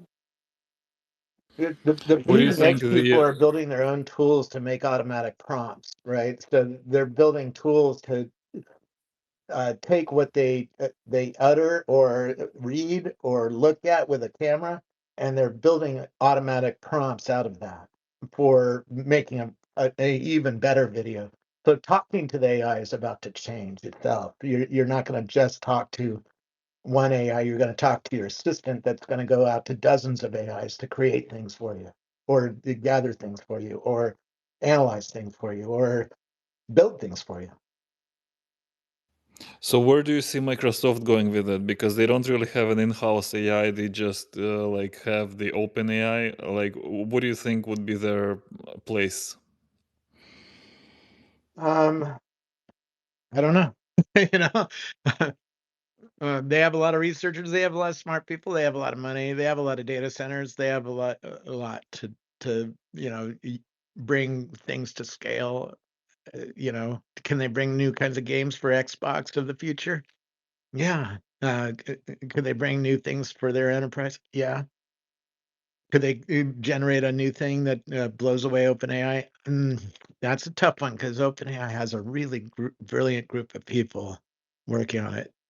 Microsoft Research also has a brilliant group of people, so it'll be interesting to see how they use those brilliant people.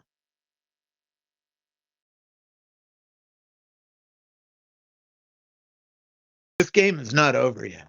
It's just, like you said, it's It's just barely getting begun. started. It's just getting Yeah. And normal everyday people are not paying attention to this, right? They're not like us getting on Twitter Spaces and like, "Well, shit," right? They're gonna have that moment sometime down the road. It might take even 3 years before they Yeah. get a pair of glasses on and they start talking on the glasses, and the glasses start doing a whole lot of things. All of a sudden, they're gonna realize they're in a new world then. we know we're in a new world today. Yeah, I just love that every time it puts you'd think it would really be a downer, but every time I see a company's beating me to market, I'm just like, this is a great thing, because that means like eyes forward on the next problem that's going to help solve. And yeah, this is such a glorious time. Oh my good grief. It's unbelievable. This is really, it's so serendipitous and mimetic. I think this simulation's real. That's just my 2 cents. Robert, what Keep does in this mind, bode none of us for sees full reality. self-driving? So the reality you see is a abstraction of the real reality, right? The real reality is little atoms are wiggling on the counter or the table in front of you. You can't see that. So your brain abstracted, or the system abstracted away the complexity. So you're sort of right. The Vision Pro gets you to think about simulation, by the way, because everything is not real.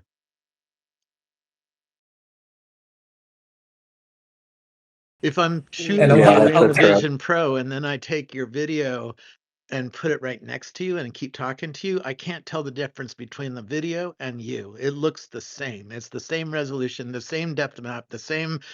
You look the same. You sound the same. So you start thinking about, oh shit, what does that mean? And then you hook that kind of thing up to a image generator like this. Woo! But Who's those gonna need to do some voxels, weed anymore? You're just gonna start up your Vision Pro, go to town. but those that representation of physical world around you, that is still like photon to photon, right? It's not a render. It's just camera, no? No, it's a digital twin. You're looking at voxels. Nothing is real. When you put on the Apple headset in an Apple store and you see the Apple store around you, that is a digital twin of the Apple store. It's not real. It's a digital copy. It's really cool.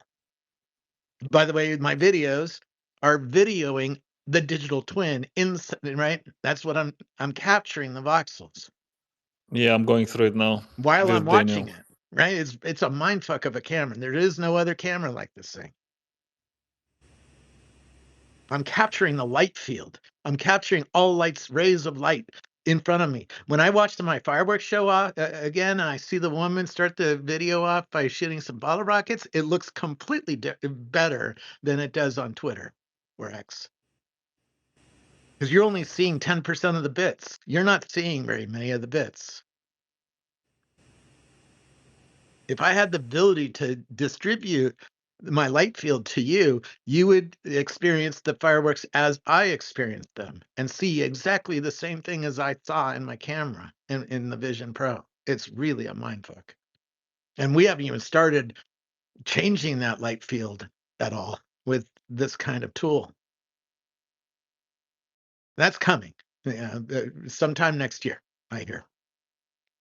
Yeah, we might be able to answer a lot of questions about quantum mechanics too with the same premise. So like the more we're able to actually have collision, or like to the representation of light itself, for instance, the better we're able to actually, yeah, draw inferences, basically, simple. But this is a thing. Or tell We people actually look stories. at I mean, particle collision. once we get enough people in the glass, that's why I call it the cult, because there's only 200,000 people in the cult. Not very many people have this device. In 5 years, that is not going to be true. Almost everybody on this call in 5 years is going to have the glasses on their face to compute That's all the probably true time, to some extent. Yeah. right? Maybe in the subway you would see 30% of the people wearing glasses. Then 50, then 100. Yeah. Right? It's going to happen fairly quickly because people are going to see, other people who get them are going to I'm going to keep bothering you about the Vision Pro, even if you returned it, because it's every day is something new on the thing. That's why I think it's really wise of Apple to have the image of the eyes on the front of the Vision Pro, just to communicate, like the person is still there, able to see outward into the world. That's one difference between Vision Pro and the other goggles that I've seen. Yeah, and you can't capture a light field with the other products. This is really a new capability.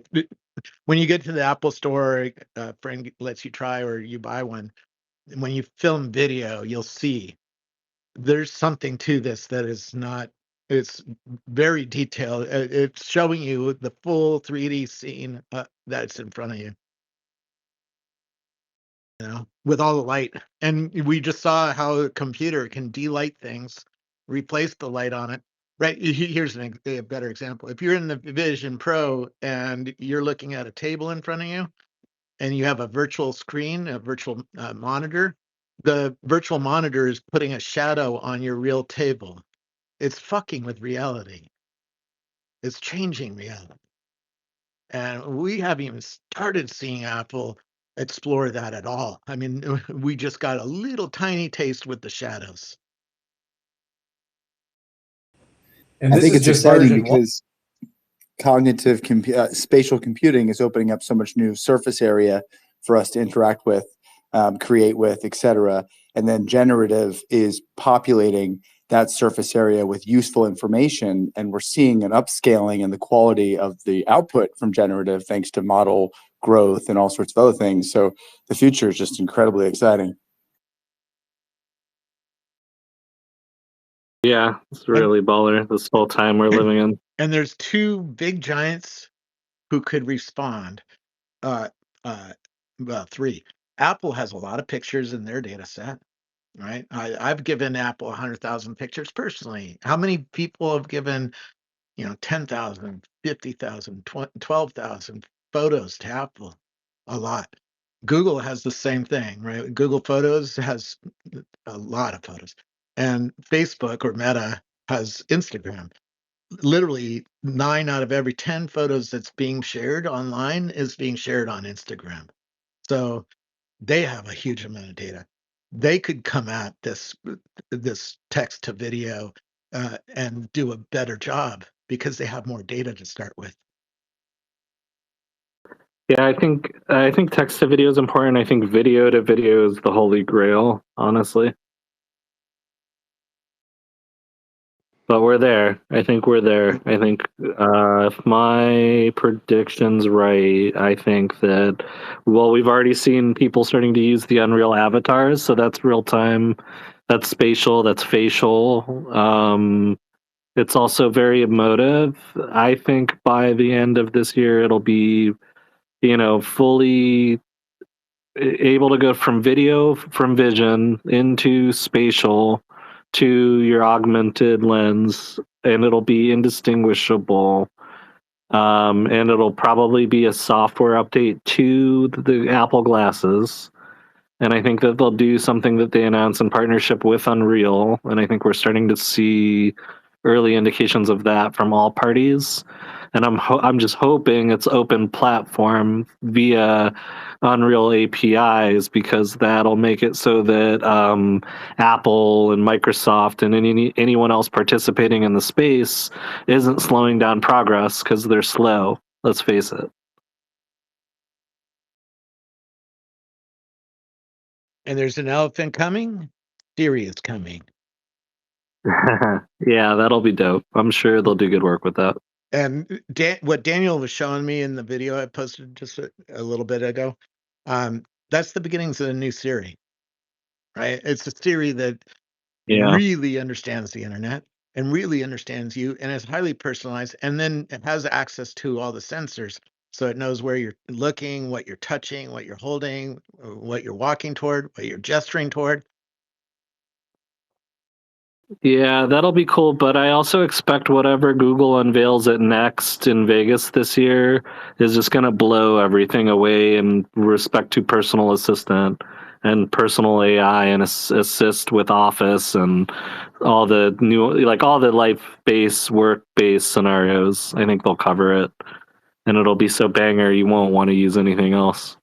I could see that being a duet on steroids, where where you've got this whole, it's not a Yeah. co-pilot, it's a companion, and it's something that's going Mhm. to It's an kind of operating system. sit next to you. I think Yeah, it's exactly. And I think this is and what it's Andre driving is after doing. What he left OpenAI. Why did he leave OpenAI? Because he cares about an operating system that works this way, right? And he knows Yeah. that Apple's not going to let OpenAI into its ecosystem. Not the way, not as the dominant user experience, right, in the headset. You could talk to Siri, and Siri will hear you ask for some code or something, and it might go out to OpenAI, pass the prompt over to OpenAI, and say, "Hey, we need some code." And take the code back, and then show it to you. But it's Siri showing it to you. Mhm. Siri is Yeah, now that I think about it, I'm kind of thinking that both Google and GPT will both unveil something right around the time of Next.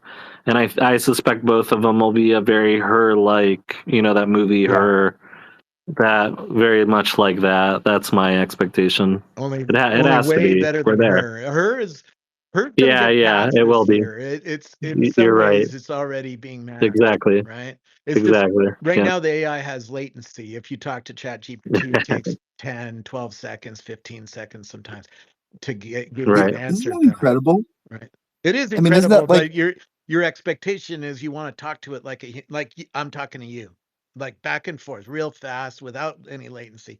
That's the expectation, but it's not there yet. So you have to wait. no, but 10 seconds. my specific point was that technology is such a watermark Yeah. for advancement when you look at media. And when you're looking at media, you can kind of tell what era it's from based on what kind of tools and toys and Bingo. technology they're using. And systems that were futuristic looking to us even 12 months ago look so archaic now. And I know Mhm. Tim Urban at Wait But Why came up with the whole concept of like mind blown units, where it's like, how many years in the future would you have to get thrown before your head blew up because of what you're looking at? And then back in the Yeah. 1700s, 200 years would really blow your mind.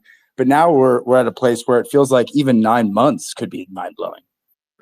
Yeah, for sure. And we're already seeing that instantaneity, that spontaneity and response that, the sub-millisecond response times in the labs. So basically, we're really already there. I think that the limit is just how companies are trying to get to market at a certain cost. I think it really is that simple. Matt, I think you bring up such an incredible point, and thinking about, just as a visualization, imagine you're playing a first person modern video game and it's got a little Easter egg in it where you come across a little video game console and you can play an old Atari game within that game. What if that is, you extrapolate that out to the game eventually that these tools create makes a company like Facebook or a company like Google look like that Atari game 10, 15 years from now? That we might be thinking way too small with what these things can do, because you start looking Yes. at ability and then you start looking at scale. And the thing with them is, as soon as they acquire ability, they can instantly scale tremendously faster than anything else we've seen. It's just incredible to think. Jump onto Twitter today. I look and see the new Sora announcement. I see these images coming through, and my jaw hits the floor.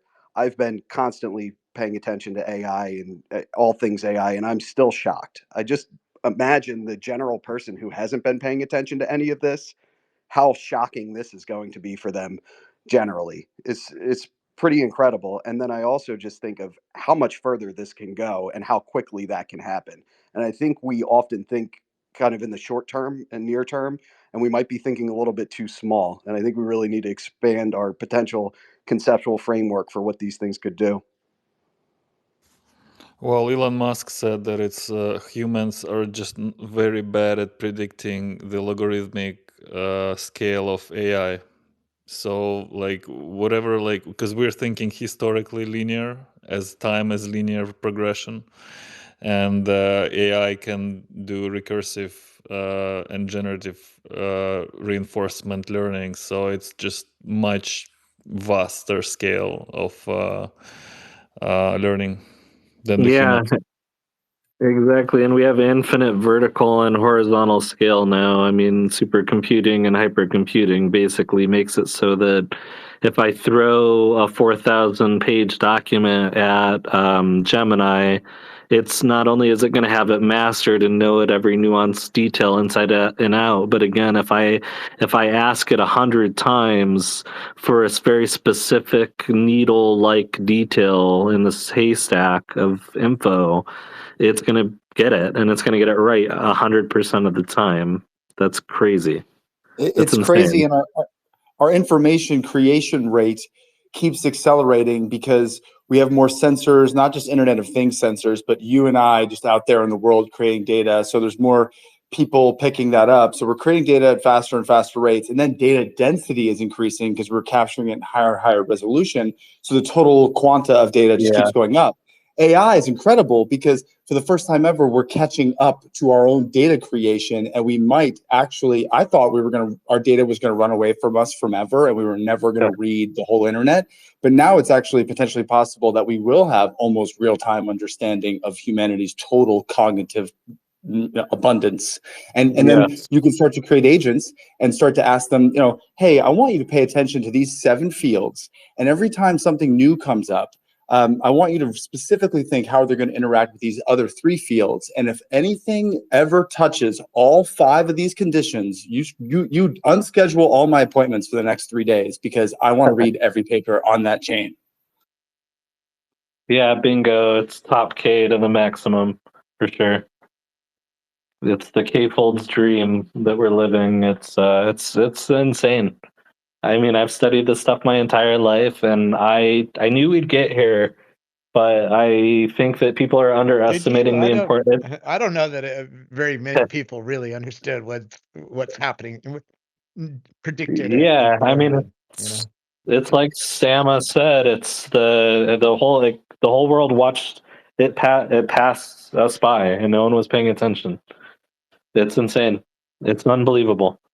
I just I mean, shared a like 6 picture months of it. ago, the US government basically said aliens were real and none of us even really Well, blinked. We jumped onto spaces and talked about it. We seem to be almost saturated at this point. if you're wearing a Vision Pro or True. a Quest, I can make aliens for you. Right? Are aliens real or not? Who cares? You can make them. Yeah. And then you can shoot them. Right? I just shared a video somebody posted of a skier. Let me tell you the exact prompt because it's pretty interesting to see what it does. A backcountry skier in a yellow jacket with a backpack doing a first line in fresh powder in the Italian Dolomites. Make him average, okay at skiing, so it is relatable. And it made a video of a guy skiing down the mountain and cutting it up. Soon you're going to be in 3D next to the skier, and you're going to be skiing next to the skier in 3D. Friend already made a skiing app for VR, so let's just take it another 10 steps. We're at the beginning. And it's hard to say that because today is so momentous. We're in an exponentially changing world, and the steps are getting bigger. They're getting more important. They're catching our attention, getting us to dream in a new way. There's a lot more to come.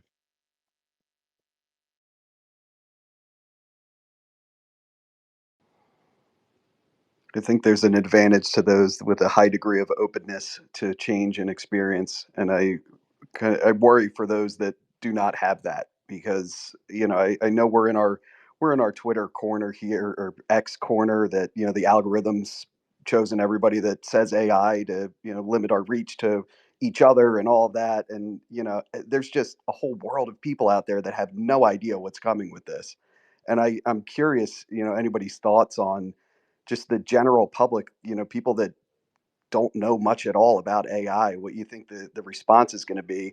My concern is it's most likely going to be fear, and they're going to make bad decisions. Usually, when people are Oh, afraid, they do. yeah. Oh man, look. I'm not even gonna minimize it. They've been giving me shit for decades. Like, I'm not even kidding, bro. So, but yeah, I expect the pitchforks and I expect the angry mobs, both politically and actively. and in, online forums, conversations. It's fine. I'm pretty much numb to it by now. I just think people are, D cells will be D cells, and we just need to make sure things are used responsibly so that they can't say, "See, told you so." That's all. You also start to understand how much value we're giving Elon Musk just by talking in a space like this. Oh yeah, we're mapping Yeah. things for him and for his organization. And again, it's one of the reasons why Grok is probably going to end up catching up relatively quickly, just because of all that conversational texture. We know about genetics, and genetics is, of course, the movement of information, but at a relatively slow rate. If you think about it, we are living in an age of memetics, which is even faster than genetics, and culture moves very, very, very quickly. And Twitter, frankly, moves faster than culture does. So it's really exciting because all of us, we're ahead of it, but we're also going to be able to help shape it because of where we are currently sitting. Yeah, plug me into Neuralink. Let's go, baby. I'm on the list. Let's rock and roll. I just think it's so incredible how disorienting something being released can be, even to us who are paying complete attention to this world. That we see something like that, and it's jaw dropping again. Yeah, because it's here. It's one thing to dream about it or think it's coming someday. It's another thing to have it on your phone and you're using it. Hey Brian, welcome. How do you broadcast to the wider public in regards to AI and its rapid advent in today's hyper negative news cycle? Yes, I'm sorry. What was the question exactly? I didn't catch the beginning How of it. how do you ensure that the public is not overly scared of advent of AI? Because most who, if you talk to someone on the street, nobody knows Sam, nobody knows OpenAI, nobody knows even Midjourney. Like so vast majority of people just unaware of what's brewing up under the covers. So once it becomes more popular, I guess, how would you then mitigate the vast negativity or danger, in air quotes, from AI to the public? Yeah, I mean, I think it starts with just people not being knowledgeable enough. Like I had this conversation literally like half an hour ago with my wife. I was showing her some of the videos that Sora created, and she was just like baffled. Like she's like, "Why are you so excited about this? I don't get it." And then it's like I had to explain to her how it's like basically pixel by pixel is being created by a computer, and it knows exactly what you want to see by based on just some text that you type in. And she still didn't understand it. So I think first and foremost, you have to have people understanding how the technology works. I think that if they understand that, that goes a long way in easing at least some of their fears. But I mean, even myself, I have fears, and I would say I'm pretty well versed in the various AI large language models as well as these generative models. But I think first and foremost, you gotta make sure people know how these things work, which is hard to kind of convey if you don't have a background in computer science, I guess, right?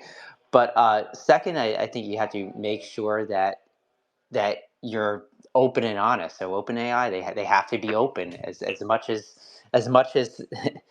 I don't think they are right now. I think that more openness is definitely something that would go a long way.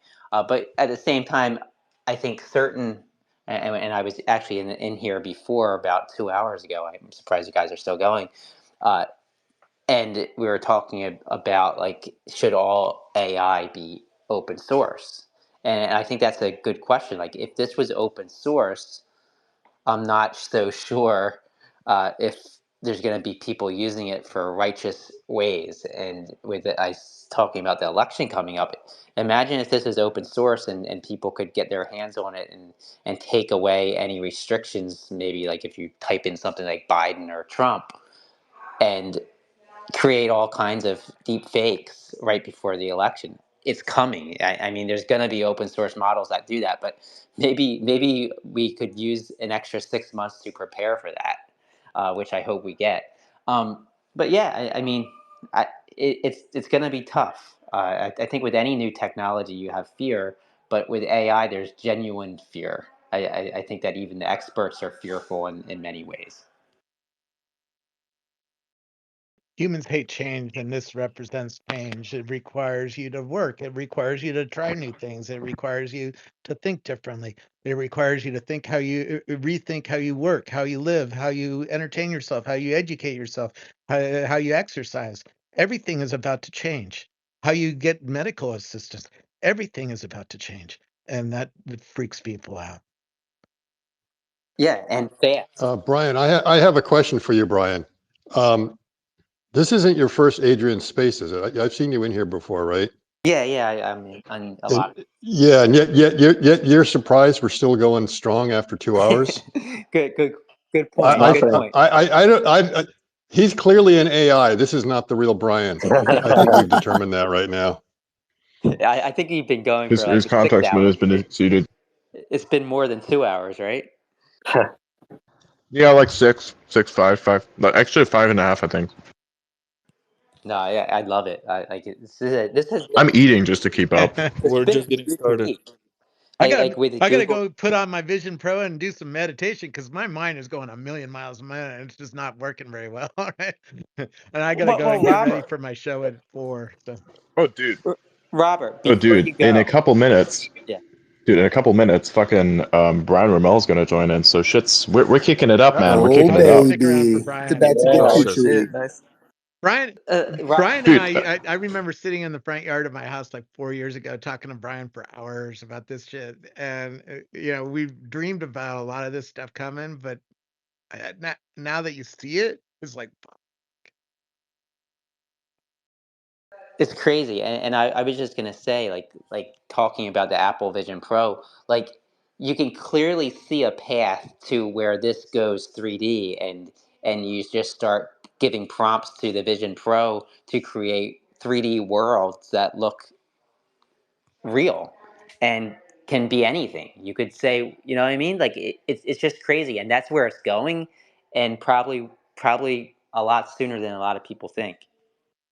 Totally right. And not only are you going to be able to do that, but you're going to be able to set a master prompt to basically explain how you'd like NPCs to interact or what you'd prefer to happen when you open up the treasure chest, like what loot you'd like to see.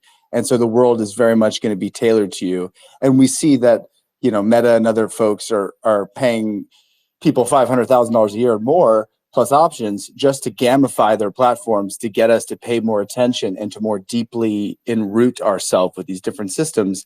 Well, there's no better gamification engine than seeing, your own reflection in the mirror when you walk by a video game. So I think that we've got a really exciting future in front of us as long as we can use our powers for good here and not, act up like Narcissus and end up in the bottom of the pool.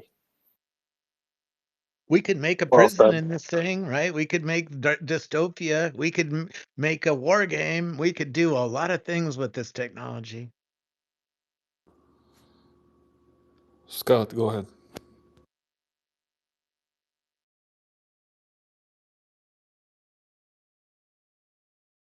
I can't hear Scott, so I'm going to jump out. Sorry. No. He's not speaking. I think he just forgot to take his hand off.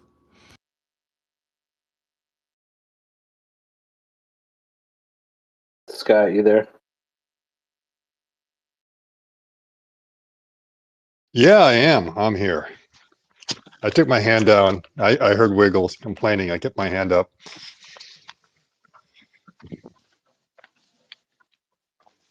I'm going to post something cool in a second. I already did. I roasted Stephen King. Oh, look at what I pinned up at the top. Look at that. So Stephen King says, "Hey, I do you on Twitter, whatever the fuck," and then says, "And so on. Fuck you need to put your personal brand on everything." And then I just replied by saying, "You've been very successful at adding your personal brand to the concept of misery." This is glorious. I love it. Oh wow. It's true. I mean, it's not even a lie. It's literally true. But is Elon still paying for his blue check mark? I think so. Yeah. You got to keep around. You got to keep around some enemies because they're entertaining to shit on. Or at least this. I mean, it's nice because it's good to troll with this, right? I mean, sure, Steven makes a few good points every now and then, but I mean, seriously, sometimes he needs to cool off a little bit. You know, take a break out of the simulation. You know, come back down to earth, turn off the internet for at least 2 hours. You know. Yeah, a little goes a long way. Look, I even got Brian laughing. That's how you know it's good. But when you get all sides laughing, then you know your joke's good.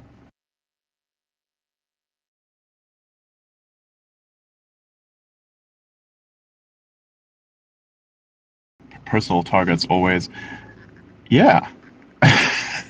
So Robert, if you want to do, so I know you got that space about generative AI and everything. Why don't you just merge it with this one? We change the title, we'll make you and Irene the co-host, and it just essentially this becomes your show. Would you be down for that? I already set up one for 4 o'clock on another thing, so I got to stick with that. Okay, cool. I mean, people are welcome to join us over there for a bit, and then we'll come back over here or something. And Brian is here. Hey, Brian. Welcome, Brian. Brian is in the house. Brian, come up and talk to us. This is a day we should talk. I like how I got some Brian's questions about quantum physics after this.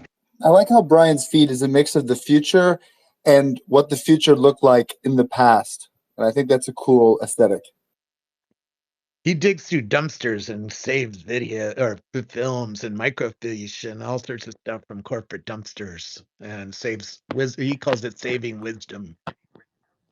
Which now that you can ingest, how many things can you ingest on the new Google thing that came out this morning? Like a million tokens, like 10 million.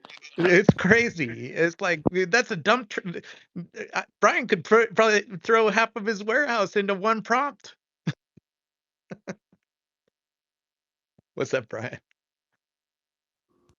Is he coming up? I saw him pop in, and now I don't see him. Oh well. He dropped. Yeah, it must be connection difficulties. I think it's one of those things. Hang on, let me. Okay, if you can't come. Oh, there it is. Okay, he's back.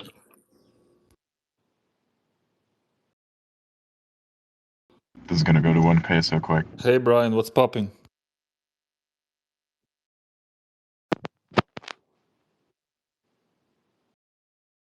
Brian Romel, are you there? You're having technical issues, I think. Brian, what is this world in 2030 gonna look like? It's gonna be very different than today's world, isn't it? I want to hear Brian's take on my tweet. It was a joke, but I said it's all fun and games until someone uses it for scientific visualization and winds up creating a new compound. That's already happening in an app called Nanome. Nanome is for material scientists. It blows up chemical structures bigger than your house, so you can see them, even though they're atomic level, and you can see how they work, and you can change them. All in VR with scientists, other scientists walking around with you. It's fucking insane. It's this is how the world is about to change for our It's like kids a and Google ourselves. sheet, but it's like a Google Doc, but it's a genome and you're walking around with other scientists. That's insane. Yeah, and wait until you Amazing. start That's that talking scene to from an Iron AI Man. and say, "Hey, I'm looking at the COVID virus. How do I build a vaccine that would attack this thing and keep it from attaching to the human body?" And the AI will start giving you ideas. It's like, whoa, what's about to come is like what I saw this morning from about how these AI assistants are going to work. It's that with these two announcements is just my mind is racing. I hope Brian can come in and figure out how to use his iPhone.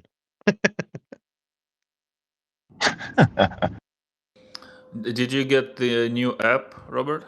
The new version? Version of what? Twitter or what? Yeah. I'm usually up to date. I got one There are yesterday. there are some minor improvements. Oh no, there's 13 things to update since just this morning. So yeah. Twitter X is not one of them, so I think I got the latest X, but there's a lot of other updates. Wow, just since this morning. The world is moving fast. This is what I was saying. Programmers are getting more productive, so they're able to change faster, right? They're able to do in a few hours what it used to take a month. So, okay, maybe a day instead of a Basically, month, yeah, right? pretty And much.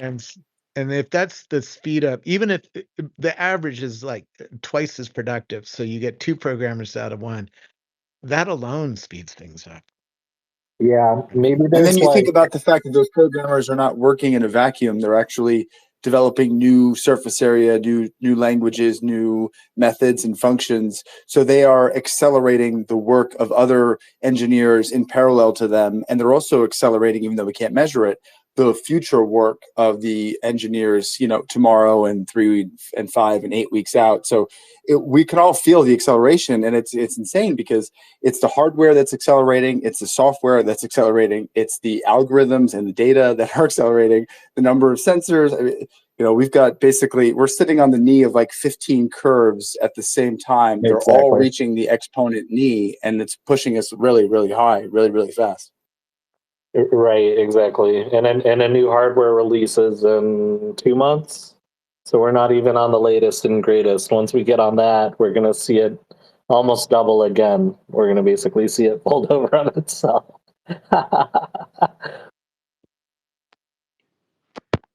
I wonder at what point can you prompt one of these text to video models to where you say, show me a video of a programmer writing code that achieves this goal. And then the programmer in the video writes the code, types it, and it creates a code that achieves the goal. Like it's creating its own little world that the AI can test things in. It's a simulation. Hey Brian, are you with us? How you doing, guys? Hey, Brian. I'm on very unstable valleys and peaks I'll be driving through, so I may drop out. What are we all talking about, Sora? What else? Right. Google announced Yep. something too this morning.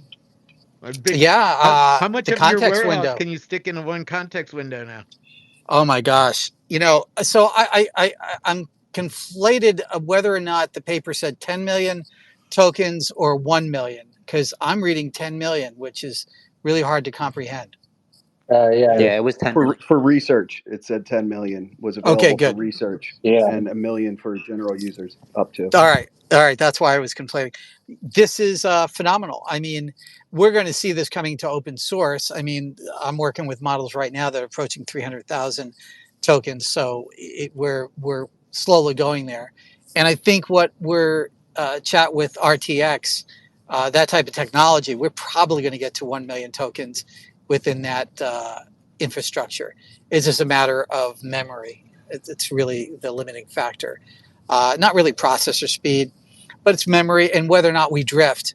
One of the biggest problems with context windows is as you get deep into the haystack needle of finite information, you could wind up going to the general world model and not the what we would essentially consider the local model or the context window. But that's all going to continue to get better. But yeah, Sora is probably one of the big milestones of this year as far as AI is concerned. I think we're going to see a lot of revolutionizing around these concepts. What I find really interesting is the errors as much as the expected artwork.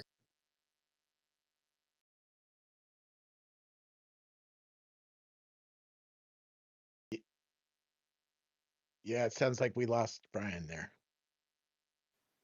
Yeah, can you hear me? You're coming and going. You're rubber banding a little. Banding. There we go. Let me get a hanger and hang it out the window. Looks like Brian's going to try to extend his context window. But he makes an excellent There we go. point about being able to shove more information in, but also being able to recall it. Like a large context window is great, but just throwing 15 books in and then trying to talk to the thing does have some noise. When you have high recall, then you're actually able to find signal inside all that information, and that really is transformative.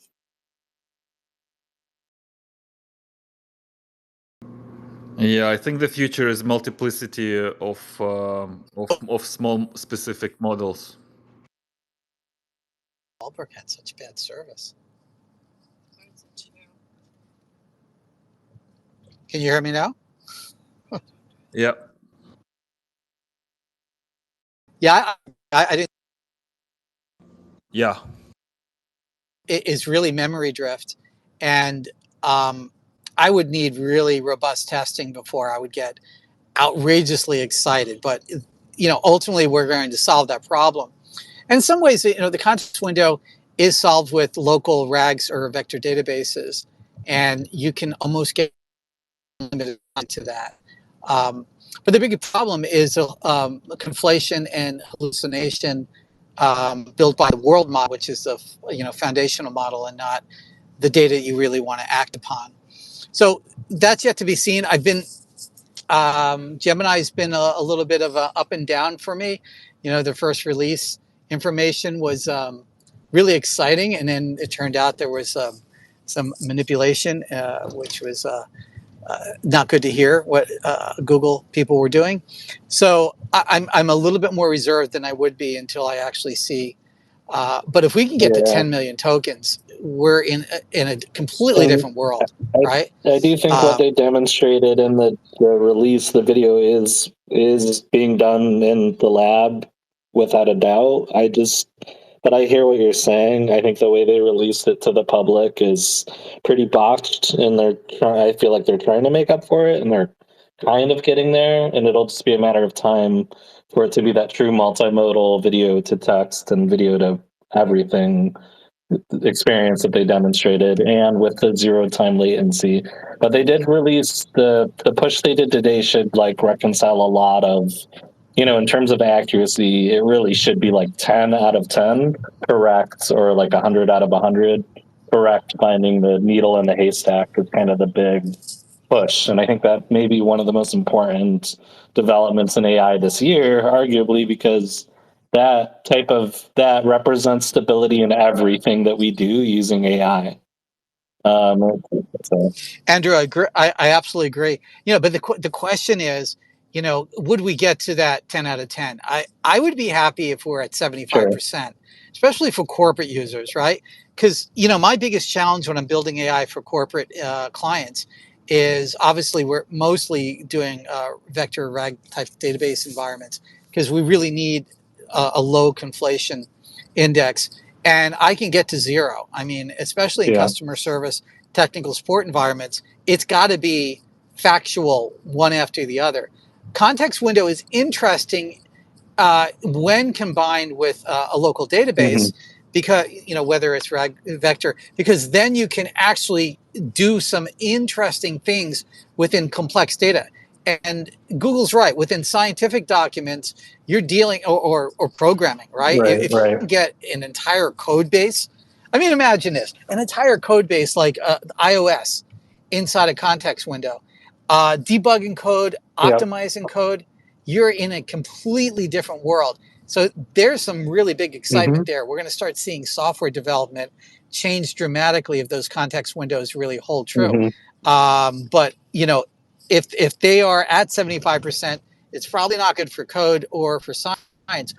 If they're at 100%, yeah, I mean, protein folding, DNA research, it's going to be phenomenal. Yeah, How exactly. big a database is like 1 million tokens if you threw it a file, for instance? How big is that file? Yeah, you'll hit about 1 million. I'd say that's average. For what type of file? Well, I'm thinking on all my Twitter data. I've been on Twitter or X for 17 years. My data set is about 30 gigs. So if I can start throwing that into an AI, it can really personalize real fast, right? Fine tune and just start doing all sorts of weird shit. Oh yeah. Now the question is, what ratio is image versus text, right? I would imagine it's a 9 to 1, right? Probably one, the one being Probably more than that, probably the 30 to text. 1. Okay. So yeah, you're not really an image video heavy guy. No, I do, but So that the data set is just text. The 30 gigabytes is just text. It's not the pictures or the video that I all know right. of. Oh, well, it's according when you downloaded. The most recent downloads, if you use the there's two ways to download. The fastest way is to use the advertising portal. It's kind of like a secret way in. You don't have to wait for them to build it. Well, I try to download as much as often as I can to try to keep up with myself.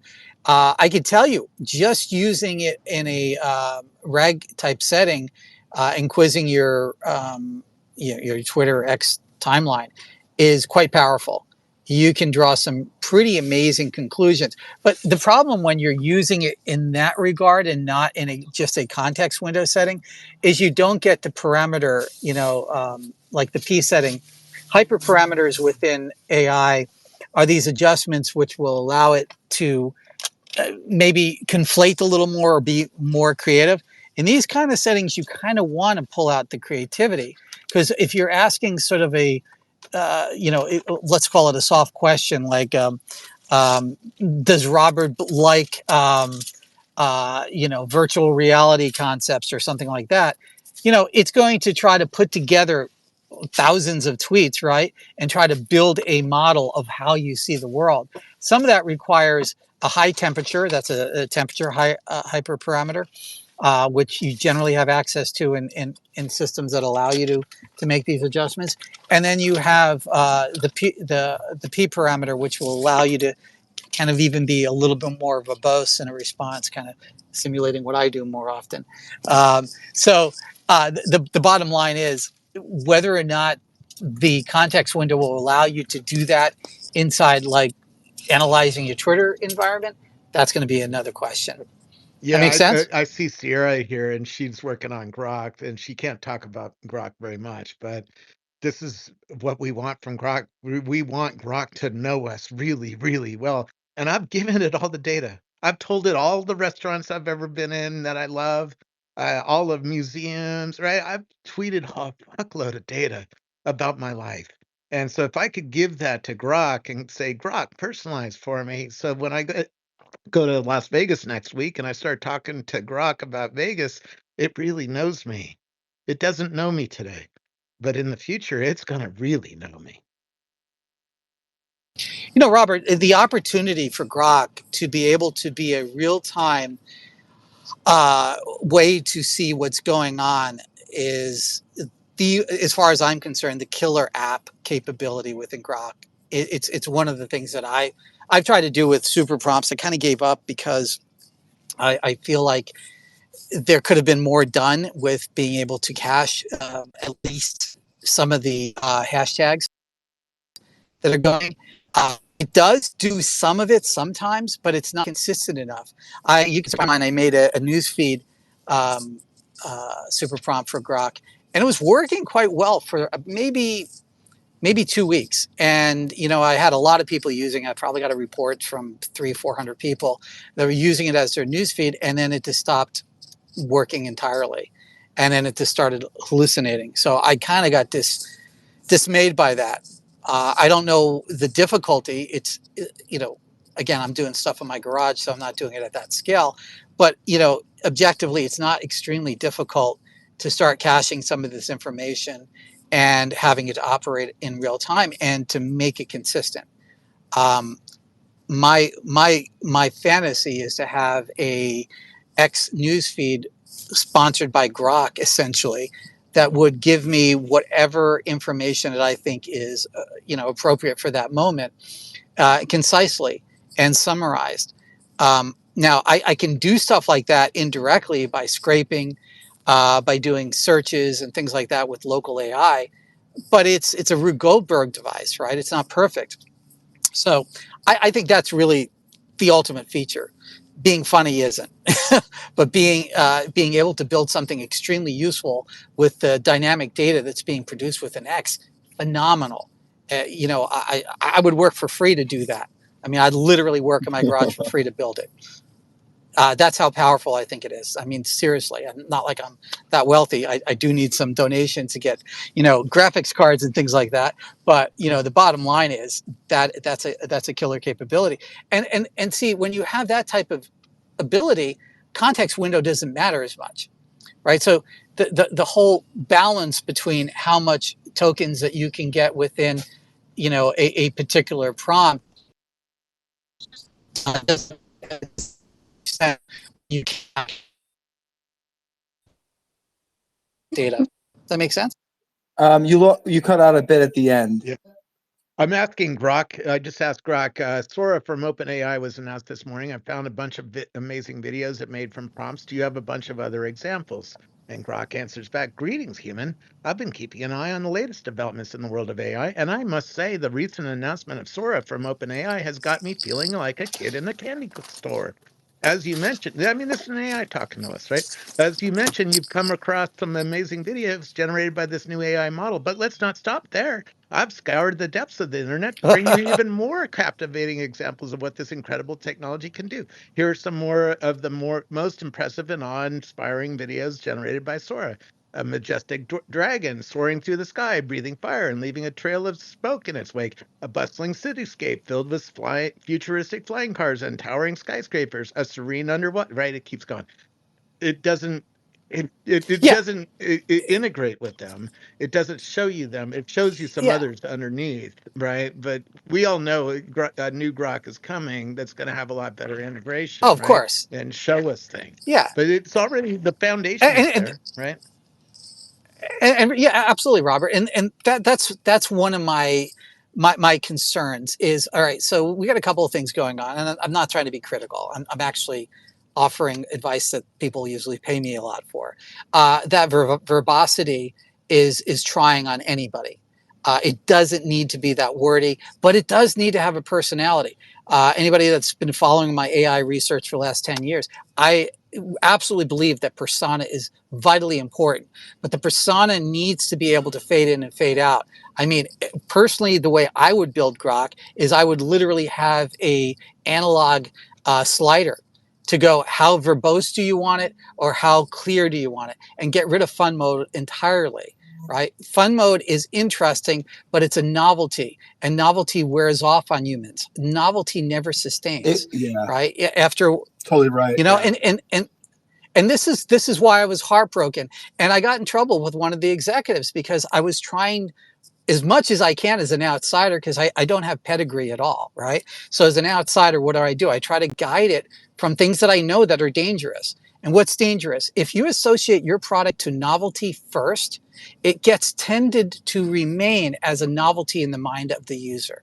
And this is vitally important, not to lead with novelty. So I get it. I get it. You know, we're in a meme world. We want to be funny. I get it. I understand Elon. I don't question his direction. He's doing really well business wise, right? But I think this was a bad call. So the novelty, unfortunately, and I deal with clients. I would like to bring corporate clients like I do to OpenAI and all the other companies to Grok, right? But it's hard to sell it when you have that sort of verbosity and you have that sort of personality tinge, right? And So I gotta you run. got to be able to My adjust show's it. starting, so I gotta run. See you. Goodbye. What you got going on, Robert? What's going Irene and on I here? have a show at You 4, cheating and on it's us? 4, so I gotta go. See you. I'll drop in there too later. Later. Thanks, Love you, Robert. man. Take care. But Brian, totally agree with your point about the verbosity and about the need to be able to have a slider to control not just temperature, which is how creative you are. You know, if you have a fever, they say, "Oh, you're running a little hot." So think about that. Like if you get wonky, that's how I remember that hot is more creative. But also top K, which is basically like, you know, first we decide who we're going to let in the club. That's top K. What words are we going to say next? And then we pick the lucky winner. So we should be able to control both temperature, top K, verbosity, and then also maybe in some inflection. And then ideally, we'd be able to upload our little personality file so that when we interact with Grok, we come away with our own fingerprint on it. Matt, absolutely. So let me tell you how I approach it. And again, I'll give free advice. If there's somebody from Grok listening, steal it. I don't care. All right. You don't have to pay me. Right. So bottom line is we all have Jungian archetypes. All right. There are, and we can go and look at Myers-Briggs. It's a version of, it's a cheap version of Jungian architecture. So let me shift into Myers-Briggs because I think more people understand that. All of us have Myers-Briggs of personality, and we tend to transition in and out of those Myers-Briggs quite a bit throughout our lives. A lot of people think it's frozen in time. It's not. Done a lot of research in this. So essentially what happens is you will find that verbosity that Robert was just talking about quite annoying if you fall into a certain category within Myers-Briggs. You literally will get angry at it. And there are other Myers-Briggs that will find it very interesting and they're going to want more of that. So how do we get a Myers-Briggs? Well, all I need to do in AI, and I've been doing this for 14 years in a code that I've built, is that you look at the output of that person. And how do we get the output of the person? Their Twitter feed. If they have any interaction on Twitter, whether it's comments or whether it's, their postings, you can start getting a feel for their Myers-Briggs. So then you don't even need to ask what personality does that AI need to be. That personality will materialize. Now, here's the interesting part that we all learn if we're married and we wind up seeing opposites in our significant others and et cetera, is that we don't necessarily want a mirror of our own Myers-Briggs. So you put two types of the two exact Myers-Briggs in a room together. Sometimes they walk out pretty not very happy. Now there are certain types within Myers-Briggs that are more compatible with the greater world, but tending generally, and I don't want to say factually, to the exact same Myers-Briggs are not always the best thing to have together. So how do we do that with an AI? Well, you read the Myers-Briggs of the individual using it, and then you create a reflection Myers-Briggs to within that AI. Now, this all sounds complex. It's not. It's extremely simple. I've actually given away the tools. If somebody wants the code that works at Grok or OpenAI, I will do that. I will give you the code that allows you to screen for Myers-Briggs. I'll give it to you for free. It's out there under an anonymous on GitHub. You can probably look it up. Most of my stuff I put out there anonymously. But this is vitally important because you only get the one try to make a first impression. So I'm already heartbroken that it was put out with a bad first impression. And again, I don't know what the long term is going to be, but the novelty is already worn thin. And we can just look at how many people are actively producing output. That's number one. Number two, the people that beta tested it were the wrong people to beta test an AI. I don't know how they were picked. I'm sorry, because those people were not actively engaged in AI. There were people that were just random people that have notable accounts, and they ran it around the block a few times, did a couple of funny burns on people, and then they abandoned the product. I'm still a little raw, so you don't see me writing about Grok. I'm not expecting an apology from that executive, but I would like to see him retract the things he said about me, saying that I was 100% wrong when the product was released. I was 100% right. I don't know why he had to say that, but again, he told me not to talk about the product. I'm not talking about the product. So I'm a human being, so you're hearing me respond that way. So the bottom line is I'm still willing to try to guide the product. The product has to be deeply integrated within the Twitter or the X feed. It is not rocket science, and it needs to happen quicker.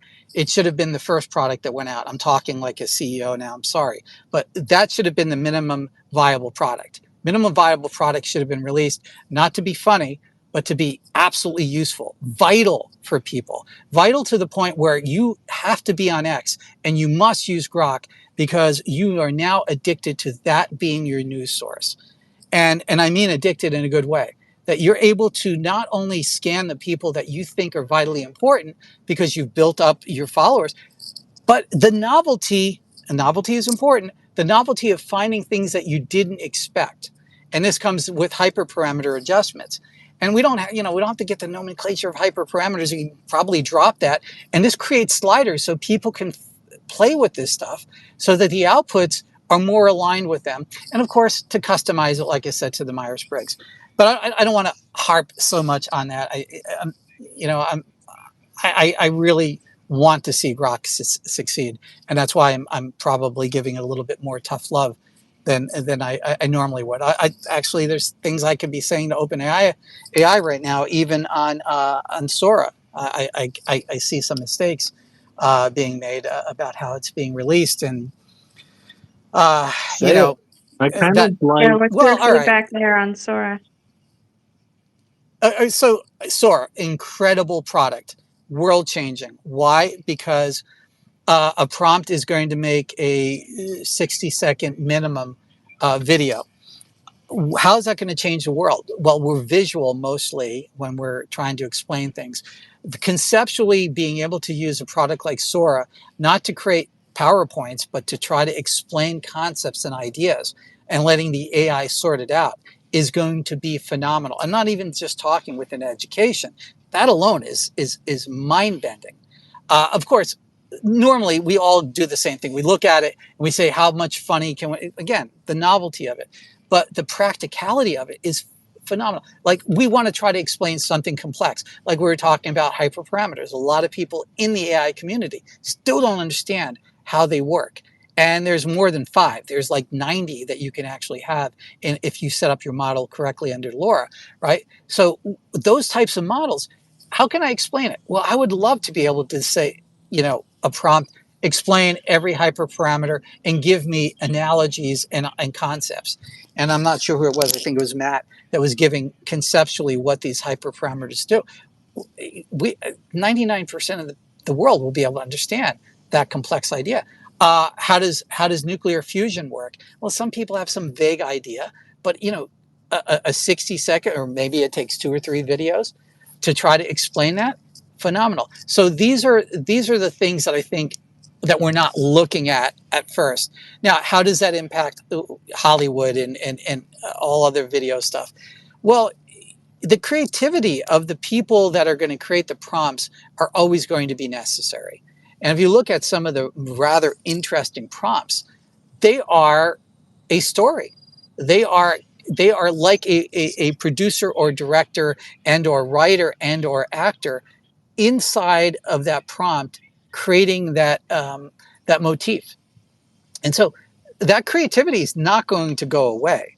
Now, are you going to get one-dimensional prompts that are going to come out and you're going to get expectable one-dimensional sort of results, ironically, even though it's obviously a video? Yeah, and that's probably going to be the 80-20 Pareto principle of it, right?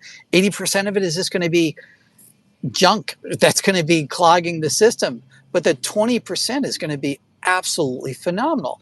And so you're going to have a generation of creators that are going to use these new tools like they have in every other tool, whether it was, a guy growing up poor and all they had was a record player and a couple of records, and they just scratched that record back and forth and they created a new concept of sound, or somebody doing something like this.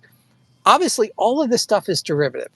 And that's going to be the secondary aspect of what Sora is going to bring about is where did it get this training data? And, can somebody make a derivative movie based upon, Star Wars, the prequel of the prequel of the prequel? Yeah, somebody could probably put that together. I don't know how OpenAI is going to address those aspects.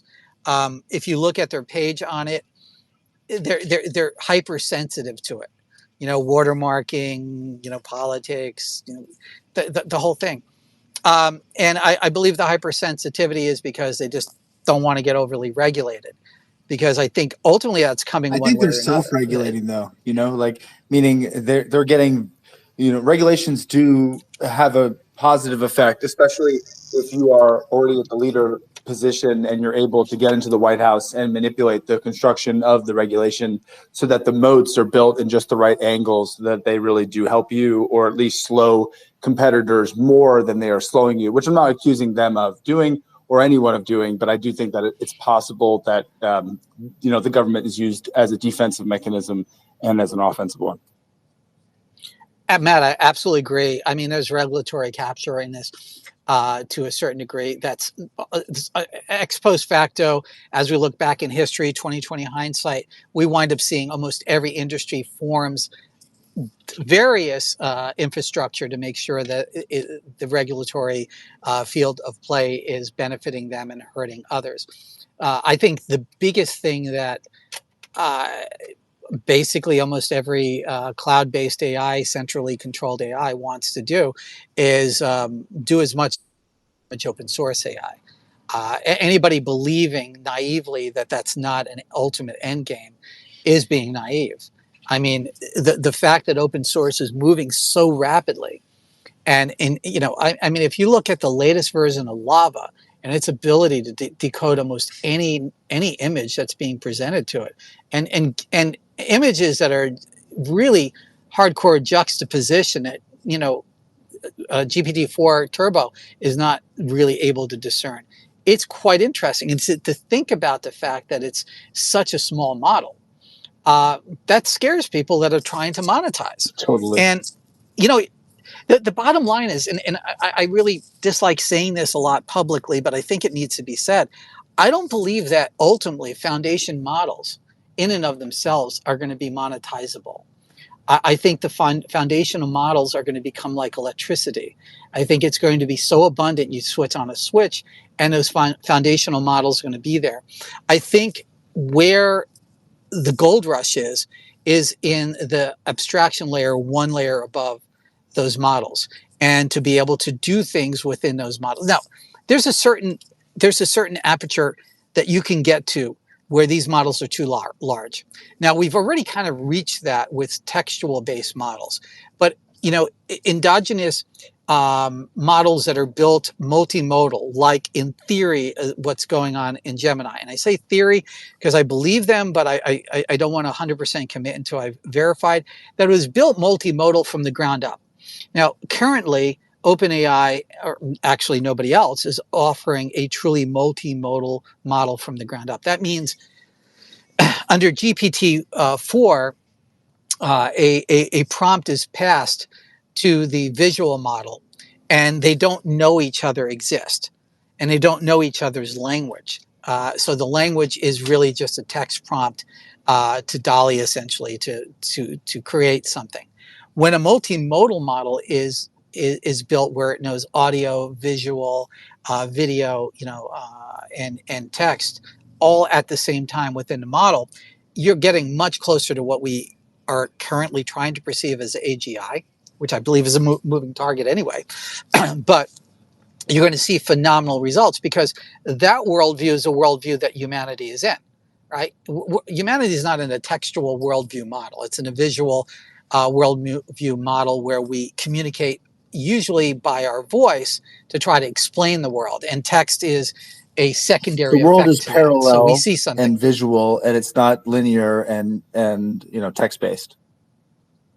Absolutely, absolutely, and it's dimensional in the sense that when we are communicating with our voice, we're nuancing ideas and concepts that it is nearly impossible to nuance inside a text. Oh And this yes, has been and then you layer on your face yeah, as you're delivering those verbal cues, and now you've added new like a z-axis to your communication. That is even more difficult. yeah, oh yeah, hitting it out of the park with that. That is absolutely vitally important. So as we transition, because we're in a very short term, you know, kind of holding place, as we transition into interacting with an AI that is visually representing facial features, you know, the muscle movements, the micro movements, the things that, and I'm not talking uncanny valley stuff. I'm talking reflecting back from maybe a Jungian or Freudian or, you know, a type of psychology, what's going on with the subject matter that's presenting to you,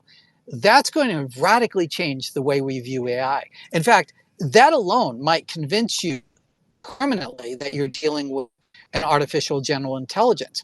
Because objectively, and we know this with the uncanny valley problem, and we're seeing it now with you know, Apple's new products and the representation. It's not quite there, and it's not quite good enough. Even though they have Paul Ekman's work, right? When they bought one of their early AI companies, I'm trying to remember who. It wasn't Face ID. It was the other company they bought at the same time. They literally this study Blackman's research. And what Blackman did is he studied the facial movement of people around the world. It Hey and Brian, the you're facial muscles core to what's that? you're rocking, Brian. Am I breaking up? Yeah, I think Yeah, I lost you guys. Yeah, You at least sound the better last now. No, minute. it's still here. We can still hear you a little bit. yeah, You're it's better good. now.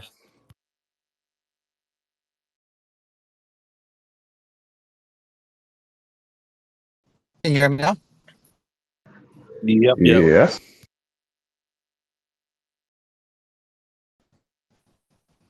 Did you get stuff, or did I gotta go back down that road?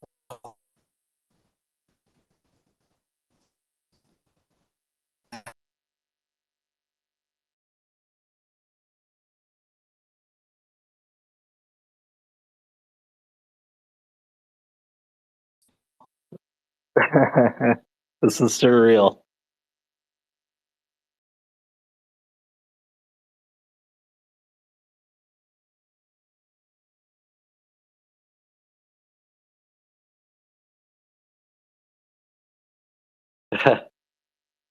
So, yeah, I wonder what's on the horizon for AIs like Grok and Chat GPT and OpenAI in general. I definitely think matchmaking. I'm super curious. Has anybody come across any AI models that have the ability to self-adjust their hyperparameters? So you give it a prompt, it adjusts the parameters based on what you asked it to do, and Yeah, then that's does all it. of them, basically. So that's how the agent AIs are working primarily, Yes, is adjusting their own hyperparameters. that's a good way to think of it. The floating In case points of are transforming. ChatGPT, that's not supposed to happen, right?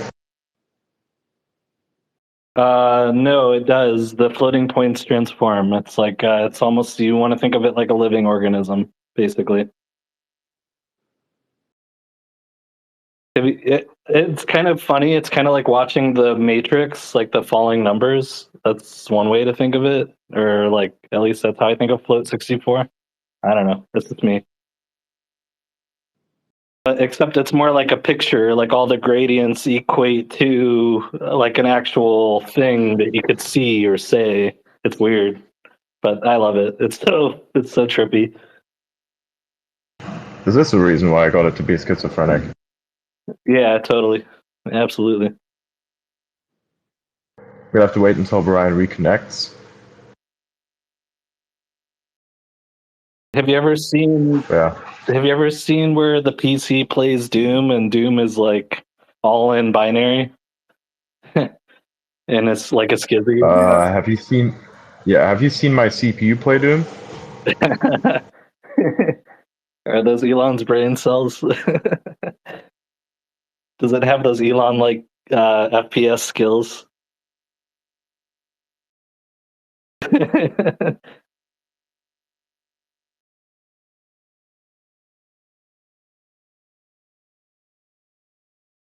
Yeah, people are gonna think I'm totally nuts, but I'm pretty sure like AutoML helped me meet my hopefully future fiance here. This is crazy. The world is so nuts. What a crazy time we live in. That's a nice story. I love it. Yeah, that might, if it works out, I'm bullish.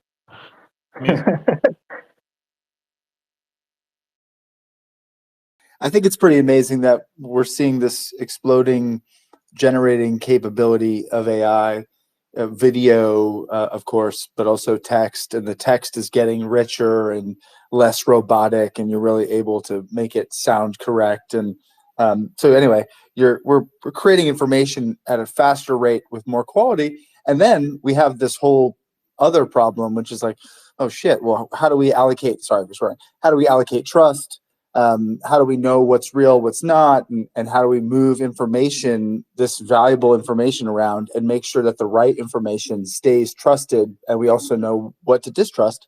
And then you have another technology like blockchain that's also emerging and gaining steam. And even though it's not emerging in the sense that it's been around for 10, 15 years, but it's having sort of a second renaissance now.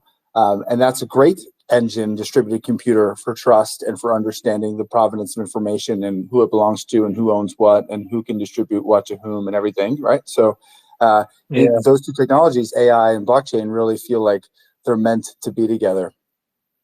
Yeah, totally. I think we do need to liberate blockchain though, with its open source utility and what its true purpose is. Like you said, it's really meant to be a certificate of trust or a certificate authority and the decentralization of a ledger that's helping with the collective computing needs of many. But I remain true that as long as we can deviate away from the quote fiat component of blockchain in time, Oh, you mean like don't turn it into a currency that you speculate on, but use it as a distributed computer? Yeah, exactly. I mean, that's what we were. This is also known as 21E8. Yeah. I mean, that's one of many. The way I think of it is the original was like what we worked on back in in 06 was, back then it was Oracle.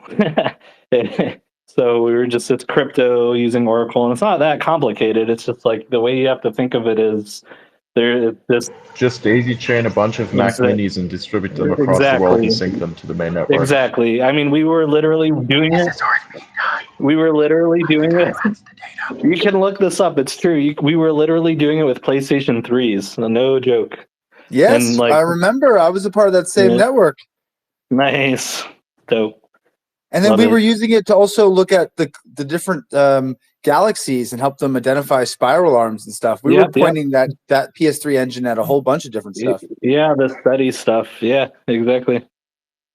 Yeah, I love it. I think that this is, and the more we can help just take the barrier of what that is and what that equates to and what its utility truly can be for, the better humanity is going to be. But we need major players to just open up their data centers and be like, here, any John or Jane can spin up their node, and this is what it's used for, and here's how to use it. And the AI actually does it for you. You just have to ask. You put in your billing, bam, you have blockchain. And here are all the ways you can use it. And you have your assurance. The blockchain becomes managed by, it can even be so decentralized. It could be like Google gets it, Amazon gets it, your friend gets it. Like whoever you want to have your blockchain has it. Simple. That's what we need. And therein lies the reason why it is under such attack in terms of, people. Yeah, because there's a fear that much of the economy doesn't really do anything, and it's really just a transitory risk transfer agent. Like I used to work in finance. I was an investment banker I was in finance for 15 years. I was an investment banker for 5 of those years. And I was really unsettled with the notion that all I was doing was sharpening up knives and handing them to one company so that they could chop up another one. And I wasn't really doing anything of value. And anyway, blockchain is going to sit in the middle of banks and other intermediaries and help basically disintermediate all that crap. And I'm excited for that personally, especially because I'm not in those industries anymore. But I could understand if you are like a Jamie Dimon, you're very careful about how you talk about these issues, because they could upset the entire apple cart that you rely on. True. Yeah. Go ahead. I'm gonna patent a new term. It's all moats disappear in a flood. So we're in the middle of a flood here. I like that. Yeah. And all moats are going to disappear as a result of it. You got the blockchain, you've got AI. I was watching a talk on Matt Welsh gave to the CS, 50 students, great YouTube video, but explaining how AI eventually could remove the need for programming. You're just going to ask the AI what you need, and it's going to do what it does, and it's going to give you your output. You're not going to need to have a computer program anymore to get that. And like what you say, Brian, with having these AIs living locally on your devices, just everything's about to change, and a lot of these moats are just going to get flooded out. Well said. Just-in-time software is a concept that people have been talking about for 20 years, which is basically, your interests and your needs and your desires are going to get fed into the software, and it's going to materialize in front of you. And now in a world of, Vision Pro, that is so literal, isn't it? And it's exciting because theoretically, as the apps and the software get customized to our DNA, we're going to be able to interact with them more gainfully and more efficacious, with more power. And that's going to turn and result in greater ROI in our engagement. And, it's a virtuous loop of creation and development and acceleration. Yeah, the notion of JIT, for sure. I mean, you're right. We've been talking about this for so long, and a lot of people are intimidated by it because it's completely non-heuristics based. And so everyone questions like the validity. Well, is it going to become biased or whatnot? I feel like all those fears can be dispelled the more cases and studies that come out that show the validity of what Gemini and Google DeepMind just published. This will help us know that there is objectivity and that the objectivity isn't being overly influenced in a way that is going to elicit negative outcomes, right? Or bias outcomes. I mean, what a day. This is crazy. It's wild. Going back to Gemini, I mean, not to get lost in the sauce, but one of the advantages of what they're doing, of course, Google is the underpinnings of Gemini, and they've got technology and hardware. By that I mean the hypercomputer and the TPUs and all that, and they've got information. They've got information advantages, like they can see in everybody's emails, and they can see the search traffic, and they're able to leverage that into the AI and generate some advantages too.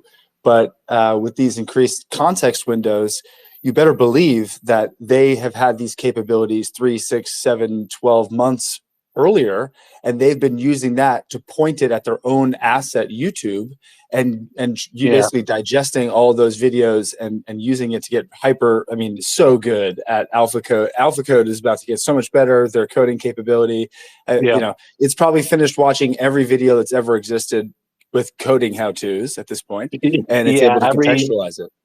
Every Harvard lecture in programming, everything from some video with 20 views from some dude in Mumbai who's got a gift and no one can see it, but you know what? He could see it. Absolutely.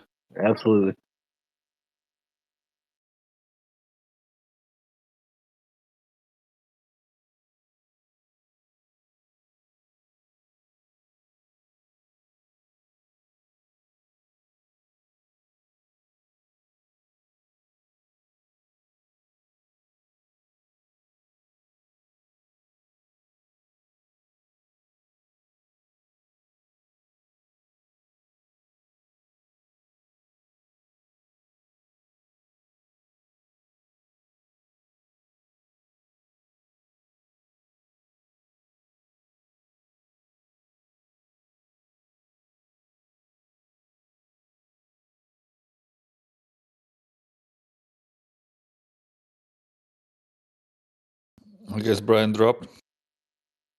Yeah, I saw him pop back in for a minute and now I don't see him anymore.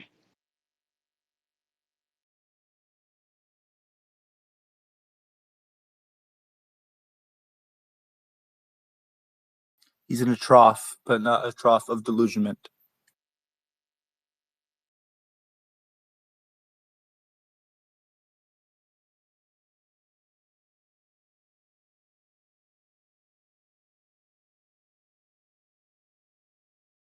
Did we lose Adrian too?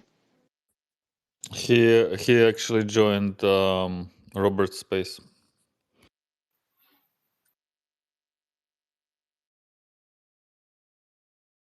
Going for that double dip.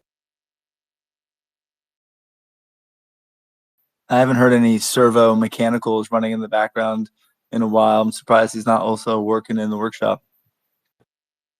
Who, me? There they There's are. that sound. There's that air. Oh, did you think that was never? Do you think that was going away? The sound of air bending steel.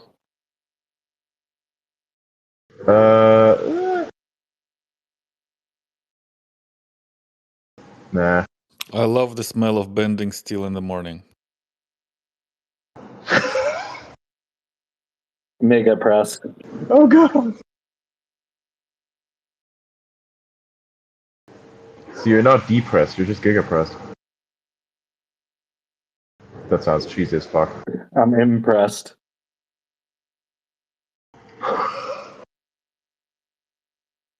Did you say impressed? Yeah. Yes, yes. He's impressed as to how, yeah, it really makes an impression on him for sure. It really, I gotta say, it's so impressing that it really gets me bent out of shape. Oh man, the Straighten out. dad jokes, so good, so good. Hey Brian, how far are we off? I'm laughing so hard I'm folded. Don't get me bent out of shape. Didn't mean to piss his dad off.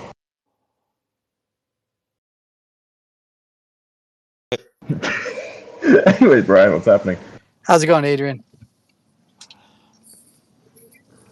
Well, still good, still good. I mean, I'm listening this entire time to the conversation whilst I'm also writing up a new piece of content because a Spaces feature is coming back, audio clipping, which we've been Oh, needing. right. About So time. that is next level. Yeah. When is it coming back? Not sure, not sure. It is definitely needed. Absolutely. So what do you think of Sora? What I think of it, I think it's definitely the first. Well, I think it's the second major step into the direction of actually getting almost flawless video generation going. Because I mean, you looked at some of the older video generation tools that we had. This is like the Mid-Journey equivalent of image generation, really. It's amazing. The improvement is just completely next level. The stability is unbelievable, and the quality is just wow. So and I again the key form here is stability, which is so beautiful because you look at how. Like, and I'm not sure if I pointed this out before. It's just sign, right? There's this one moment where in the Tokyo video that I posted, where basically there is a sign that is being obscured by the character's head, and that when the sign then emerges on the other end, back into the visual field, because that's how perspective works, you could actually see that the sign and what was displayed on it has not changed at all. It has permanence, which is crazy, right? It's actually that stable that it has permanence, and we can use that, right? I mean, imagine how good that is for moving parts inside of a video, because before, the characteristics of the moving parts melded with the characteristics of the background, which is why the instability was always a factor, right? Well, that seems to have been eliminated with this, and that's something that sticks out to me most of all. This is also the reason why it looks so good and so high quality, because it doesn't melt into the surroundings. Also, the leg movements, the fucking leg movements, the hand movements. There was one case of a floating chair, but honestly, that's more of a feature than it's a bug IMO. So, I mean, hey, I can't complain. It's much better. I like the errors actually, right? You know, the arm disappears. I mean, these sort of differences that we're seeing in early models are actually art in themselves. That whole chair video you were talking about was really actually kind of cool because you can kind of almost write a story about it, right? So where do you think this is going? What do you think is going to happen when it's finally released? How is it going to impact life? So fundamentally, I think Hollywood is going to have a full-scale meltdown once they start. I'm pretty sure they're going to have to restrict this, and that's one of the first things that we get. Even with, say, if we use Bing Image Creator, and you start to prompt celebrities in various configurations, it just simply says, "No, we're not doing that," and you'd have to sign up to get into it. But in and of itself, it has a function that says, "Yeah, no, we're not doing this." It may even have word censor, which basically says, "Yeah, no, that's not happening." You could probably get around it somehow. We'll see if that's working. I haven't got it to break yet. Although if I use, okay, don't do this. But I mean, what if you were to use biparent coding? Anyways, yeah, that's how your words and saying like. But yeah, so even for even for information generation, say we see this often whenever there's like some sort of incident, a political incident, or say for instance the F-15 crash. People took video game footage and posted that on the internet as if it was real and of the incident. So now I want you to imagine that same thing is going to happen with something like AI. I can film, if I really cracked it, I could probably recreate some very bad events. I could probably take that photo that was so famed about, which I still don't quite understand how that happened, but there was this photo of the Pentagon blowing up. Well, I mean, now you could do it in video, and even better than that image, because that image, quite frankly, did suck. I looked at it, and within a single second, I was able to tell that that image was fake, based off of how molten the fence looks. Granted, I am autistic as fuck, so that's the thing. I stare at AI images every day, so I guess it would have taken about 5 minutes. Actually, less, but actually 30 seconds. I'd say it would take an average user about 30 seconds to recognize that that image was bullshit. But then again, I guess if you've been doom scrolling and dopamine hacking your brain all day, and you find that picture, you're just going to simply interact with it, hoping for some sort of thing. I don't know. So it's that's probably the reason why I got such traction, right? So yeah, it's effective enough as it is. It's more of a people issue than it is an actual content issue. It's like same thing for algorithms, right? I don't think that the platform, for instance, is as broken as it is. There are some elements for sure, but I think algorithmically speaking, it's the people that are trying to break it that break it, not the code itself, right? It's actually really good code. Well It's said. actually working as it should. But well, back to the concept of video generation, I think basically for memes, improvised movies. I mean, imagine the creative freedom that you're gonna have. You could create a sci-fi movie of any kind. Imagine being able to continue, say, the Kelvin series, because I'm personally there's a series in Star Trek called the Kelvin timeline, relatively, right? And I would have wanted to see a continuation of it because I actually was quite fond of those movies. And ironically, even though most of Star Trek, many Star Trek fans do not agree with these, that is actually what got me into Star Trek, which was quite or Star Wars in the prequels. I got into it seeking more. So if you'd have provided more, it would have probably gone into any direction. Um, and I think these videos would facilitate that. Imagine something such as the series that came out called The Creator, but it was all generated by someone who knows exactly how to use AIs. They could generate an entire TV series, an entire movie. They could do it together with a team of people having a conversation in the next space, saying, "Okay, you know what? This doesn't look that right. This doesn't look that right. We can build things right here." I mean, this is how it works. It would be very nice. It's going to have a lot of creative freedom. It's going to disrupt the film industry as we know it to such a fundamental extent that I already know Hollywood is going to come after this, the various companies, because their relevancy is waning as we speak. They put out content that is absolute garbage because it is entirely focused on It's really obviously programming. shaping you in a specific direction. Yeah.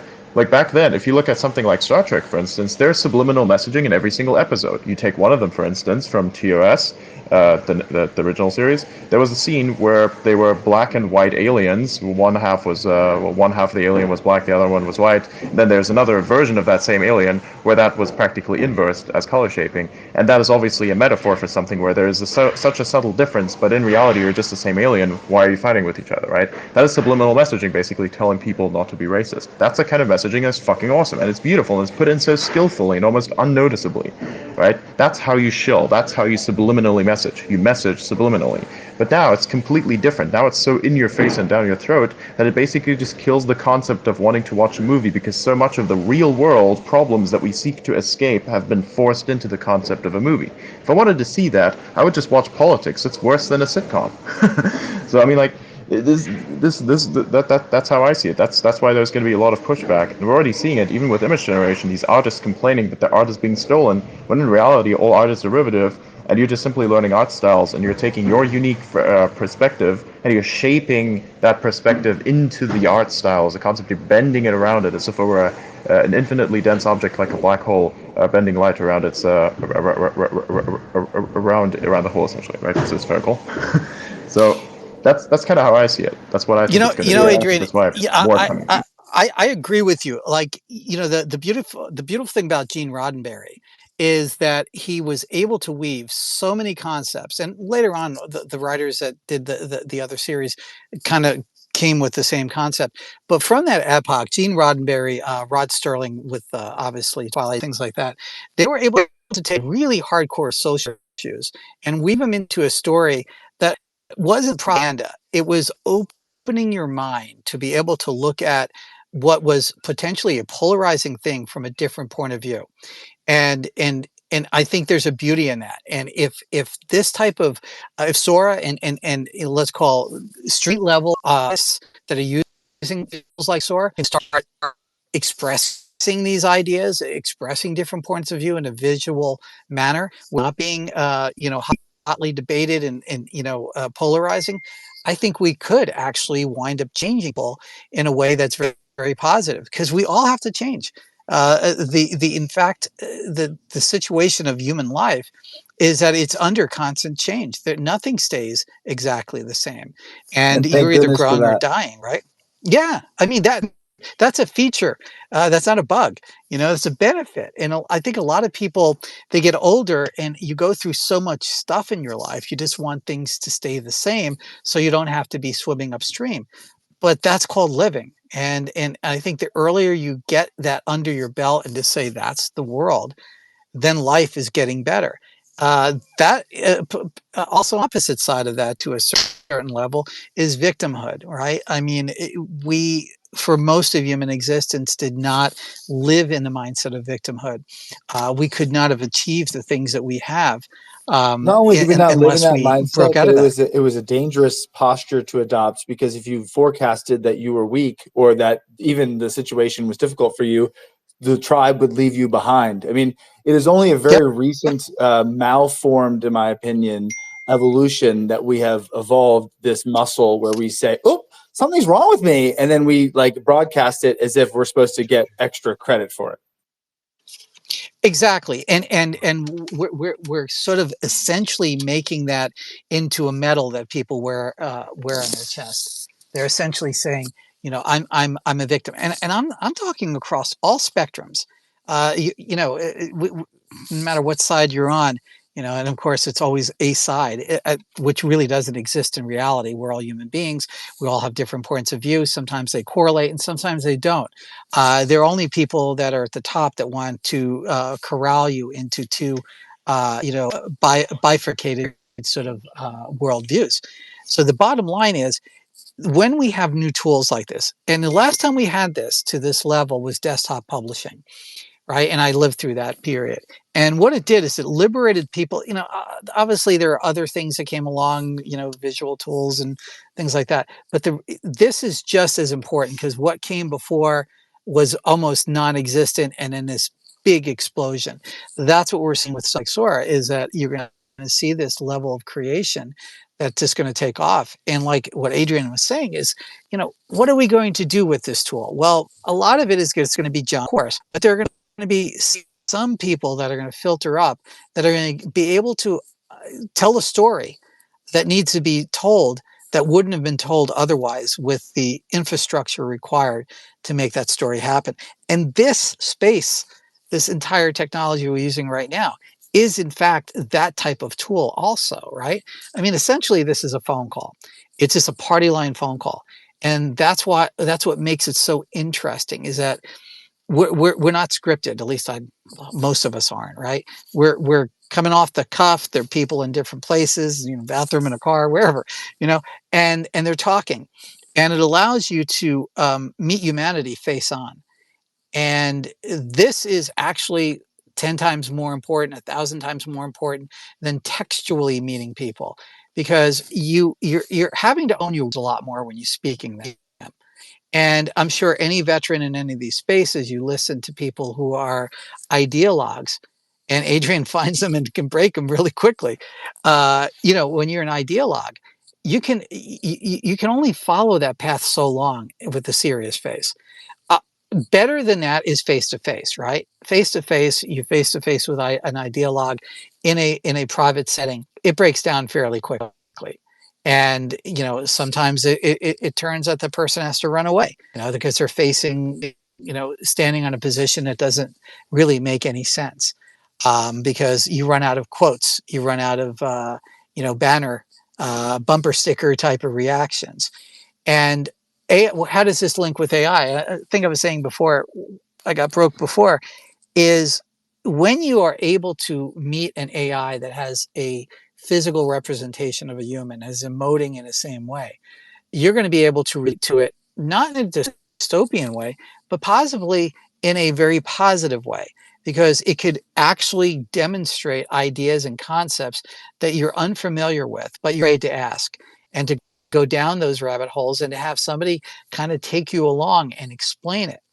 That emotive part of AI is relatively missing with a textual environment, and emojis don't cut it. So when you or imagine whether that's Sora creating that visual representation, or the ultimate end game is to put that in a physical robotic type of setting. Obviously, that's the end game to all this AI. I mean, what ultimately we're calling a robot, it's probably going to be something that we think today is extremely advanced, but is probably going to do a lot more than we can actually realize, right? And let me see how I can put this together. Um, I think it's really cool that robots could get to do things, right? That's one aspect of it, get to move things around and things like that. But I think we're living in a world where people actually need to understand what's taking place in the world faster. And that was my frustration I mentioned before with Grok. I won't go down that road very quickly. I'll go very quickly into it. That rate of change and the amount of information that we're exposed to at any given moment is overwhelming to any human being. And the only way we can grok that is by having a personal AI, an AI that we can trust, that can help us discern. Because discernment is the only tool that we have to be able to make sense of the information that's being put upon us. And it's only going to magnify, and it's only going to express itself more.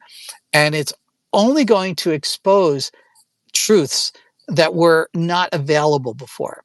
I think I did a posting maybe the last 10 back, where AI is now going through papers and finding a tremendous amount of plagiarism and a tremendous amount of misappropriation within the academic community. It's only the tip of the iceberg. I mean, I've already done very tense, very temporary type of intrusions into that space with AI that I have, and it comes up almost immediately with a lot of plagiarism.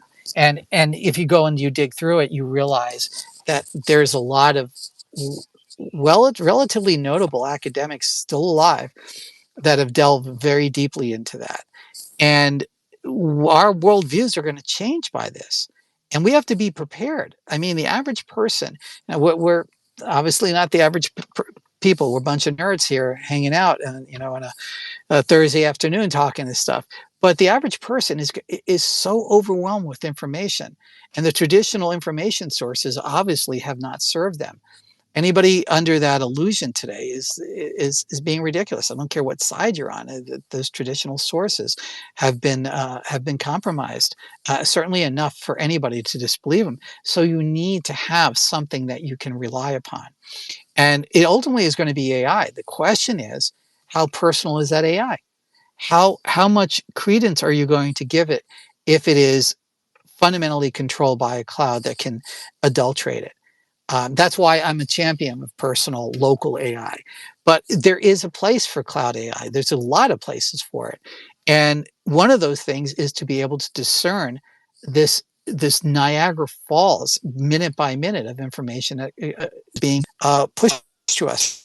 I think a lot of the things that really seduce us into wanting to be on X is that it is that Niagara Falls of information, and there's a hope in our mind that we can get a thimbleful that's summarized so that we can kind of get a feel for what's going on. And I think we're mature enough now to know that when a news story breaks, that there is more dimensions to it than the one-dimensional presentation of it. And I think pretty much everybody on this space probably knows that instinctively, if not overtly. And I think as the rest of the world starts really noticing this, they're going to be demanding these sort of tools. It's going to be vital. And so we get back to visual representation. The only that we can maybe understand some of the things that are so complex is to get something that's going to visually represent complex ideas. And this is my idea of where Sora can really sort of take hold is to get the person and say, well, what does this mean? Right. And not to sit and wait for somebody to do a news story on it and to break it down, and maybe not even break it down without making a bias. Right. And what I mean by a bias in this vernacular is a bias that is tending towards one polarity or another. There's always inherent bias in everything, right? But polarized bias, that's another story. And I think people want to break from that. And that's kind of my feeling of where this is kind of going to guide us, is to be able to understand the world faster and better and more efficiently. Because if we can't build these tools, people are going to give up, and it's going to be, let's put on the goggles, let me go into fantasy, let somebody else who knows and do something. That is not the world I think any of us want. I don't think we want a world where everybody else is making the decisions. But I can see how people are going to feel that way. It makes sense to anybody here? Or something just rattling on? No, that totally resonates with me because growing up, I loved computer sciences, but I was kind of, like I think many people in their youth and adolescence, you're kind of ignorant and naive to the world around you and what kind of constructs and balances are at play. And it's like we need to liberate these capabilities. We need to get them in the hands of the masses and know that they're objectively true and that we can trust and verify and have some insight as to what is going on. And I think we need to change the discussion to some degree about the transformation and almost oversimplify it for people because it is complex as hell. I mean, Jesus Christ, if you really think about it, machine language is complicated. I still, as someone who's studied this stuff for 20 plus years, struggle sometimes. I'll be the first to say, hey, I don't know everything. And I usually have to defer to a subject matter expert in every respective area to peer review any thought I have. And it's just because to me, that's part of the process because it's always evolving. And there's so much take OpenSSL or boring SSL as an example, or anything with Python, or virtually take any topic, any nuance in AI, and you can literally read hundreds, if not thousands, of pages on peer review and research work, and it's incredible. I mean, these are the times we're living in to be able to action something from all this information and to be able to execute at that high degree. It's that magic quadrant of the idealistic vision and your ability to actually do something with it, and I think that's what we're quickly approaching. It's going to be a quantum leap of what we're going to be able to actually deliver, or what for every market a sub-market grows, there's going to be so much potential. It's radical. Andrew, great points. What would you think the world's going to look like 1 year from now, knowing what you know? I mean, you've gone through the machine language up, Yeah. What do you think the tools are going to look like 1 year from now? And what does software development look like? Literally, I mean, it's changing under our feet. Right? These models are getting better and better. Do you really think that there are going to be people going to computer science and looking at even Python is going to look like a rudimentary language when you get prompts to program, right? Yeah, how does the world looking? Yeah, I think we'll be fully no code. I think that anything that is going to be optimized is going to happen in the architecture and on the actual within the kernel itself. And it's not this is not a dig against programmers. I love programmers. I love collaborating with them.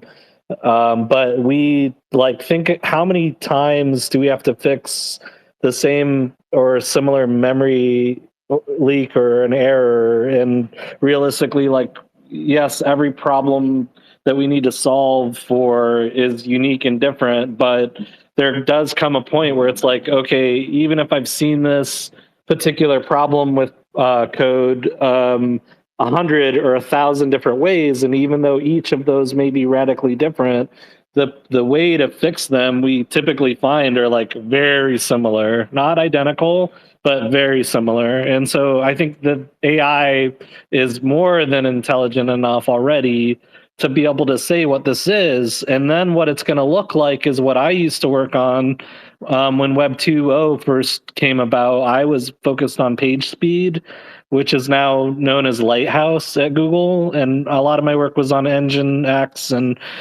reverse proxies and how to use Unix in order to take everything that would hit your browser loading, your DOM, when you use Chrome or Firebase, Safari, whatever it is, whatever actually loads in that window, needs to be optimized. And what we found in most cases, and again, not to take a dig or a jab at programmers, is a lot of time there's errors.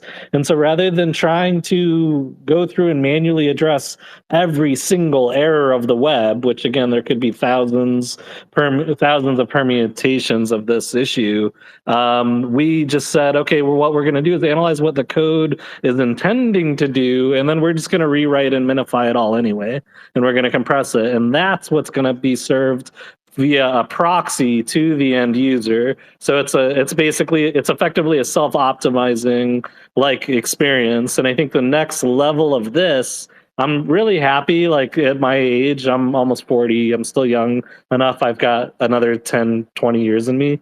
I'll probably work till I'm dead, but because I love the work so much. But what I'm really happy about is this really is the next evolution of that. This is really that on steroids, being able to take whatever, and again, it's even next layer, because now we're at a point where we have progressive web apps, and progressive web apps, in a way, it's like the way to think of that is a way of creating a path to uniformity between what the user experiences in the web and then what they experience on Apple or what they experience in Android, and keeping it consistent. Like, whereas right now there's a lot of bifurcation and fragmentation and a lot of catching up, where one team releases one set of code for one user base and another in the other. And I think AI is going to like solve virtually all of this for us, which is good. I mean, that's like wonderful. And I think really what we'll be focusing on instead are, how can we make this even better? How can we improve the retention and the experience and add to the quality of life of a product, as opposed to, are we keeping it consistent and is it working bug free? Like, the days of those days are over. I cannot tell you how many thousands, if not tens of thousands of hours in really enterprise or industry wide, hundreds of thousands of hours troubleshooting things like APIs to payment authorizations or gateways for things, or for other, whatever utility or use case you can dream up. How many hundreds of thousands of hours collectively have we spent troubleshooting the issues of Web 2.0? I mean, those days are over now. Thank God. Totally I won't over, and miss we're it. taking the human out of the loop in terms of the feedback. So, when a user has an issue in an application, the AI agent monitoring it is going to be able to detect that issue, and then it's going to start to like map it to other pre-existing issues, and maybe it's going to file a ticket to the builder bot, which will be a different system, and that one will actually go and build something, and then there'll be a code review bot that sits there and makes sure that the new integration actually works with the whole architecture, and then it's going to publish it, and literally before that user gets done hitting submit, the bug they just encountered will be fixed. Like, never mind, a ticket was created. Like, wow. Yeah, it's the bit of the future, and it also it enables more collaboration, right? So like, if you have a marketing department that wants to interject something for multivariate testing, how many times do marketing asks get deprioritized in the enterprise? Like, all the time, constantly, basically. And I get it, like, I understand it, because I've worked with both ends of the industry, but come on, like, businesses have to be able to turn around and make a change on the dime in order to see something in real time. And when data is unsampled, it's like you could see a cohort of 100, new acquisition, new customers from a campaign, and like the agility of the industry to adapt to the needs of the business has been so poor. And it's not like, again, I get it, programmers, I see the backlogs, I've managed the teams, it's a never ending flow. But now we're going to have AI that'll be able to go through, the backlog and just complete these requests for us. It's wild. This is radical.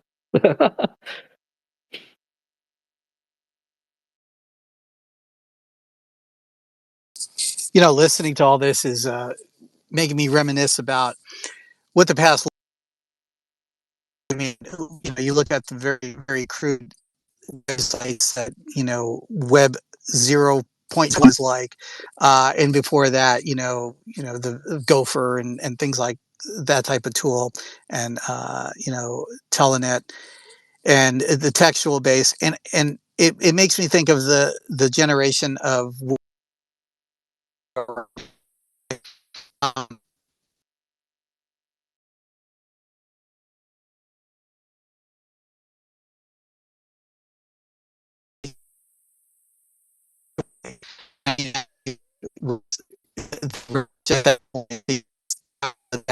Is he rugging or am I rugging? He is. Ryan, you're rubber banding quite Thought a it was bit. me. my He rubber turned into band. a Where robot. I don't get what's going on. Can you hear me? You're back. You're back. Yeah. Yeah, Internet now I can. difficulties, basically. It means going Probably. in and out. Oh, cool. Can you hear me now? Yeah. Yes, Yeah, loud It's, and it's clear. doing a little commercial. Yeah. So let's extrapolate just a bit into what the future looks.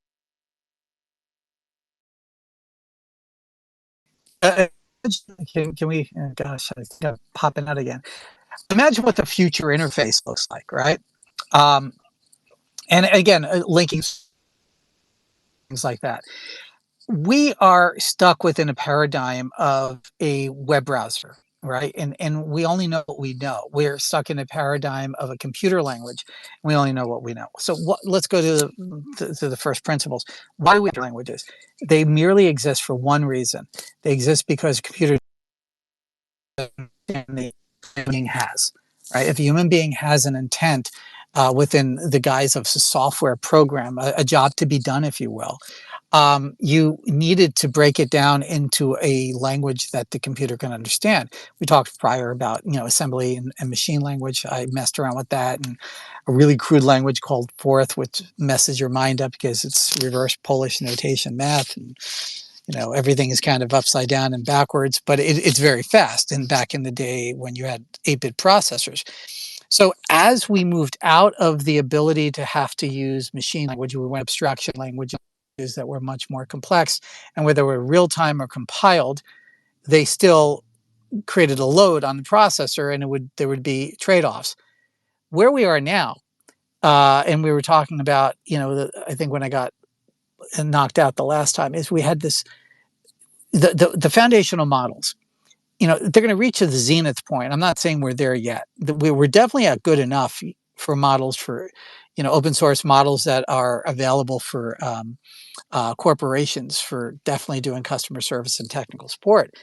But we're going to reach a limit where the model is so big that we actually have that.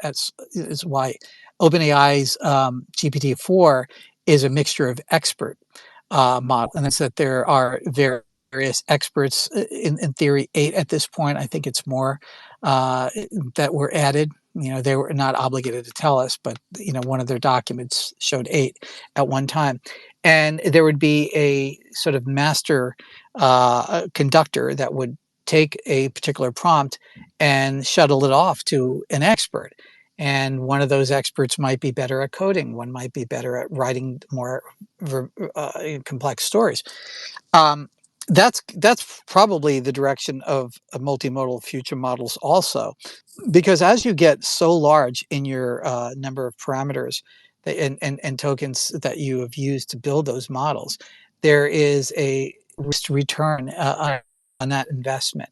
What that number is, it can be anybody's guess, because I don't have access to that type of compute power, but I can speculate that we've kind of reached it because GPT-4 had to go to that level, and DeepMind had to go to a multimodal level, in some ways going backwards. The parameter numbers that they might publish and produce are not one for a textual model, because those parameters deal differently with audio and visual information. And so it's going to rack up those numbers very high. So we're going to reach a zenith level to that. I mean, we And stopped talking as I about mentioned before, cameras in terms Lava, of which is an open megapixels. source visual interpretive model, is doing really fine about very unique visual inputs and being able to discern what's going on. It does not explain in the greatest detail, but that can be worked on by adjusting the models. So, what does the future interface look like? Well, unfortunately, this gets me uninvited to a lot of companies, is I think the device is not going to matter and the software is not going to matter. And it's not sci-fi. We're entering into that space right now, where if you do need what we conceive as software or an app today, it will be generated in real time or replicated from a library of things that you generated in the past. And it'll be really based upon the number of GPU compute cycles, whether or not it will save it or respin it up when it's necessary. And all these components will just be generated in real time. So it'll be back to jobs to be done. Like, what do I want to do? I want to create a social network, or I want to interface with this social network or this system called X.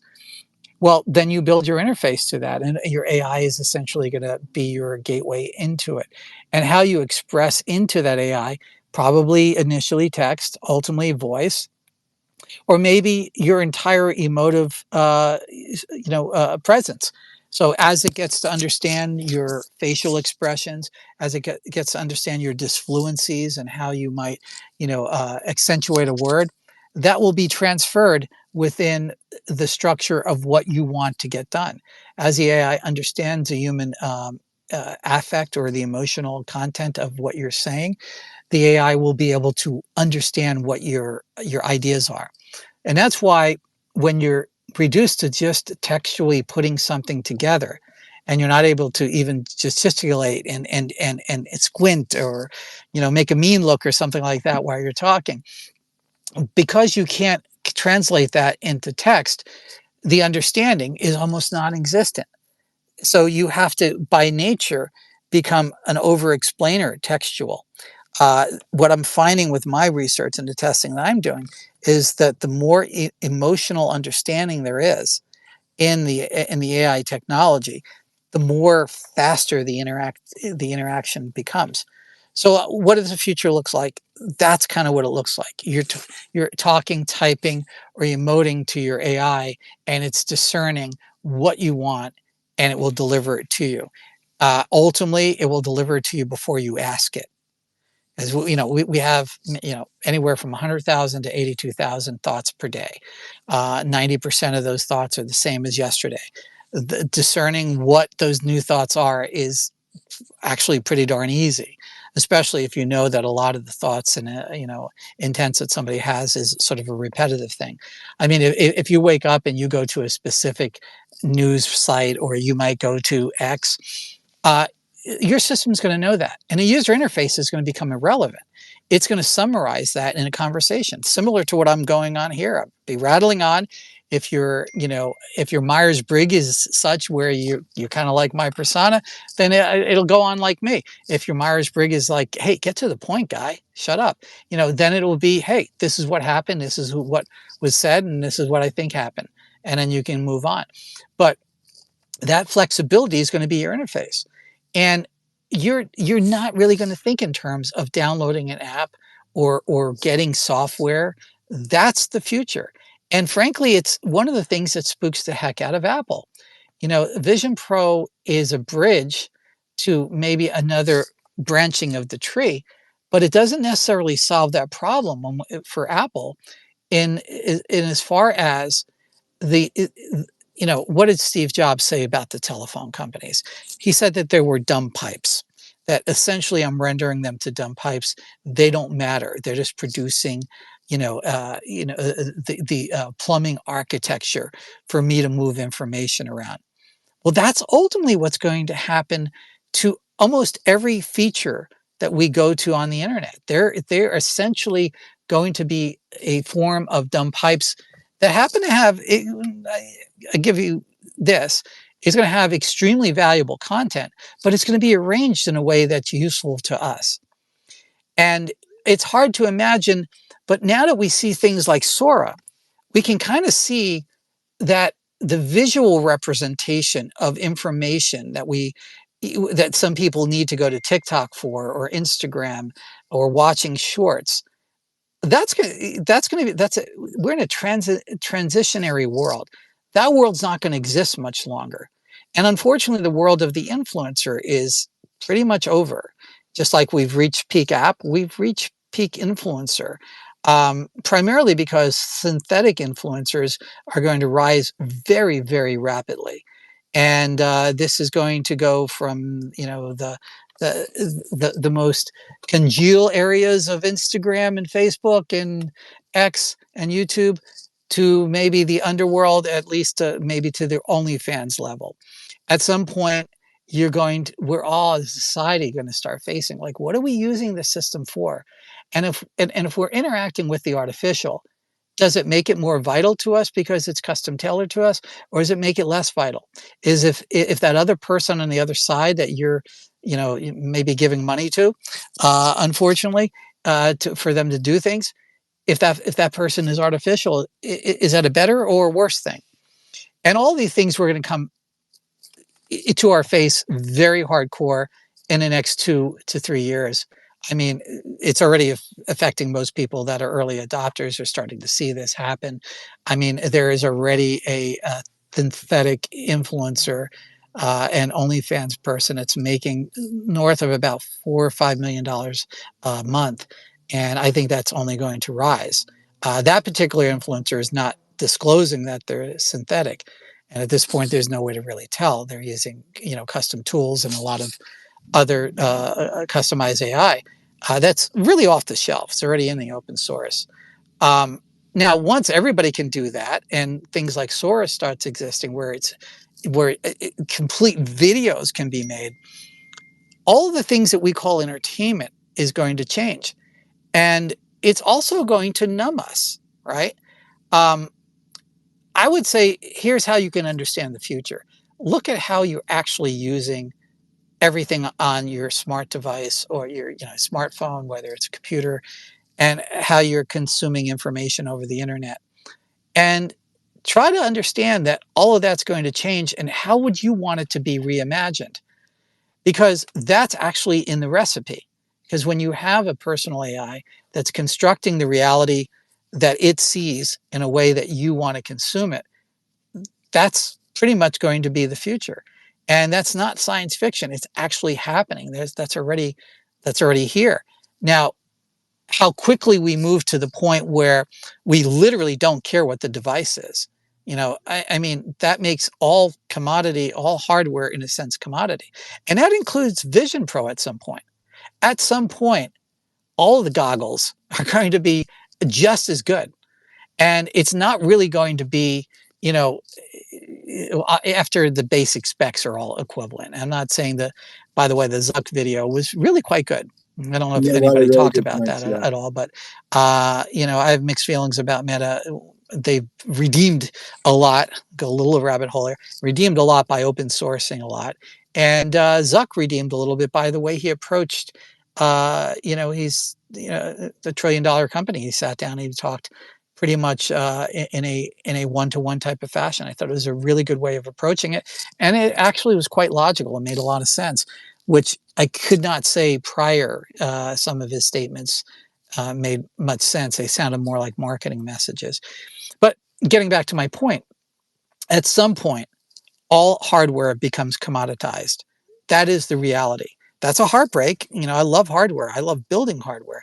But at some point, anybody's going to be able to build a Rabbit R1. Yeah. Anybody's going to build a Vision Pro. Anybody's going to build an iPhone. And I'm not even talking about nano replicators. Don't let me go down that road. But, you know, I'm just talking just within the reality of the world that we live in. So it's the abstraction layer that is going to matter. And that's where the money's going to be made. That's where the creativity is going to take place. We are nerds looking at the engine in a car. So let's try to use a 1950s car head mentality. We're opening up the hood and we're saying, "Wow, look at the straight six on that car." We're like modifying the carburetor. That's what we're all doing with AI and models right now. That's all going to go away. The good enough or super model that's going to be widely available and so cheap that you don't meter it is upon us pretty much. I mean, Yeah. we're there We're to a close. certain level. So the only thing that's going to matter is what we do above that model. And what we do it is that right now we're in Q&A mode, right? Ask a question, get an answer. When we come into the anticipation mode, the anticipation is only going to come about by having enough of your context, right? The only way an AI can anticipate is it needs to give context. The more context you give, the more privacy you give up. So then you got to go to the low hanging fruit. Where is your context already where the permissions don't have to be given and there's already a work product that exists? Well, if you're Yeah. on X or Instagram, it's already there. And so now you can start discerning, what does this person like? What do they want to see? And that anticipation is where I think most people are going to be really floored, because there's going to be stuff coming at them that they could not have ever anticipated that they could have found before. But the model understands that it's within a characteristic of that person, and it brings Yeah. them into a state of just wonderment. And I try to do that with my feed. I mean, give you some of my secrets, right? I believe wonderment is probably the highest level of human existence. I think being enchanted and in wonderment. And I think one of the things that we are starving from in a society is that we've become so jaded that wonderment doesn't exist. And we put it into the realm of childlike wonderment. It's like, yeah, children don't have that self-reference to feel that they need to pull themselves back. But wonderment is how humanity moves forward. You have to be able to be a creative mind to invent something new and to be able to have possibility thinking. If you don't have the possibility thinking, nothing gets done. And that must be protected. We live in a world where people really get off being a debunker. And debunkery really doesn't have any valid place in the world. Skepticism does. Skepticism says, hey, I'm going to look at everything and I'm going to try to discern what it means. Debunkery approaches everything to try to take it apart. And some ideas are not fully formed. In fact, all of the good ideas do not come out fully formed. They are seeds that are planted in the By the ground. way, A debunker that's a goes lot to the like ground, human says, children, right? stamps on it and pulls it up, say, it's just a seed. This is a waste of time. And throughout history, when you approach creative thinking from that point of view, you're shunting creative thinking. Now, yes, skepticism and taking ideas that are actually flawed apart, absolutely, there's a vital place in the world for that. But approaching the world with your elbows out, let me in here, let me through, let me debunk this, that thinking is quite toxic and quite damaging to society as a whole. Because I have not met any creative thinker, and I've met a lot, that if they did not have a protected place to grow their garden of ideas without being instigated by people trolling them on the nascent concept of that idea, those ideas would never be fully formed, including the platform we're on. If you look at the origin story, Jack and all the different people involved, there was a little bit of elbowing, a little me, I did it, and no, you didn't, going on. But there was a nascent idea, and it was the away message. I mean, Twitter exists because the AOL and Adrian so aptly put this: everything, art, science, everything is derivative. The AOL away message was the inception of this platform we're on right now. And it was a very nascent thing at that moment, right? There were a lot of emo people sitting around and they would emo out their away messages. And literally, if that didn't exist at that particular moment in time, there's no way, because Jack was pretty emo at that stage of his life. If he didn't see, out getting lunch and messages like that, very prosaic type of things, the concept of Twitter wouldn't have existed. And the only reason the character set was limited because the Twitter backbone was text messaging prior to the web interface. And again, there's a lot of analogies we can make about what the future is going to look like, because you couldn't have imagined that it would gestate to what we have now, right? But the away message was sort of a notification of where you are in that particular point in your life. And it was only meaningful to people who were relatively close to you. And nobody could have planned out that it would have become this megaphone, this public square. And with that, we didn't have the understanding of how to behave in this public square. So a lot of the early use of Twitter was what I call drive-by, commenting. And the drive-by comment is, I don't have to own what I said. You know, a hot take.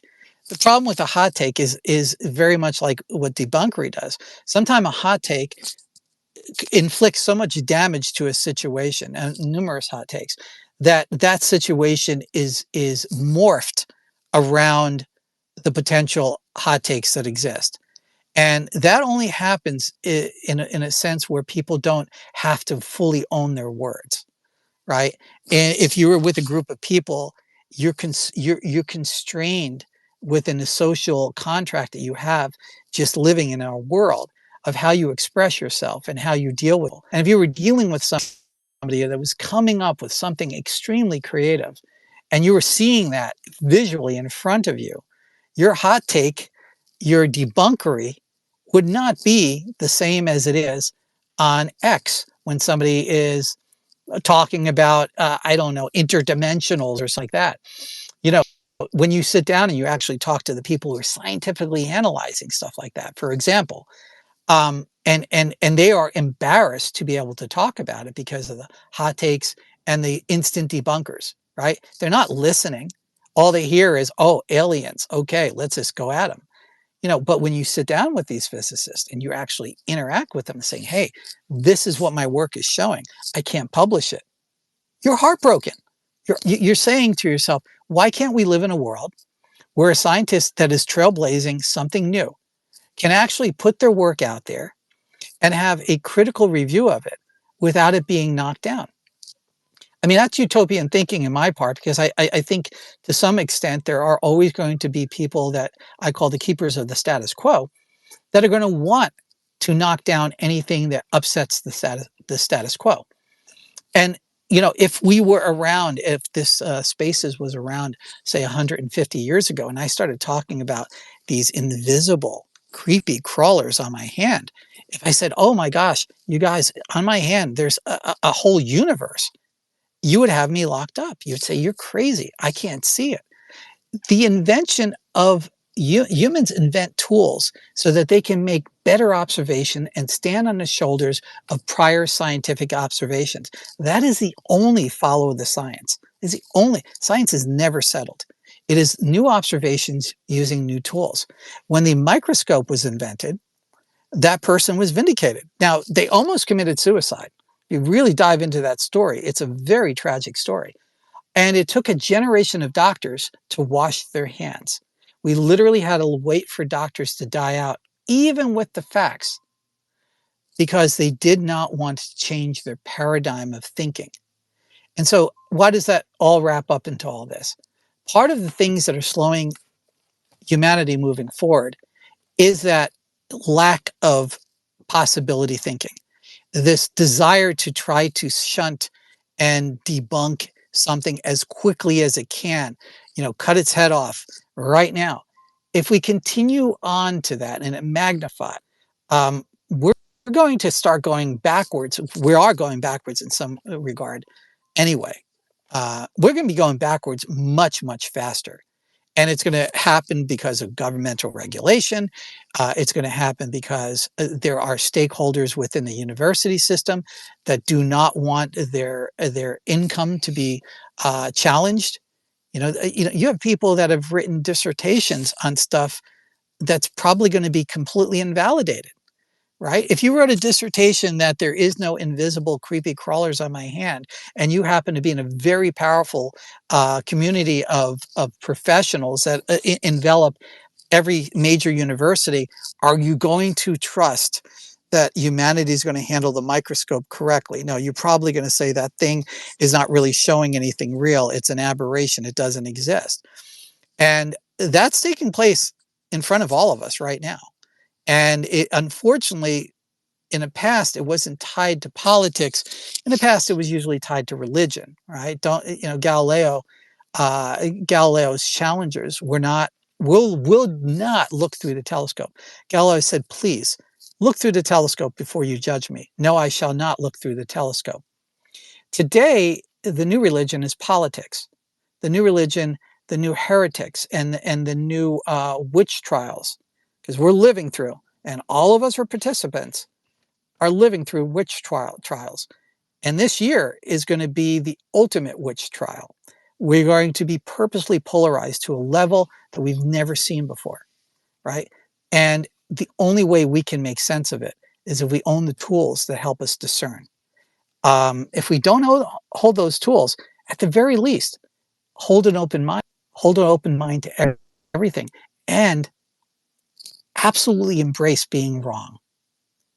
I think the best thing you can do as a human being is welcome being wrong, because that allows you to be right next time, right? You learn more by the wrong than the right.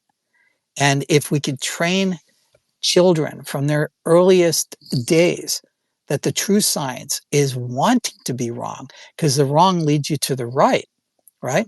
Because it's a reductive process. Science is a reductive process. We can go Edison. Now it's been more of a mythology than the 10,000 or 30,000 or 100,000 filaments. It was enough, and each one of those experiments was an experiment of being wrong. And anytime somebody could have walked in on an experiment and said, "See, you're wrong. See, you're wasting your time. See, the candle's going to dominate." And this is the message that I think AI is ultimately going to make us be humbled by, is that we're going to see humanity, we're going to see our walk through humanity, we're going to see our prior inventions, we're going to see our prior university research, we're going to see the conclusions that humans made, and some of them are going to be very flawed, and some of them are going to be clearly designed to force a particular viewpoint. And that's going to be scary for a lot of people, because it's going to upset your apple cart of reality, and the only thing I can fortify you with is be ready to be wrong about almost everything you believed in, and be ready to be rewritten, and embrace that. That's called growth, right? When a tree root is growing in one direction, it doesn't get mad at itself that it made a mistake and now it can't get through this direction. It reroutes. And that's what life does. And I think that's what the future of AI is bringing us. And these new tools are bringing us closer. Things like Sora, things like bigger context windows. In the grand scheme of things, they're not any big deal. They're a big deal to us right now because we're seeing it happen in real time. But the end point is you're essentially going to have a companion. I call it intelligence amplification, right? It's going to be something that's going to be with you to help understand the world, to give you enough unexpected things so that you're like going down any number of rabbit holes you feel like. So you're not always in the same echo chamber, right? We all tend to follow the people that agree with our outlook. I force myself to go down the path of people who I, on the surface, probably disagree with. And there is so much illumination when you do that. We don't have permission today to do that as much. I mean, guys like Adrian, he's found himself on various podcasts and radio shows and stuff like that, and he'd be judged for that. But reality is you need to investigate everybody's point of view. And when you have the right AI with you, you're able to do that. And you're able to learn so much more about humanity than the echo chambers that we're all caught in. So that's my speech for the day. Does this resonate with anybody? Yeah, I love it, man. I think it's spot on in respect to pretty much every detail you hit. One thing I'd add is the objectivity, but also being able to assign something agency to take ownership of something that I know that I can trust it to do what I ask in a particular way that I ask it, because that detail is important to me for the outcome, because it may not always be thinking in the same way or the same context, excuse me, the same frame of mind or perspective that I am. But then that helps it lead it to the best possible result, because it's my will and my wishes on steroids, basically. And it's going to do that ideally with this type of agency with AI. It'll do it. I don't mean to say it in like a menacing way, but it'll do it at all cost, within reason, like as long as it's legal, That's how it should be. Do you think that Elon should have to Mickey Mouse with the FTC or the SEC or whatever God knows how many other three-letter agencies they want to throw at us? No, the AI and the lawyers can take care of that for him. And that's the kind of agency that I think we need in life and in business, really. I truly do. You know, Gemini, take care of my two ex-wives for me, handle all the communications. You know how I would say it. To deal with it. Thank you, you know? And that just saved me, I don't know, 30 hours in a month, 100? That would be wonderful. That's a lot of time. I agree. I mean, if you think about the amount of time that we are doing things that could be automated, I mean, basically all those things are going to be AI. I mean, hopefully you're not talking to your loved ones and your mom and dad and stuff like that through AI, because I would think ultimately you would regret it. But the other things that are like waiting in line at DMV or something like that, yeah, sooner or later people you're going to see androids waiting in line because government institutions are going to take decades to sort of get up to speed, right? Why does somebody need to still get a physically stand in line at a driver's license place? I mean, it doesn't make any sense. But so you're going to see that you're going to see people essentially jacking the system. And the personal robotics revolution is probably going to be the harder thing for most people to take than AGI. And I don't think people are really thinking it through enough to see what it really is going to represent. And it's not as far away as we can imagine.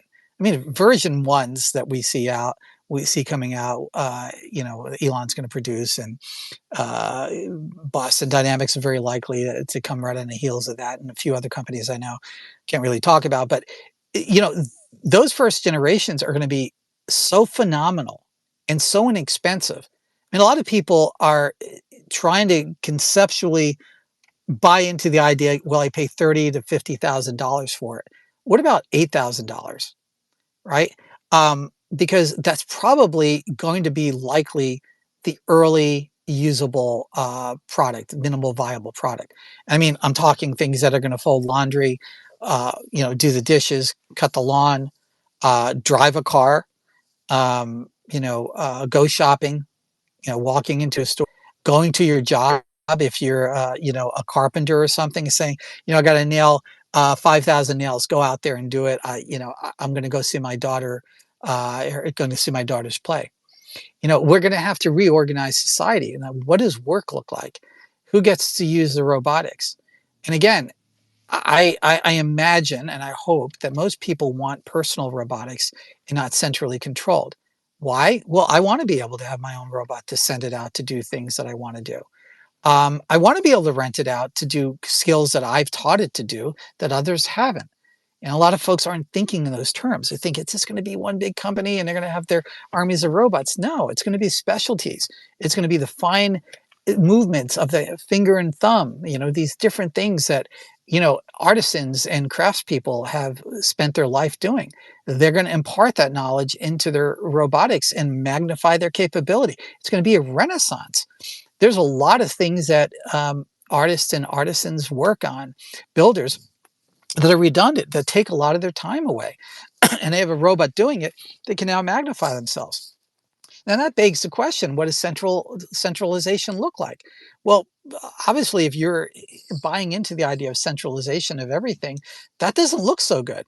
If you got, 8 billion people with their own robots, we can't have that. So in their mind, right? So you have to start thinking what side of the line you're going to be on, right? A lot of people get seduced into this major corporate, bigger companies and all that. The world is that way only because the means of production were limited, and that was energy. The early industrial revolution was along rivers for one reason: access to energy, water wheels. And in that era, there was a lot more entrepreneurialism because anybody can set up a water wheel onto their property and get access to energy. The energy was quote unquote free, right? You couldn't put a meter on it. That energy is still very profound, very powerful. But we organized society around that later in the Industrial Revolution to make that form of energy not legal, and to centralize energy. The renaissance that we're going into, you're going to have personalized energy, whether it's nuclear or geothermal. You dig deep enough anywhere you are, and you have enough geothermal differential to run a Stirling engine, which can turn a generator. That world is 100% decentralized energy, and you don't need somebody in China to have to build a solar cell or a wind turbine. You need a couple of plumbers, maybe an electrician, and maybe an auto mechanic to slap these things together, and you have a Stirling engine. Are they efficient? Well, they're efficient enough to turn an alternator from a car to charge a battery to get you the energy, and the more energy you need, the deeper you go, the better the differential, the harder the piston in this closed loop system goes. And that's just one thing. I mean, there are other sorts of energy, but all of these things are going to become part of this. And why do I speak of energy within AI? With the current usage of AI right now, I've already estimated that we are using more energy to produce cat videos than all the Bitcoin miners that are currently running. So when we look at the political lens, oh, this Bitcoin, it's taking our energy. Let's get the apartment energy out there. Well, what about AI? AI is using a tremendous amount of energy, and that's only going to grow. And I'm not anti-growing AI. I'm just trying the realism of this. AI is already using more energy than Bitcoin. And that now, if you're going to use the same rationale, is Bitcoin doing anything positive in the world? Why no? Well, then then if you're going to use that logic, you have to also say, well, is AI doing anything rational in the world? Because I'm looking at all the prompts. Because as a government entity, I now have made a law that allows me to get all the prompts. Look at all these prompts, and it's not very useful. I don't like the questions. It's not doing anything positive for society. So then you have to start asking yourself, is that the way you want to organize society? Do you want to organize society in such a way that somebody is going to create a value on how you're using GPUs? So that's where we are. So where is it going? We're going to need nuclear energy on a mass scale or to handle geothermal. AI in 5 years. In years, we're going to be using most of the local grid to run AI computations, and that's a real reality. It's not talked about, because nobody has an answer. You aren't not going to put enough wind turbines or solar cells in all the deserts and all the other places to handle that. That's the growth that's taking place. And it's just, it's not fitting anybody's narrative. I might be the only person you hear saying this for a while. You might hear it a little bit over this year and a whole lot next year. And then there ought to be a law people start coming up. You folks are early. Now start forming your opinions around this. Guide this topic. We didn't do that with Bitcoin. We let there ought to be a law people, and it's happening right now. Bitcoin miners now have to register with the Department of Energy. What are you doing with your Bitcoin miner? And are you reporting? That's the world we're in. Do you want a world with what are you doing with your AI? What are you doing with your GPU? You got to make you got to start making your own thoughts about this. And please don't stand in somebody's line that has bifurcated between one party and another. Make your own thoughts. Stand where you are and decide what you believe you should be with this. How should you regulate AI? Why should it be regulated? What are the real threats? What are the existential threats? And then you got to start asking yourself the questions. And this is not this has nothing to do with politics. It has to do with philosophy and humanity. It's like, what steps are we going to take moving forward? The less informed you are, the more likely you're going to follow the person in front of you. Well, just let me get in front of, well, they seem to be smart. I don't want anybody to stand behind me, not unless they've actually done the work, right? And I think that should be the policy of anybody at any position. It's like, yeah, you want to stand behind me, fine, but go and do the work. Make your own decision. Decide how you want to be with this. Does it make sense? Does it make sense that a GPU is being regulated? Does it make sense that I have to answer to what I'm prompting because it might have an energy footprint? Because that's going to be the decision. The next really big political decision that's going to really be on the horizon is, There ought to be a law because there's enough AI being generated that are going to boil all the oceans on the planet. That's going to be the next one, right? And then you got to ask your question. Okay, am I going to knee-jerk reaction jump on that bandwagon? Is that rational? And I already told you, there's absolutely no doubt. You need another form of energy to handle the AI that's coming, and you're not stopping that AI. So that anything that has to do with the future of AI is going to exactly align with the future of energy.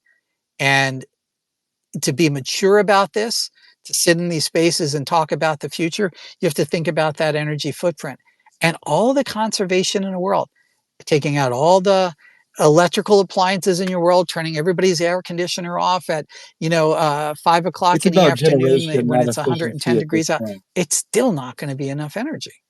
And I don't want to get into 80% of the cars being electric, what that looks like in energy, but by far it doesn't exist. Well, something And I would there's add is like how energy efficient we can make the architecture. So, for instance, if I'm running models with on custom endpoints and I want to spin up a particular size cluster, let's call it the maximum eight TPU node of A100s, and maybe I want to do that 4 times over or up to 4 times over, because I know that, again, I'm like the concurrent usage and the way that I expect that I need the neural network to actually operate is going to be dependent on that. So maybe that's a factor of stability. It's a factor of volume of users. It's a factor of how complex the sort of the payload being encoded and then decoded, or in effect generating an output, whether being video or text, etc. And then what am I using? How much am I augmenting my world model? So there's this corpus of text that I have, plus video, plus imagery that needs to have it needs to be cataloged in context for inferences, and all this has to happen all within sub-seconds. And think with the scope of computing we're talking about, there are ways we can do this really intelligently and then have it all spin down for that energy cost efficiency. And you could have something that is infinitely complex created at virtually any length, whether it be an hour long feature or like multiples of such, a whole series. And realistically, what I'm getting at is this: it'll be so efficient that you're spinning up these nodes dynamically, and then they're immediately down, and that all only takes maybe a matter of minutes, literally, because the ability to scale so that it always only takes minutes, no matter what the size request or the degree of context are. It's always able to accomplish it within that sub-second response time. That's what I'm saying. And then always doing it at the Andrew, most cost-efficient way, energy-wise. it makes so much sense, right? And obviously there's going to be so much optimization, right? It's not always going to be large language models. It's not going to be Right, generative right. AI. We're going to be moving into more energy efficient and cost Yeah. efficient The type of AI is going to technology. optimize itself. It already is. Absolutely, and So this is all that. exactly this is exactly the point. Is as we start using AI to optimize AI, the world's changing. But still, on top of that, there is going to be a logarithmic growth of energy requirement. And in my predictions, and I do this for some clients, trying to predict what the energy usage is going to look like. You break your pencil when you're writing this stuff Yeah, out because you would. there's no way to because even if you calculate efficiencies, even if you calculate all this, we really need to get to photonic computing faster. Yeah. Like, you see my timeline. I think today I pointed out that we're getting really close to creating good binary systems with this new glass that is one directional glass. And it absolutely vital for photonics. And so photonics, it may sound like it's going to use more energy. It's actually going to use less because the the transport mechanism is photon, not the electron. Electron is heating, and there's a dissipation and all this. When it's photonics, there is some heating, but it's handled in a much more efficient way. That could give 1,000x increase in capability. But what we have learned, and it's kind of a Moore's law type thing, is we max out. Every time we create this new capabilities, we max it out almost immediately. It's like, oh, well, I don't need, what did Bill Gates say? I don't need more than 640K, Yeah. you know, you know, nobody needs the internet, or IBM said there's only going to need, you know, 45 computers that's ever going to be needed in the world. You know, and again, we can laugh at these folks. They were looking through glasses of the past. I mean, Marshall McLuhan says the future to most people is the rearview mirror of the car they're driving. So most of the time, and that's not really a put down of humanity. We all do it. We can only see the future through the reference points of the past. And that's what McLuhan was saying in 66. And his basic premise was, you know, the only way that you can anticipate the future is you have to be in the realm of the possibility. And a photonic computer is that possibility. It changes, but it's still not going to fix the energy drive. So if we're living in a world where it's politically astute to be on that bandwagon, and then on the other side, humanity is moving headforth radically forward in this technology, you know that this is only going to get worse. And we're already seeing tribes form. You know, the accelerationist versus the anti-accelerationist, the effective altruist versus this and that. You know, I mean, these tribes always form. And you know, I love obviously one side of this more than the other because it aligns with some of my thinking.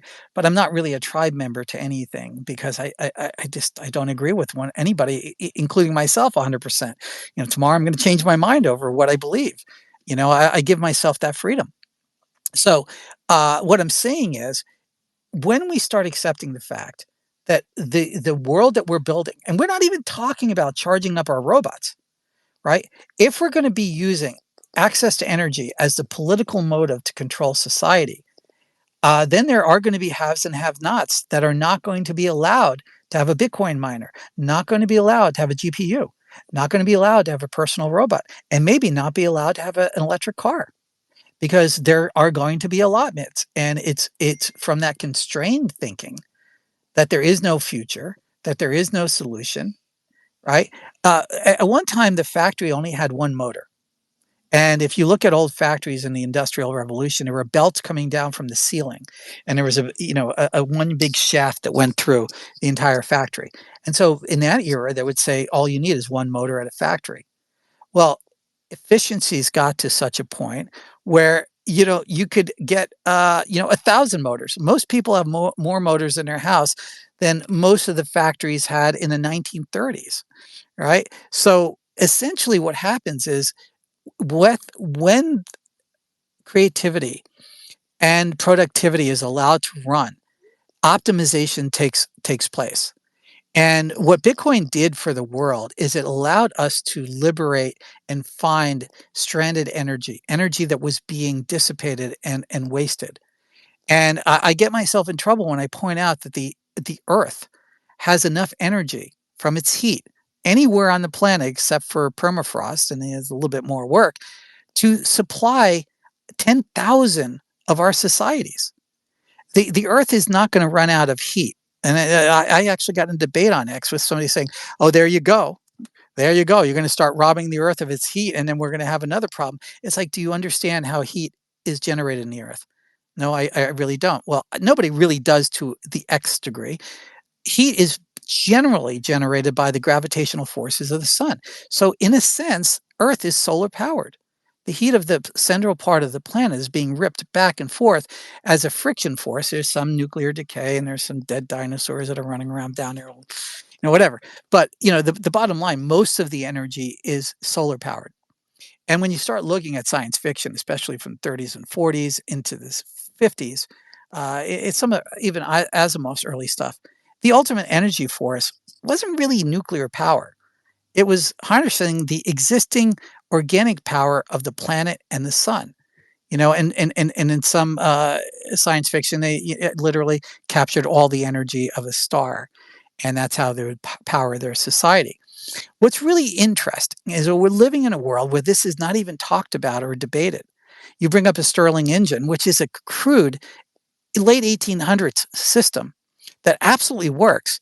And people scratch their head and kind of look at you and they go to Wikipedia and say, well, that's an inefficient engine. It's like, well, why? Why is it inefficient? Well, a gas car can do better. Well, we're not debating whether a Stirling engine is going to do a gas car better. We're debating whether or not I can take that thermal energy that's below my feet and drive a motor to generate whatever I need for energy today. And that's entirely possible. Are are there really high torques coming out of Stirling engines? If you build them big enough, yeah. But a smaller Stirling engine doesn't need high torque. It just needs to turn a turbine. There was not really high torque coming out of the water wheel. When it finally got into the factory floor, it was kind of turning really kind of slowly, and you could almost break the thing because it was mostly wood, later replaced by metal, and even the metal was getting warped because they didn't really understand how to form it. But the gears and et cetera. So that's where we are. And so when we talk about our technology, we unfortunately have to take a bigger view. We have to step outside of our political costumes, and maybe our bozo noses that we put on and our wigs. And we have to kind of take a few steps back. What do I want? What do I want this world to look like? Do I want it centrally controlled? Do I want somebody telling me what I can do with my thoughts? Do I want people to have access to my thoughts? Do I own my thoughts?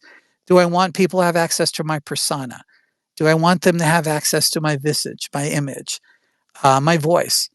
Do they get to own that? Do they get to parody it? What controls do I have? These are the real questions we should be asking. That's where we should be regulating.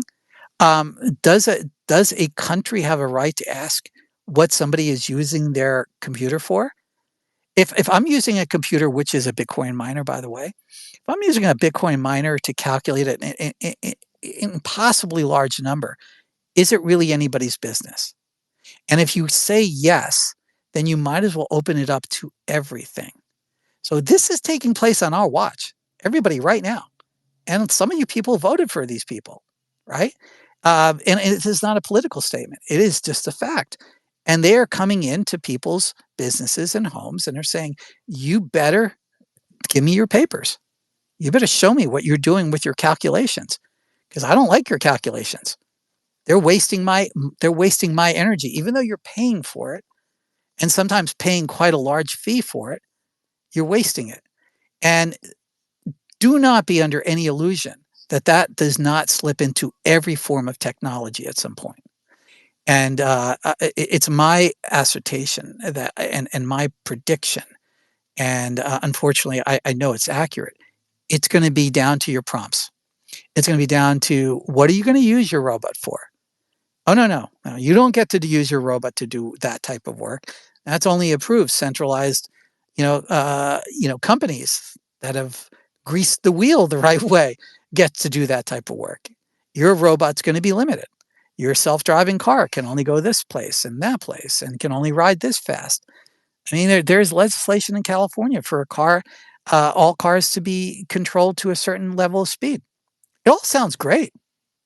It all sounds great until you understand that everything within regulatory landscape is creeping. Regulators love to regulate, and you give them that freedom, they continue to take it. Again, it has nothing to do with politics. It's just as humanity. This has been taking place since the beginning of time, and it's taking place in our modern epoch. And we just don't have the right words to understand it, or the perspective, because we've been bifurcated into our tribes. And we all like to be in our tribes. We want to be in the winning team. This past Sunday, we wanted to be on the winning team. Right? And we're taught from birth to break down into teams. It's not an accident. The Greeks and the Romans understood a long time ago. And while we're busy trying to decide whether you're with us or against us, the people who want to move society forward are doing it their way. We're at that point right now where we can kind of make a decision. It's like, are we going to have personal AI? Are we going to have personal robotics? Are we going to have the freedom to do with it what we want to do with it within the bounds of what is rational law? You don't want a robot to be going out there doing things that already are obviously things we don't want to see done in society. But showing your ID on what your calculations are within your computer, I don't think many people are talking about that. This took place today. This is today, right now. You have to show your ID and give you an explanation on the fact that you're mining Bitcoin. It's a calculation. It's all it is. The only reason it has any interest is because of the financial aspect of it.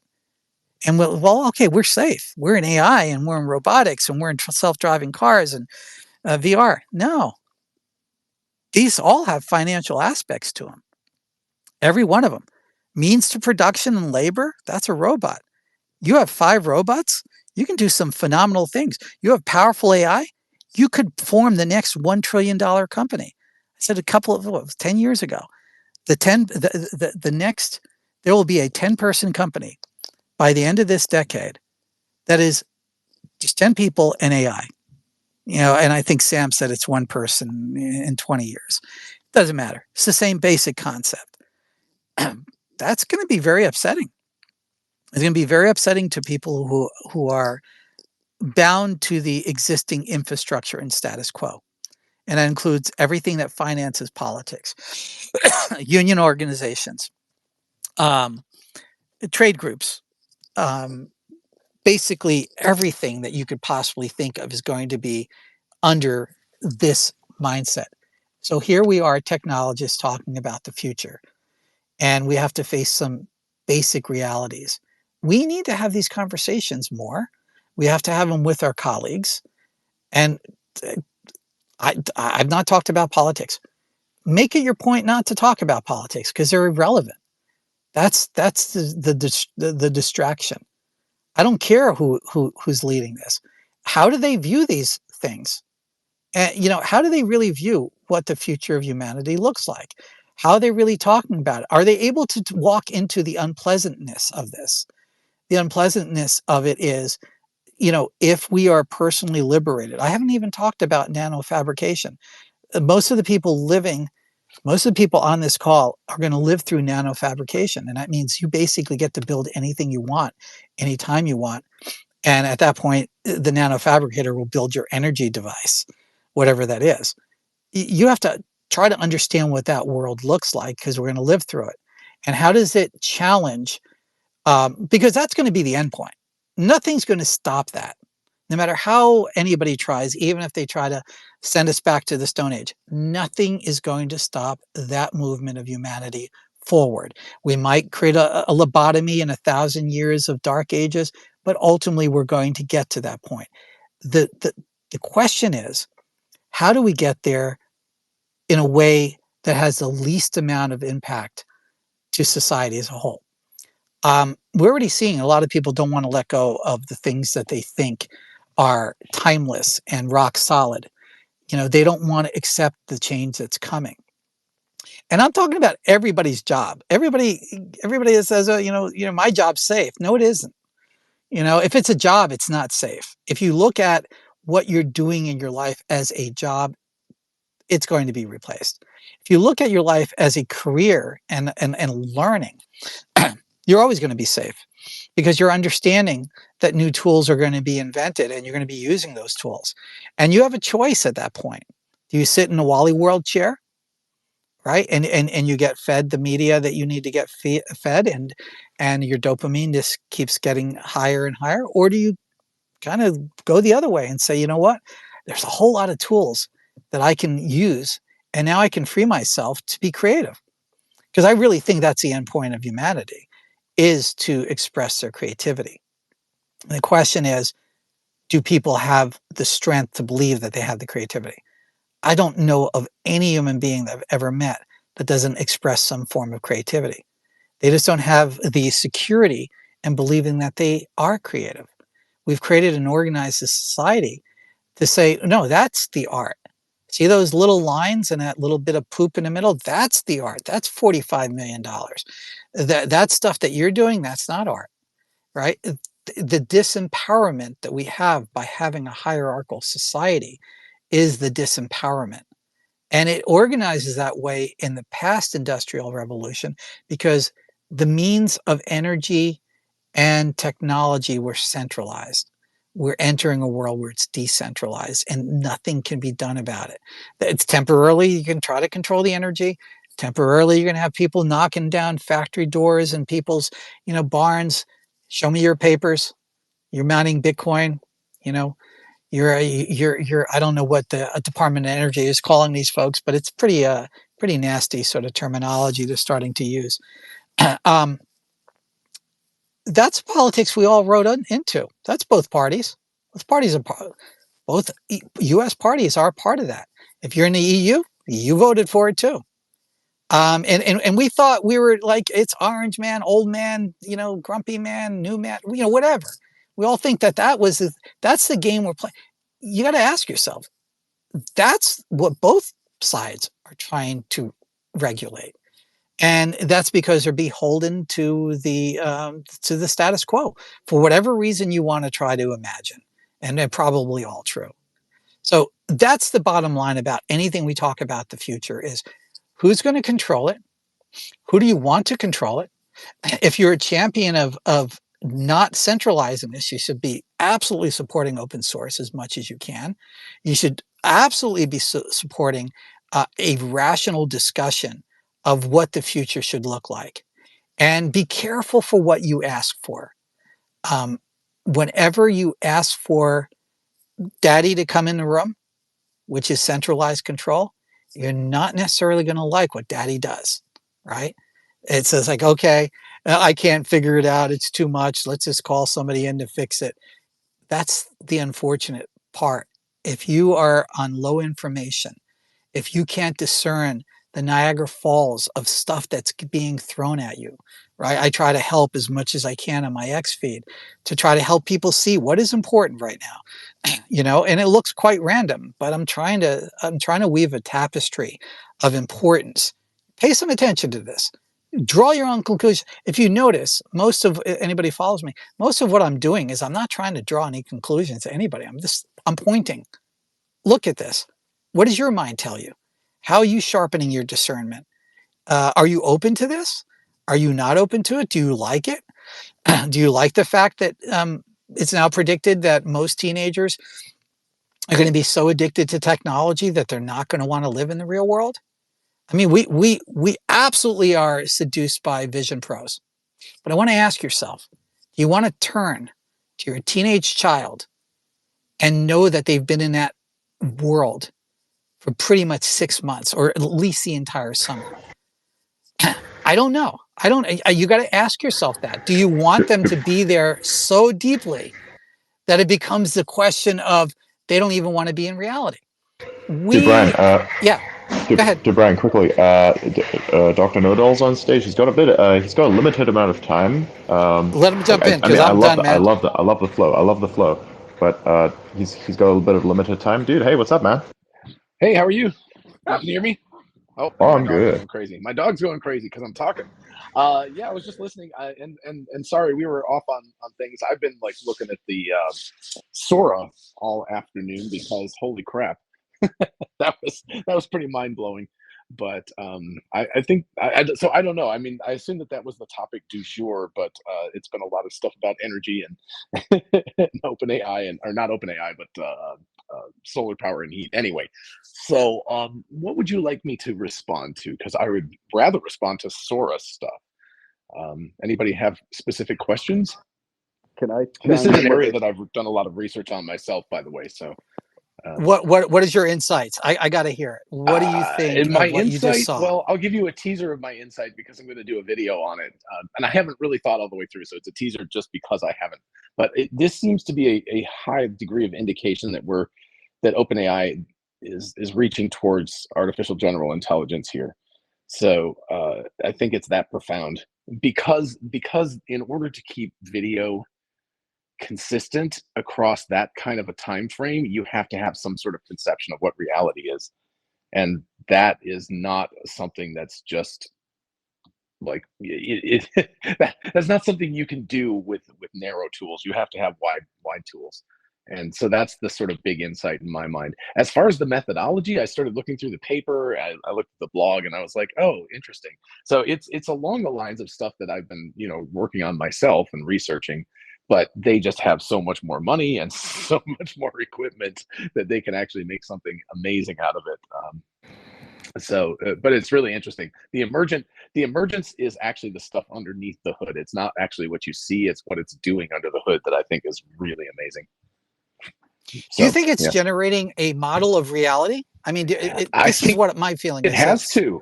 Some kind of generation of physics and reality. The physics are emergent. Well, I mean, implicit physics.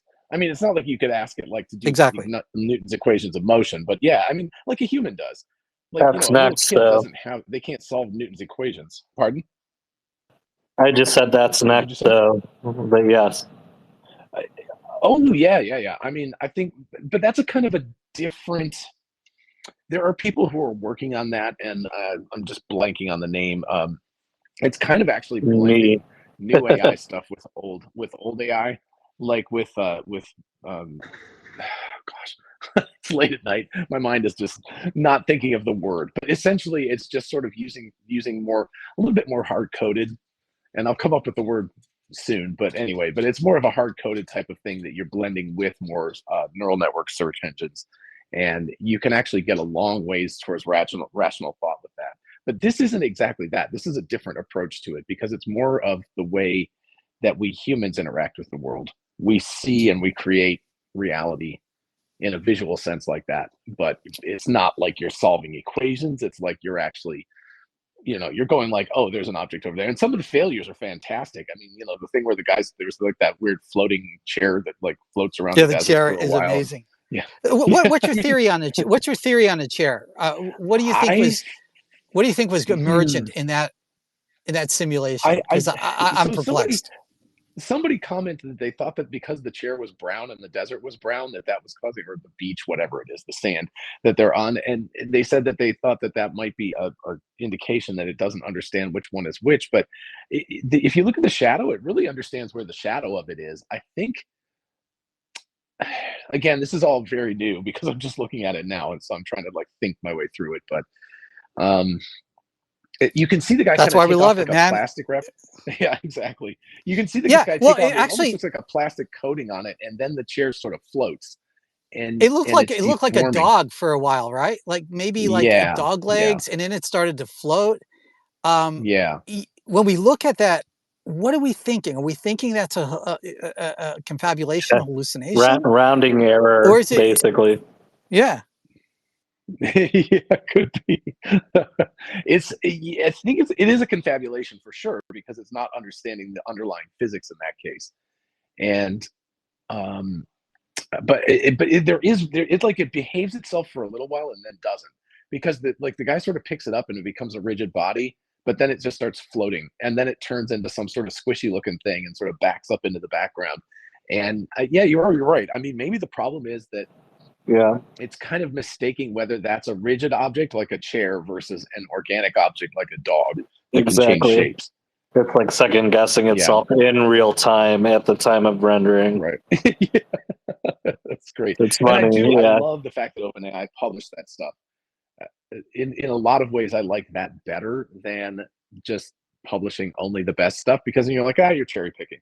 But it's like even the screwy stuff is amazing. I mean, that's really trippy watching that chair sort of float around, and there's some subtle stuff. There's the woman blowing out the birthday candles, and like there's people in the background clapping, and then they kind of go into this weird, like, I don't know, their hands look kind of bizarre and stuff. It's like time warping. They're pointing out problems. Yeah.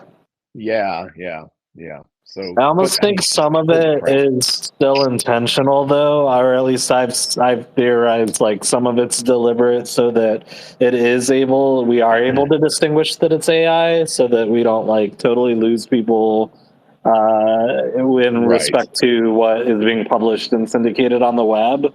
But I also suspect we're making radical improvements with like what are synth IDs and something that is like a durable industry standard and it's like interoperable between, whatever Web3 becomes or 4, whatever number we're on. And then, all these AIs and everything that's being generated, basically.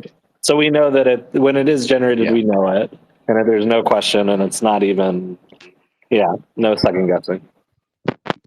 Right. It's already getting crazy. This is just a true story. Farzad, has been messing around with doing AI vocalization for his videos, and today, he had one that has like 5 million views because Elon liked it. And I wrote him, and I was like, "Oh, so did you use AI for this one today? Because it sounded like it." He's like, "No, that's real me." And I was like, "God damn it!" It's like the world just flipped upside down. I think his real Totally. voice is the robot voice, and the robot voice is his real one. I'm just like, holy crap. And that's coming for video soon too. I mean, obviously, look at this. This is Yeah. crazy. So we're not that far away from video. That's going to be. There's one of it's like a close up of a guy on a bus, I think, or something with it's like really warm tones, and he's got like lots of gray hair and stuff. And I'm like, it is astounding. Like that one is like I would fully believe that was a video clip. Yeah, totally. And I So- think what's ironic too is the more we're able to, with stability, generate instability or like the most ridiculous, most mimetic ideas, the more stability will bring to the total system, basically. That's So, interesting. so Yeah. like think about the Yeah. things Google, DeepMind are doing where it's transformations from one thing and then it's coded with like a lot of other things like flowers. You know what I mean? And they've Right. they've Right. demonstrated Yeah. this too with numbers, right? So when DeepMind had breakthroughs with just simple operations of counting and then mathematic arithmetic into calculus, they went through this exercise Right. where they generated the numbers and then the numbers would be, they'd have all these different textiles. Basically it's the same kind of gist, but it was in a 2D space instead of a 3D or 4D splat. And Right. so I think the Right. more we Right. repeat this exercise with more complexity, and then from that we're able to draw inferences and different classifications and then get to, I mean, it creates a self-reinforcing network. Basically it should get smarter and smarter and smarter and Yeah. smarter and smarter. Yeah. Well, I think what we're looking at is just kind of a multi-pronged attack here. We're seeing things coming at it from a rational point of view, from text, from Yeah. video, from audio.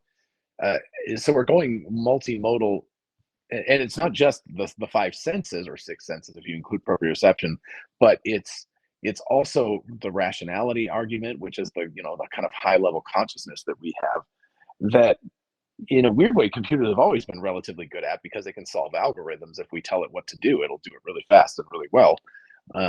But now it's sort of generating that stuff on its own, and